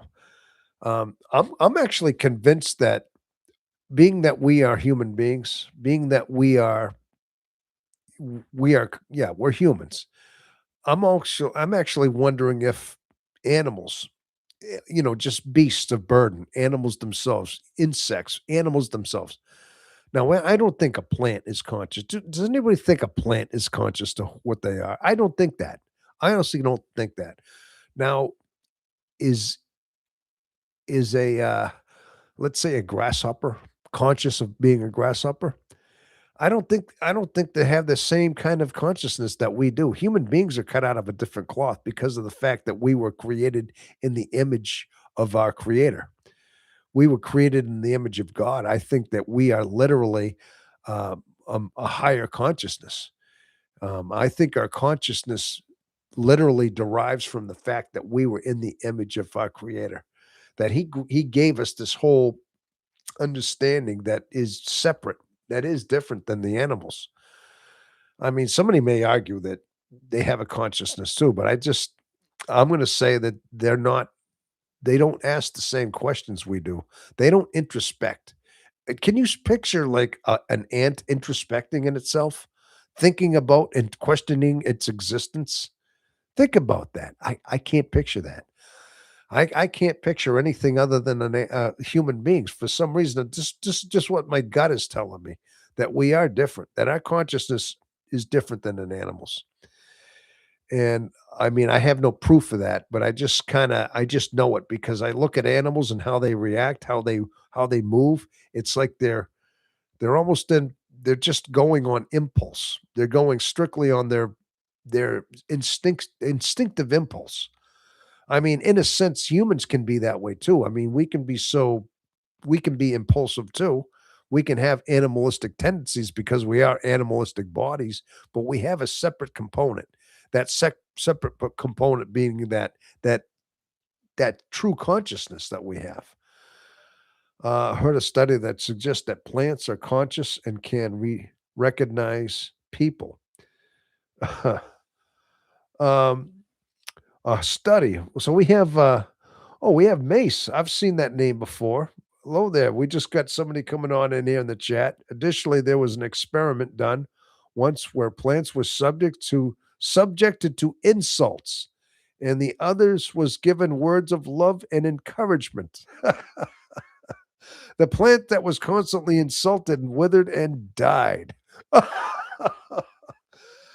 Oh, my gosh. Okay. Was it a little bit of lack of sunlight and lack of water too? I've heard of stuff like that. Sometimes I know plants, whether or not that's a consciousness or whether they not they have some kind of they feel vibrations. I would think that they have some kind of senses. Are they conscious or aware of their existence? I don't know about that, but they do respond and react to their conditions around them. That's kind of a proven thing. I mean, yeah, when you talk to them subtly or like kind words, um, yeah, I suppose you could, they understand. They feel the vibrations in the air that are, and if they're positive vibrations, I think they respond to that in a better way. Yeah, and again, if they're like if they're toxic vibrations, yeah, it's probably going to affect them. It's not going to make their life. They're not going to live well. No, exactly. Of course, same growing conditions, just so one was insulted, and you think so insulting a plant. How would you insult the plant? You stupid Rose. You're ugly. You look like you think you're Rose, but you really look like a dandelion. You dandelion Rose there. Yeah, you despicable looking varmint. Yeah, I mean, you're I think your mother must have been a boysenberry, and your father was a strawberry, and a hybrid, and you think you're Ross. Nah, you're despicable looking Ross. Oh, okay, sorry, people. I don't know. I don't know what character that was. See, that just chameleoned out of me. I'm just saying, how, hey, that'd be a good Monty Python. Insult your rose today. Okay, we're here on this here we are, this lovely day. We're going to insult this bush. Here's that bush. We're going, yeah, then they insult the bush. You just came up with a great Monty Python skit. You know what I mean? I'm about to head out and go nap. Oh, come on, man. I hope my impression didn't scare you away there, Blaze. I know I'm not always serious. Sometimes I can be funny too, I'm trying to be funny sometimes, That's all. We're talking about plants and everything. Tom, you were going to be streaming again this weekend. I'm going to be streaming tomorrow. Hey, actually, how about we set a time for this? All right, Blaiskin, if you're asking, if you're still out there, Blaiskin, how about we stream tomorrow afternoon at 4 o'clock Eastern Standard Time? Okay. All right, I'm going to do another one because it's Memorial Day weekend, and I figure I got that extra day, and I probably won't go like a marathon. How about I stream a couple hours? I mean, maybe I'll stream a couple hours because I still got to cook some dinner at the end of the day. All right, I can do that. All right. So we'll do that. Hey, just to vote, people. People, do you like my impressions? Did you like my little, insulting the rose impression? Or are you people like not digging the impressions? Maybe I just got to do a little poll. Leave that in the chat.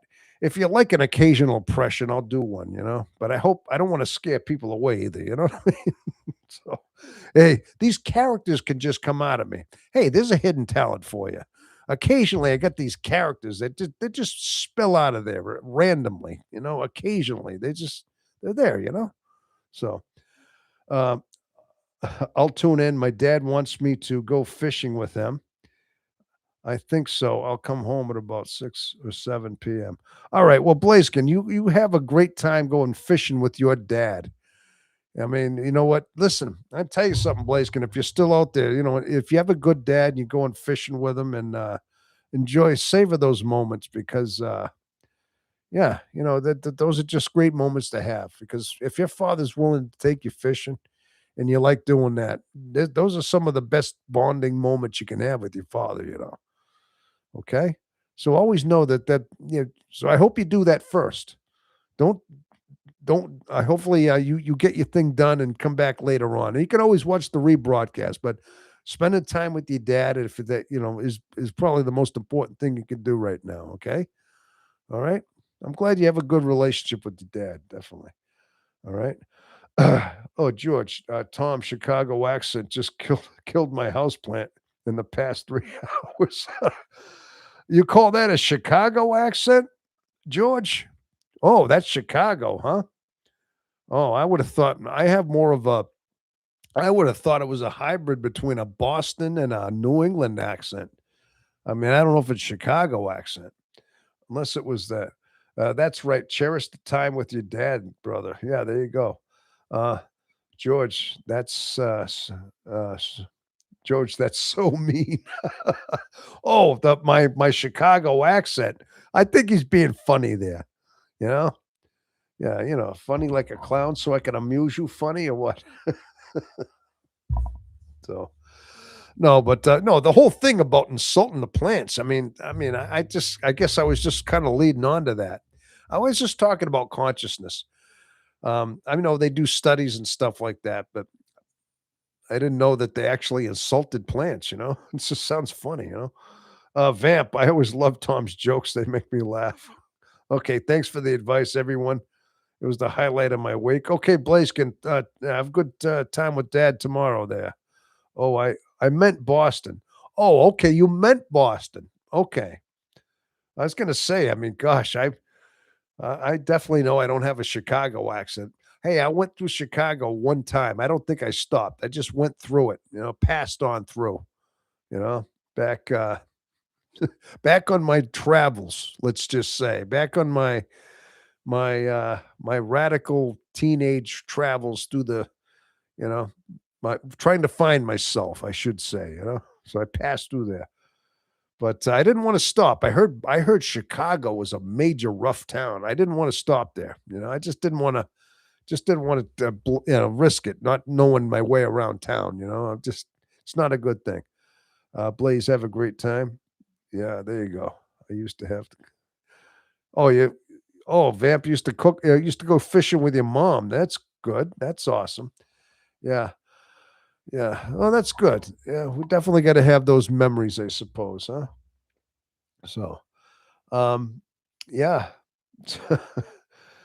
No, but okay. Well, I'm glad you liked some of the impressions I got there, though. Huh? I don't want to lose so many people with those impressions. So, but you steered me into that. Insult the plant. That's right up the Monty Python thing. I could picture John Cleese like having people pay money like to. All right, we want you to insult this rose.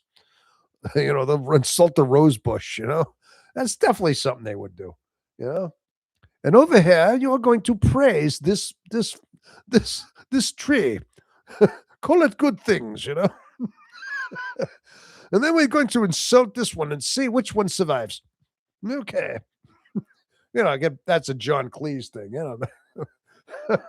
Yeah, minister of the silly walks. All right, come up with your greatest insults for this pine tree. You despicable looking Christmas tree. You're pathetic. You. All right, enough. I'd have to come up with a whole script. Hey, I don't have a script here. I'm just kind of ad libbing over here. So I don't know. It just got me thinking, though. I mean, that'd be perfect. Uh,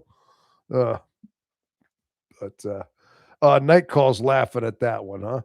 Well, that's good. That's good. At least Night Call. I'm glad you like I'm glad you're liking the show here. And like I said, it's almost midnight my time. Not bad, not bad. Well, yeah. Well, I used to. I mean, I don't know if anybody's like Monty Python. I guess you could almost say, in a sense, that I don't know if their breed of humor. I don't know if anybody's into Monty Python. I there's only so much I can take. I mean, occasionally I'll turn them on or watch some of their old reruns, and that's all they really got now anyway. But Little Shop of Horror movies. Oh yeah, Little Shop of Horrors. Okay, you like that one. Um, yeah, but they have this strange flavor of comedy. The British. I think that's that British humor. But Monty Python, they had this it's hard to believe. Like I always wondered how their writers wrote. I always wondered what was in the mind of the writers, whether or not it was the actual actors that were doing their own writing or they had their writers, but their writers were like had bizarre like characters, personalities. Because it was just so off wall. This stuff was so like off beaten path. Yeah, yeah, I think so too. It's that British kind of humor. Yeah, that's the only way to describe it is British humor. What else can you call it? Yeah, that's it. You know, I know a little bit of Monty. I really should get familiar with it. Yeah, listen, I've never I never really I I went through phases where I've watched a little bit of it. You know, and of course, you got their movies like The Holy Grail. That's one of those like cult classics. Like that's got like a cult following. I worked with this guy, right? Back I'd say back it was a few years ago, and I had to learn I was getting trained to a job, so I had to ride with him. And I was being trained on a job. And so we were just talking about all sorts of different things. We started talking about Monty Python, right? And he started talking about the Holy Grail, right?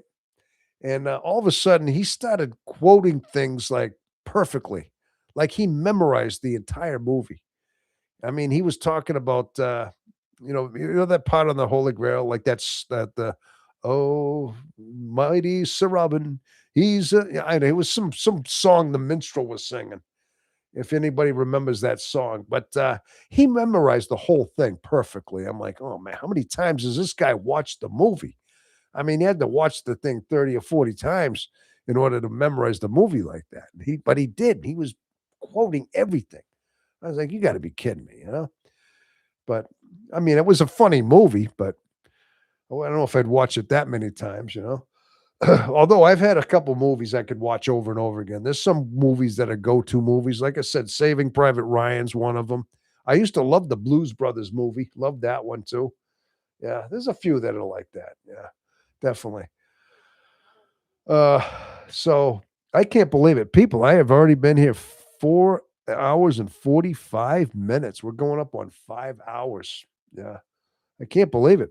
I tell you what though, I might have to start winding it down a little bit. I know I went like 9 hours one day. I don't know if I'm gonna do that tonight, only because I'm gonna come back tomorrow. So I think memorizing a good comedy will do you well when relating to people, especially if you can get them to laugh.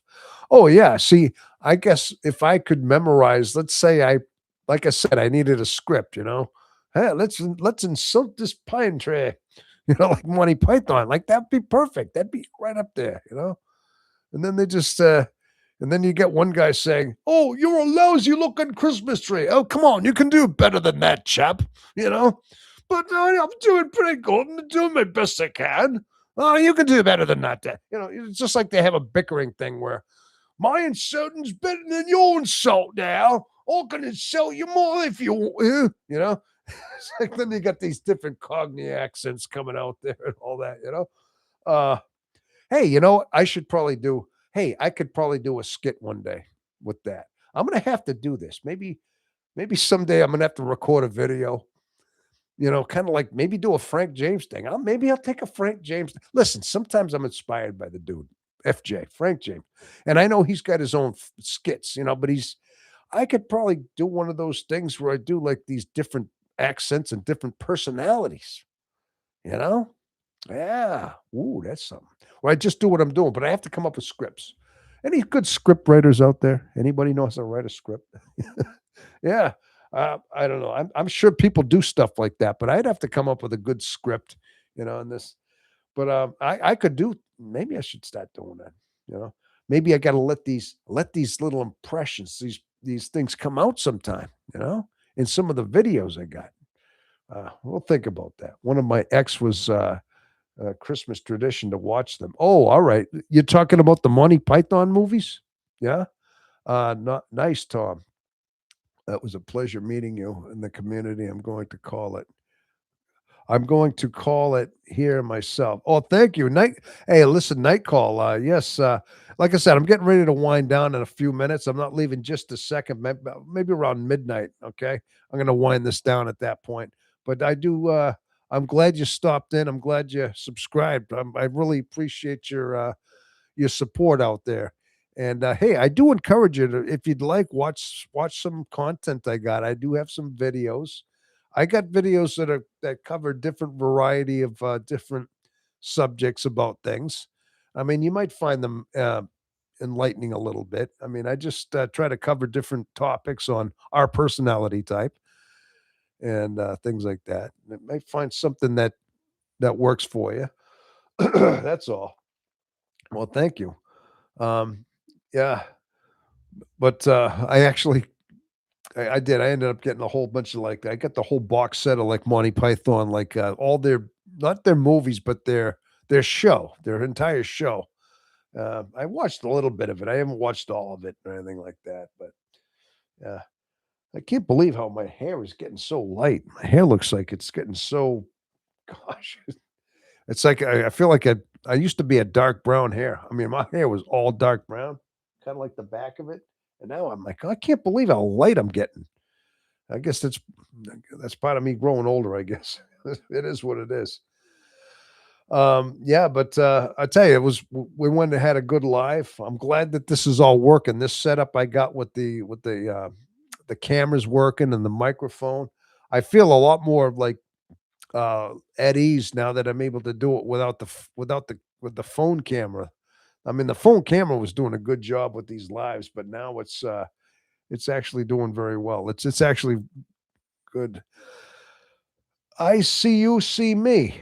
Hello there. It's good to see you back there. I see you. Yes. Hello, I see you.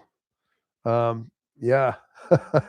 Well, it's good to see you. Now, do you have anything you'd like to you just saying hello?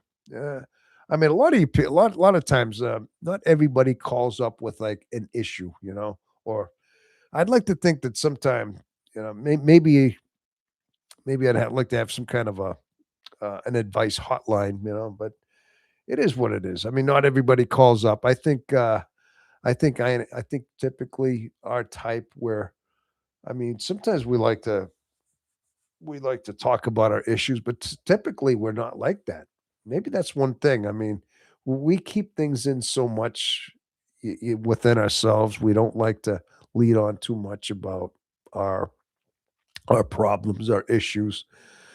That typically we don't spill things out. We don't do that. That's one of the reasons why, occasionally I don't get a lot of people doing that. That sometimes they do. Sometimes people ask questions. I just got here, LOL, just checking in. Well, yeah, I'm glad you're checking in there. I see you, and you can see me. All right. Matter of fact, I see you right there. Yeah, there you go. Well, yeah, it's good to checking in. Yeah, I've just actually gone almost 5 into this broadcast. I started at 7 o'clock Eastern, and it's almost midnight my time. So, but I was we were doing well. We covered a lot of different things. I mean, we kind of just do our thing. And I'll tell you, it's like a lot of the regulars. A lot of regulars are coming in though. You got a new camera. It looks great. Yes, I'm on a webcam right here. And you notice the camera. So does the quality of the quality looks a little different as well? Well, not only that, I got the microphone too. I got the mic and I got the camera and I got it hooked right into the computer. And I went right to doing this live right through the computer, not through the phone this time. So I got some more equipment. I mean, I'm trying to slowly evolve my practice here. But I know that the microphone. See, I look at the mic though. That the mic is great because I can talk into it.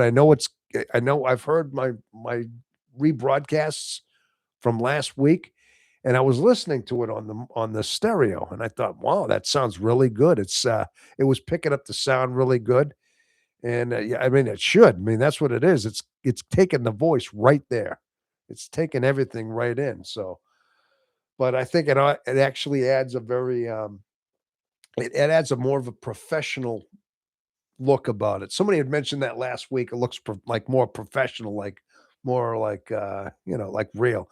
Sometimes I see these content creators with them, and I think the same thing. I'm like, yeah, they got the mic, they got the they look like they get their act together, kind of deal,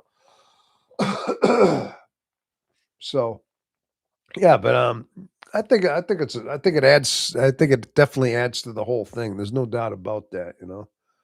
So but, yeah, we're, but like I said, the channel itself, though, I'm at a point now with the channel. I might have mentioned it before that I've actually been accepted into the partners program, which is basically my way of it's allowing me to be able to market. Maybe at some point I can when I fully get into it, I'd be able to like put something up on my main description page and if people wanted to, let's say, become members to the channel, they could, but I'd have to offer certain like perks. I mean, something would have to be where members would be able to have access to certain videos and certain perks to the channel that would make them, make it worth their membership. But of course, people could also donate and things like that. Now, listen, I'm not going to spend too much emphasis on that kind of thing. I'll put those onto the description, but I don't picture myself keeping want to keep asking for money. I don't want to be that guy. You know, I'd rather I'd rather market a little bit too. I have some visions in the future for, like I said, making like maybe getting in with a store, making mugs, maybe making mugs with certain slogans and things from this channel, things that are familiar with us, things that we can relate to. And I'd like to think we can, I could offer hoodies, different size hoodies, color hoodies, t-shirts with different slogans and saying on the shirts. But that's what I mean. The partner program allows me to do that now. Before you reach a certain threshold, you can't do that. But now it's allowing me to do that. So but I'm getting closer. So now I'm reaching these mile markers, these thresholds. So I was gonna I actually put this on the I actually put that on I was gonna make the announcement a couple of days ago. I probably should still, make the announcement on a chat, on a the community chat thing and just make the announcement. But I get it all typed out and everything, and then I hit a wrong button. It blitzed. It went away. And I had spent a lot of time with that whole paragraph making it. And I hit a button and it went away. I'm like, what happened to the chat? And it was like, oh, I had to go to work. I was like getting ready. I was just a few minutes away from going to work anyway. So I didn't do it, but that's all right. I kind of I but I've been meaning to put that into the chat, but I figured I'd tell you here on the here as well.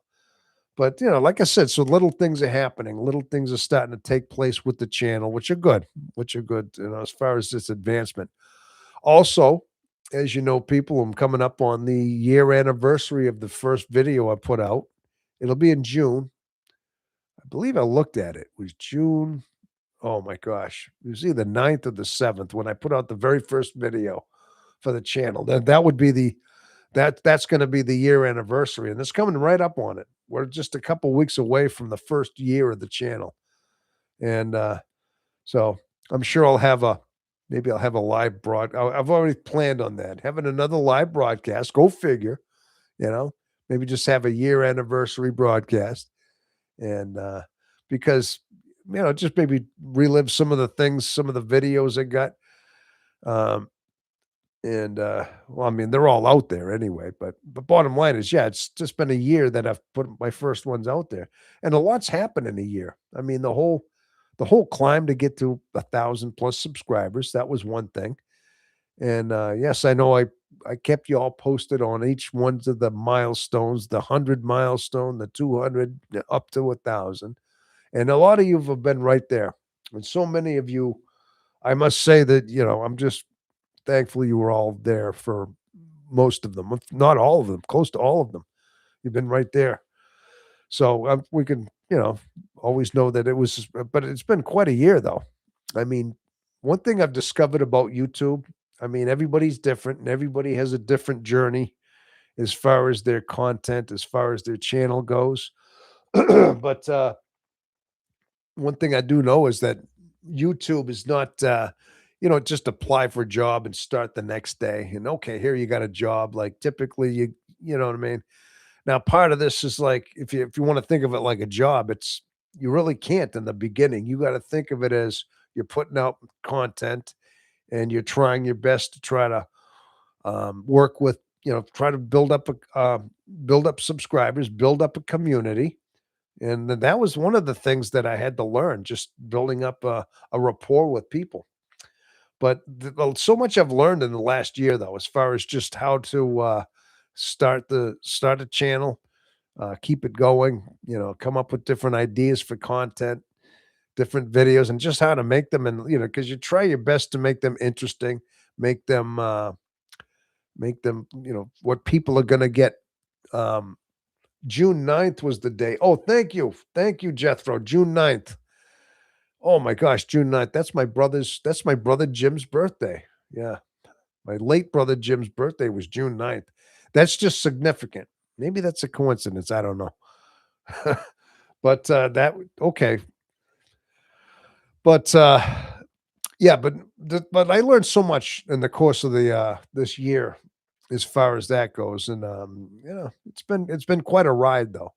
I mean, there's so much more I need to learn, would like to learn. I mean, I've just scratched the surface of this YouTube journey, but um I mean, it's been very interesting, and I'm glad I did it because it's actually it's given me a purpose. It's given me something to look forward to. This whole channel gives me yeah, it gives me something to I wouldn't say live for. I wouldn't go that. I mean, I got way more to live for than this. I mean, I'm not saying, "Oh my gosh, it gives me something to live for," I'm not gonna do that.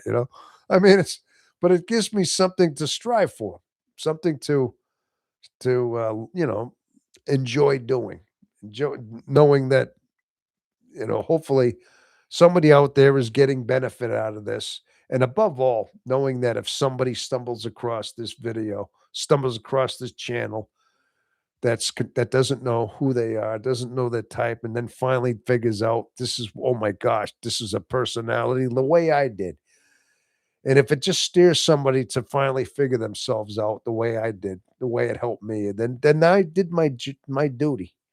Then that's what I figure I did something. I made a difference. And if somebody, like I said, if somebody's in that state of confusion, of understanding themselves when they find out, it's a bit of a relief. It is a relief to find out that you're not alone. You are not alone. You're very rare, but you're not totally alone. And that's what I'd like to do. No other INFJs or other MBTI type live streams that I know of. Yeah, somebody else said that too, George. I do believe that's not the first time. Now, I think some of them must go live every so often, like maybe like I know When's I don't know if she does anymore, but I know she used to do like these promotions. She used to go live. In fact, one time I saw one of her lives. I joined in on one of her lives that she had. This was like a couple of years ago. But she had them every few months. She would do like her her her thing that I don't want to, but it was basically to promote her products, her courses and things like that, which she has a lot of those. But I don't think that with me, I think I do these on a regular basis. I try to do these as a weekly basis on Saturday nights is what I do. You know, the bigger they get, the less they do.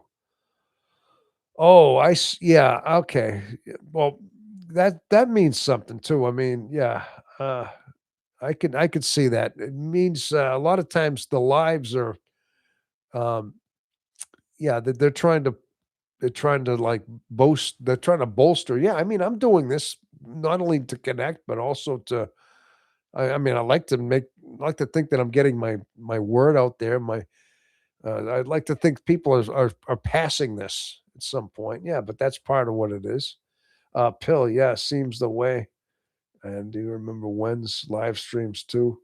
That yeah, she used to do them before. Maybe she doesn't do them as often, but that, like I said, it was always she would do that to promote a channel that she had.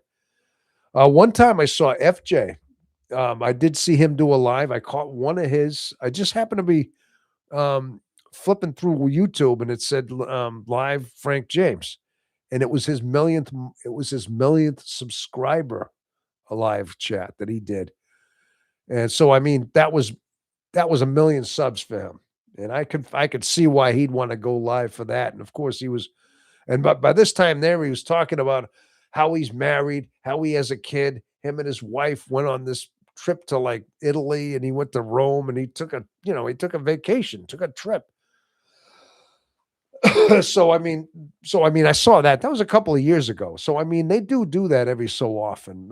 So those are the couple that I've actually stumbled across. But do they do them regular like this? I don't know. I don't think so. So I mean, she does videos, not live. I don't think she ever done a live.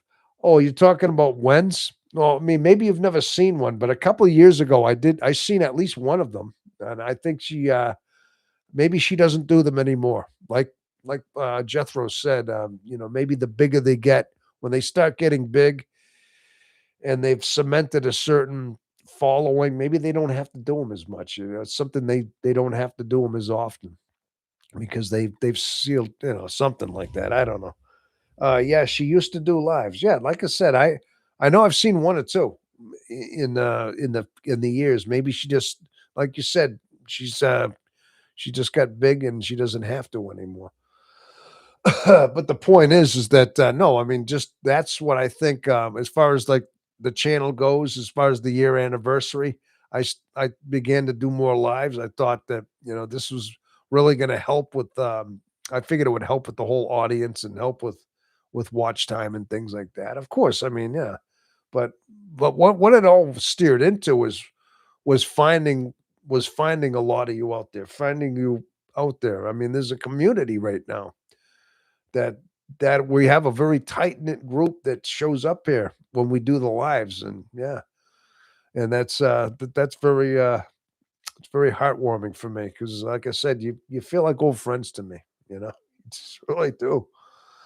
We had a false alarm triggered, huh? Oh gosh, the police arrived here. Oh, Harp at your work, you gotta. Oh, he's still at work. They had a false alarm going, huh? Oh gosh. Hey, I hope I'm not don't get in trouble. I mean, if you're working there, Harp, I mean, you can always I hope you don't get in trouble, if you're able to do this and I hope you're focusing on work too, all right? Excuse me. Excuse me, people. Yeah, but anyway, that's what I'd have to say is one of the best things is that but like I said, there's certain things I got to work on. There's certain things like on the channel I need to like improve on, but which is normal. I think a lot of times too.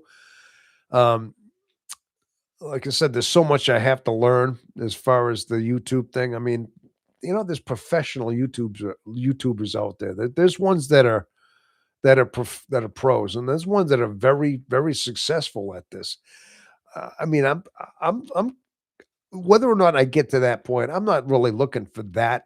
What I'd like to think is that I just if I could just do enough where I could be, you know, comfortable in a retirement with me. You know what I mean? If this could just add a little bit of, subsidy, like a little bit of something extra on top of like being retired because that's what I'm thinking of is like this is like part of it is understanding that this is a long-term thing for me. Is that as long as I would think as long as I'm able to at least do a live or do videos, I'll do them. I'd like to because I enjoy them. But I would think, I mean, I'm not here to get rich. I mean, I'm not.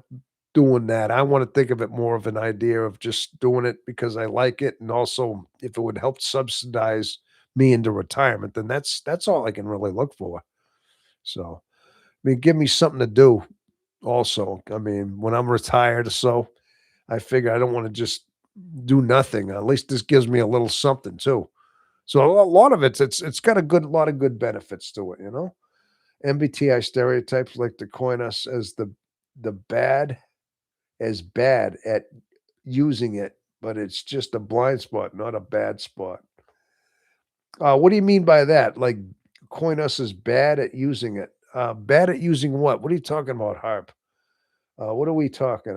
Chat. I'm curious if any of you here sometimes use and are familiar with your extroverted thinking.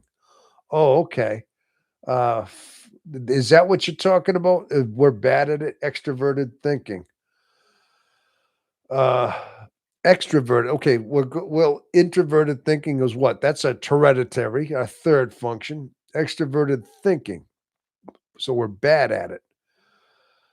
Now, extroverted thinking is when you're, I mean, thinking outside, basically. Now, are you thinking about what somebody else is doing? Like something like thinking about uh like networking with others, or what do you mean?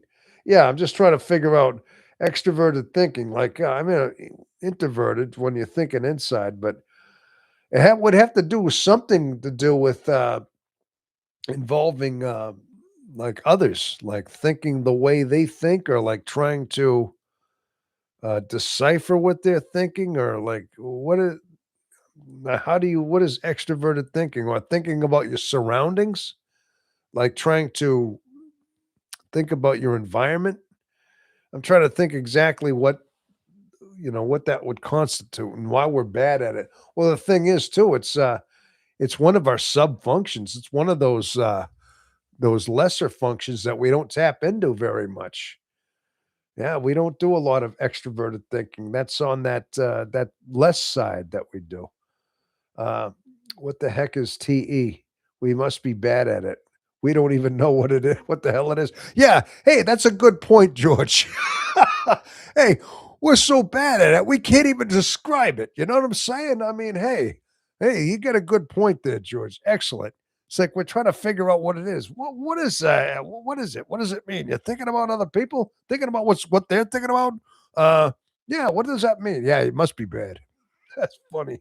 That's funny right there. I don't care who you are. That's right there. Yeah. Okay. Okay. That was Larry the Cable Guy. Uh, I don't really care to use my extroverted thinking only to get more intelligent for myself. I like when I work on my extroverted sensing instead. Uh, you like to work on your extroverted sensing. Yeah. Well, yeah, I would imagine, just, yeah, having to really focus on your reality basically, right? So it's even hard for us to explain it. That's you got me laughing, George, in the way you said that. Yeah, we must be bad. Yeah. Oh my gosh, that's funny. Can't even really explain it too well. Yeah, must be. Yeah, we're not thinking too much side out. We're not thinking a whole lot outside of ourselves, are we? I mean, are we thinking about our surroundings? Yeah, I think we have to think about our immediate world around us, of course. But whether or not we're,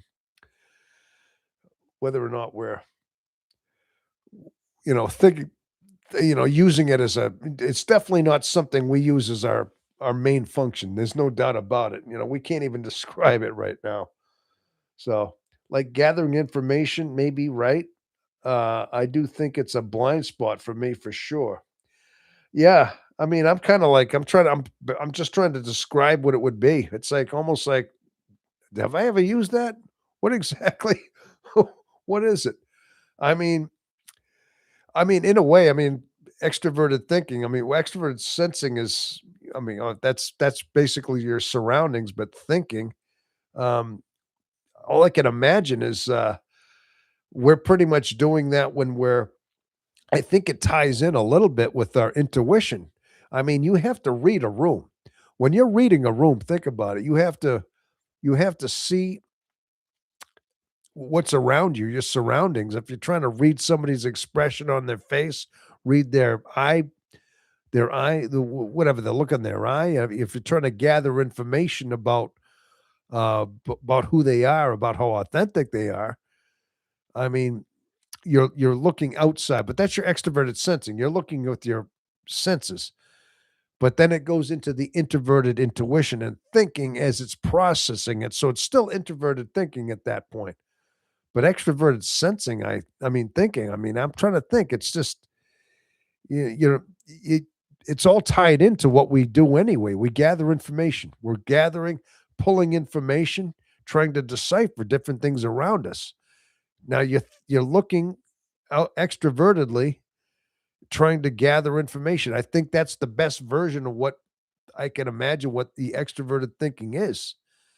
But then it goes into the introverted thinking and introverted intuition.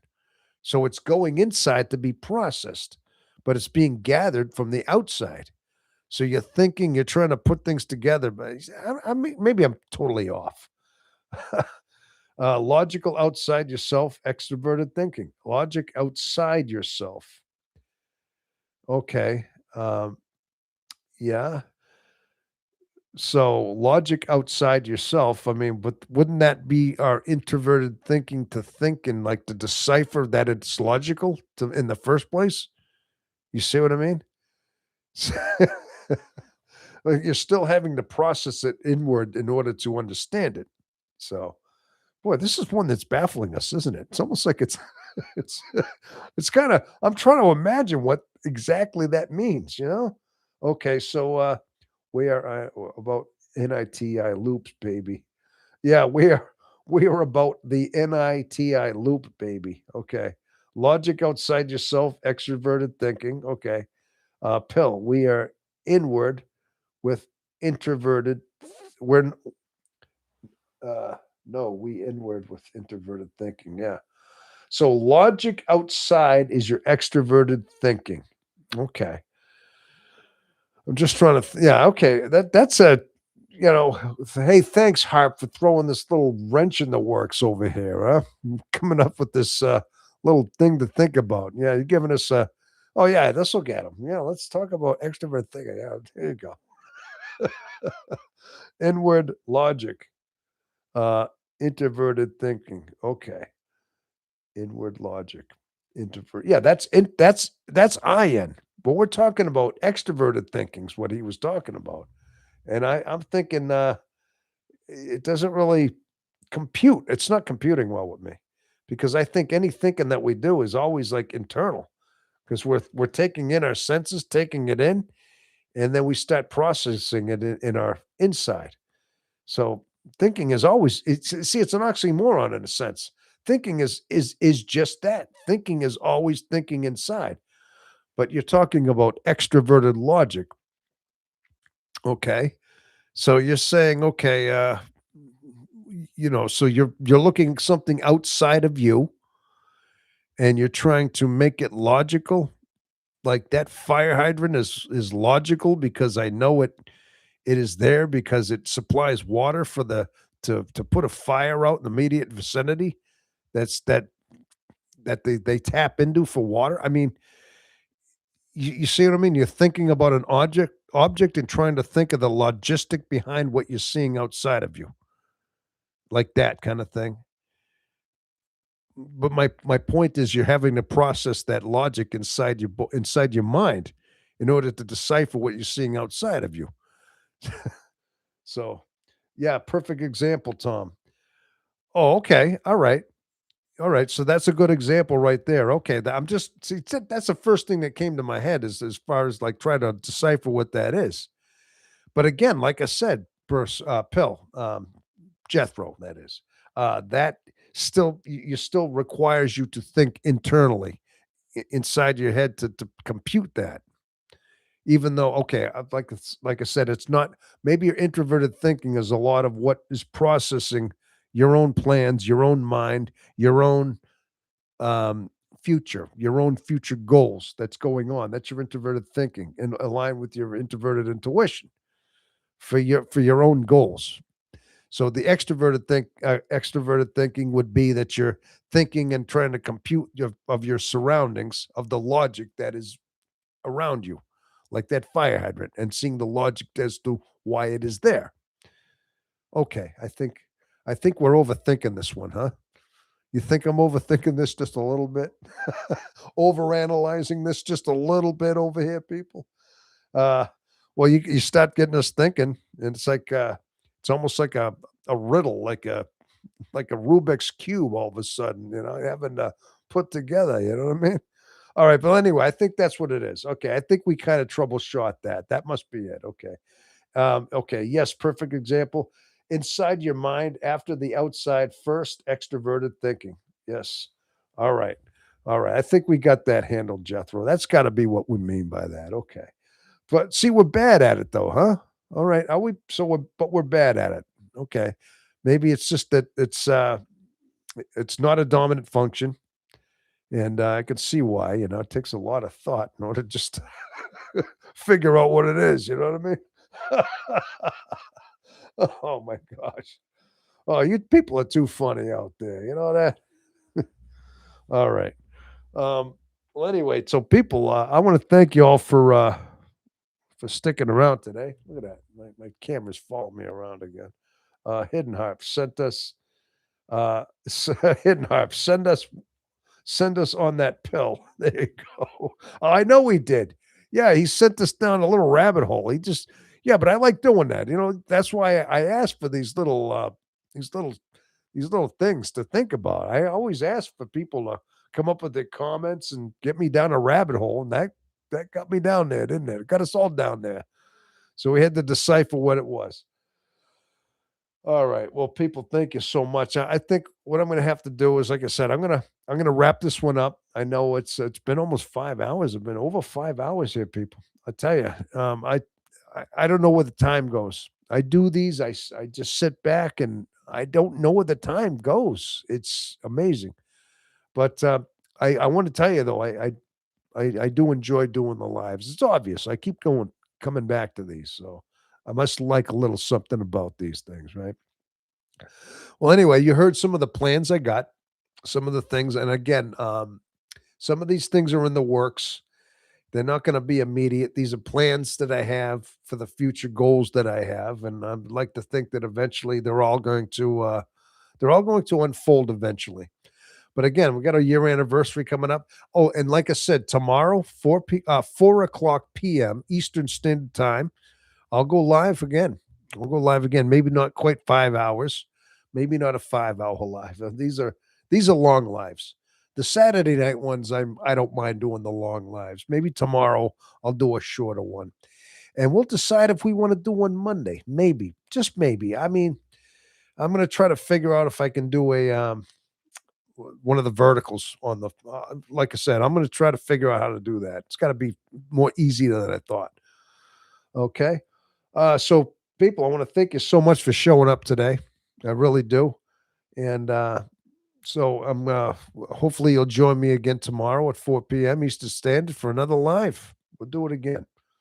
All right. Well, I want to thank all you people, all my regulars out there. I love you all. Okay. You feel like old friends of mine. And I think that's another reason I like doing these is because you mean a lot to me. You just, you're becoming like dear friends of mine. You know what I mean? And I know a little ins and outs about things, and I carry these over into the next lives. So that warms my heart. It really does. All right. Hey Tom, if you get a chance, watch the documentary Persona: Dark Truth Behind Personality Test. Like you said, you said it was on you said it was on some other networks I don't subscribe to. Like it was on something. It's not on YouTube. I'm surprised that's not a YouTube documentary. No, I wonder if that'll be on YouTube at some point. Um, okay, but Persona: Dark Truth Behind Personality Test. I'm gonna I'm gonna look into that, Jethro. I'm gonna have to. It sounds like this is a good one, though, huh? Okay. Well, I want to thank you so much for showing up again, and everybody, thank you, and have yourself a wonderful uh, HBO and Max. Okay, HBO and Max. There you go. George knows this one too. He's got it. HBO and Max. Well, those are neither ones. I don't even have either one. But it's gonna come out somewhere. I'll have to see this at some point. I will. Okay. I thank you for giving me that tidbit of something to check out. Okay. I'm sure it's got to be something enlightening. It's right up our whole alley over here, as you might say, right? All right. Well, thank you so much, people, again. And hopefully, and until the next time, okay, people, have yourself a wonderful rest of your day. Until tomorrow. Okay. All right. All right. Okay. We're going to end this right now. Thanks again.